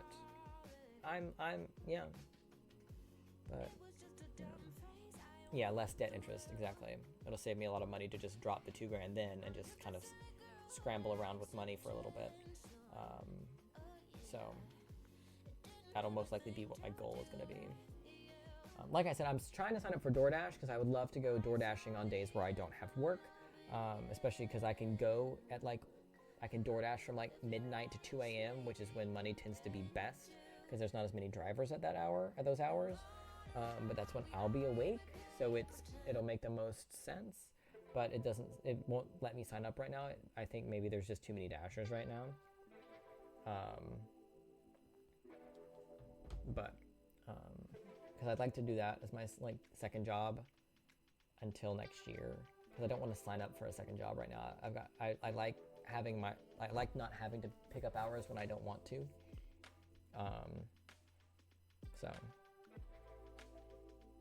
the second job thing will be next year, if at all. If it happens at all, it won't be until next year. And I'll pick up a night shift of stocking at groceries or something simple. It won't be anything crazy. So the second job also won't affect streaming, just for the record, because I'll just find a stocking job at Kroger or Walmart where I'm working 10 to 6 or something, 10 to 8. Probably 10 to 6. That's because it's an 8-hour shift. So it won't affect stream times or nothing. But yeah, I think that's pretty much everything. I don't think I've missed anything. I think that's pretty much all of it. But yeah, it was exciting to get that news during Pride Month about the surgery. Yeah, as long as I don't die from lack of sleep. Who needs sleep? I can sleep when I'm dead. But,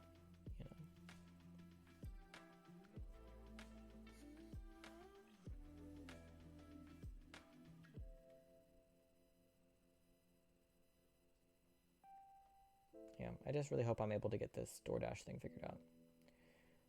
Because that would make me feel a lot better. Because on nights like tonight, where I've got a few hours until work, I could go out and dash for a few hours, make $40, $50 before I go into work. Or on nights like last night, where I got off work at 1 a.m., I could go out and dash for a couple hours before coming home. But we'll just have to see how that pans out. But yeah, that's the gist of it.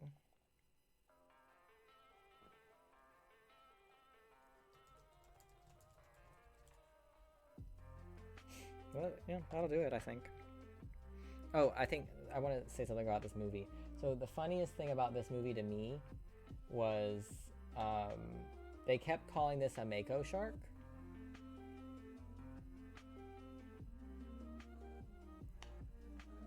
This is not a Mako shark.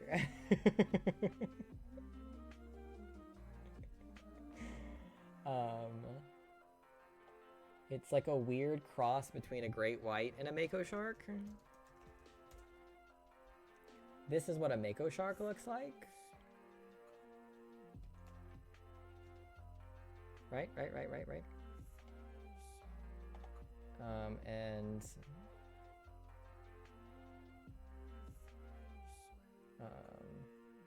I want this photo a bit bigger.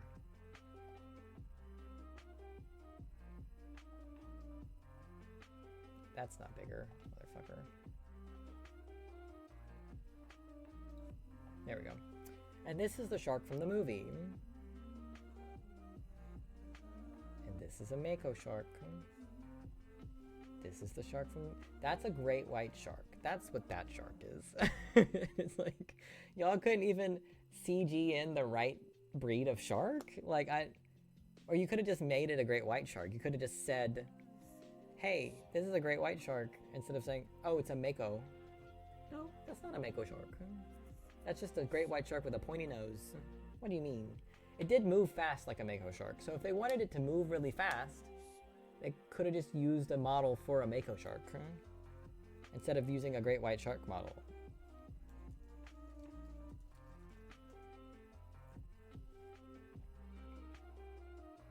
An iconic image. This one is an iconic image. But you can tell it's a great white shark because of, well, everything about it. So it's mainly how distinct the line is from the gray to the white. That's a great white shark thing. That's such distinct line. You can see the line on the Mako is far more faded. Like it's not generally as sharp, but it can be, but it's generally not, you know? I just thought that was really goofy. Plus they have these big eyes. Like it seems to kind of be based off of this like drawing here, the long fin Mako, but it's not. You know what I mean? Like it's not this shark. Like, you know what I mean? It's just not. I don't know what to tell you. Like that's just not. This is also a drawing. This isn't an actual photo of a Mako shark. It's a drawing of a great white shark almost. So I don't know. I just thought that was funny. A movie where one of the main characters is a shark and they couldn't even get the shark breed right. I just thought that was funny. It was just cracking me up. And then there was so many moments in the movie where like attack scenes where it was just chaos. Like it was just absolute chaos for like 15 minutes. Like I do want to say about this shot though, is I really liked the setting of this, because this is like from the opening scene of the movie.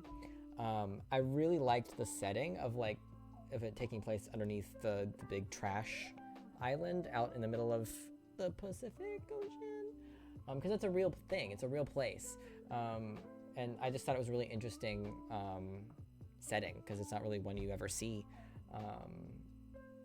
but I just thought it was funny, and I thought this looked really cool. They did a really good job dressing the tank that they shot this in. But yeah, that's all I have to say about the movie. It was fun, goofy, as expected, but fun. But that'll be it. That's all I'm gonna say for today. That's, 5 hours of me talking is more than enough. But I think we covered everything. I think we're up to date on everything. If not, I'll think about it. I'll remember it in like a half hour and then be like, oh, oopsies. Yeah, I'm gonna go watch some Game of Thrones. I've got, actually, did she say 6:30 to 7? 6 to 7, okay.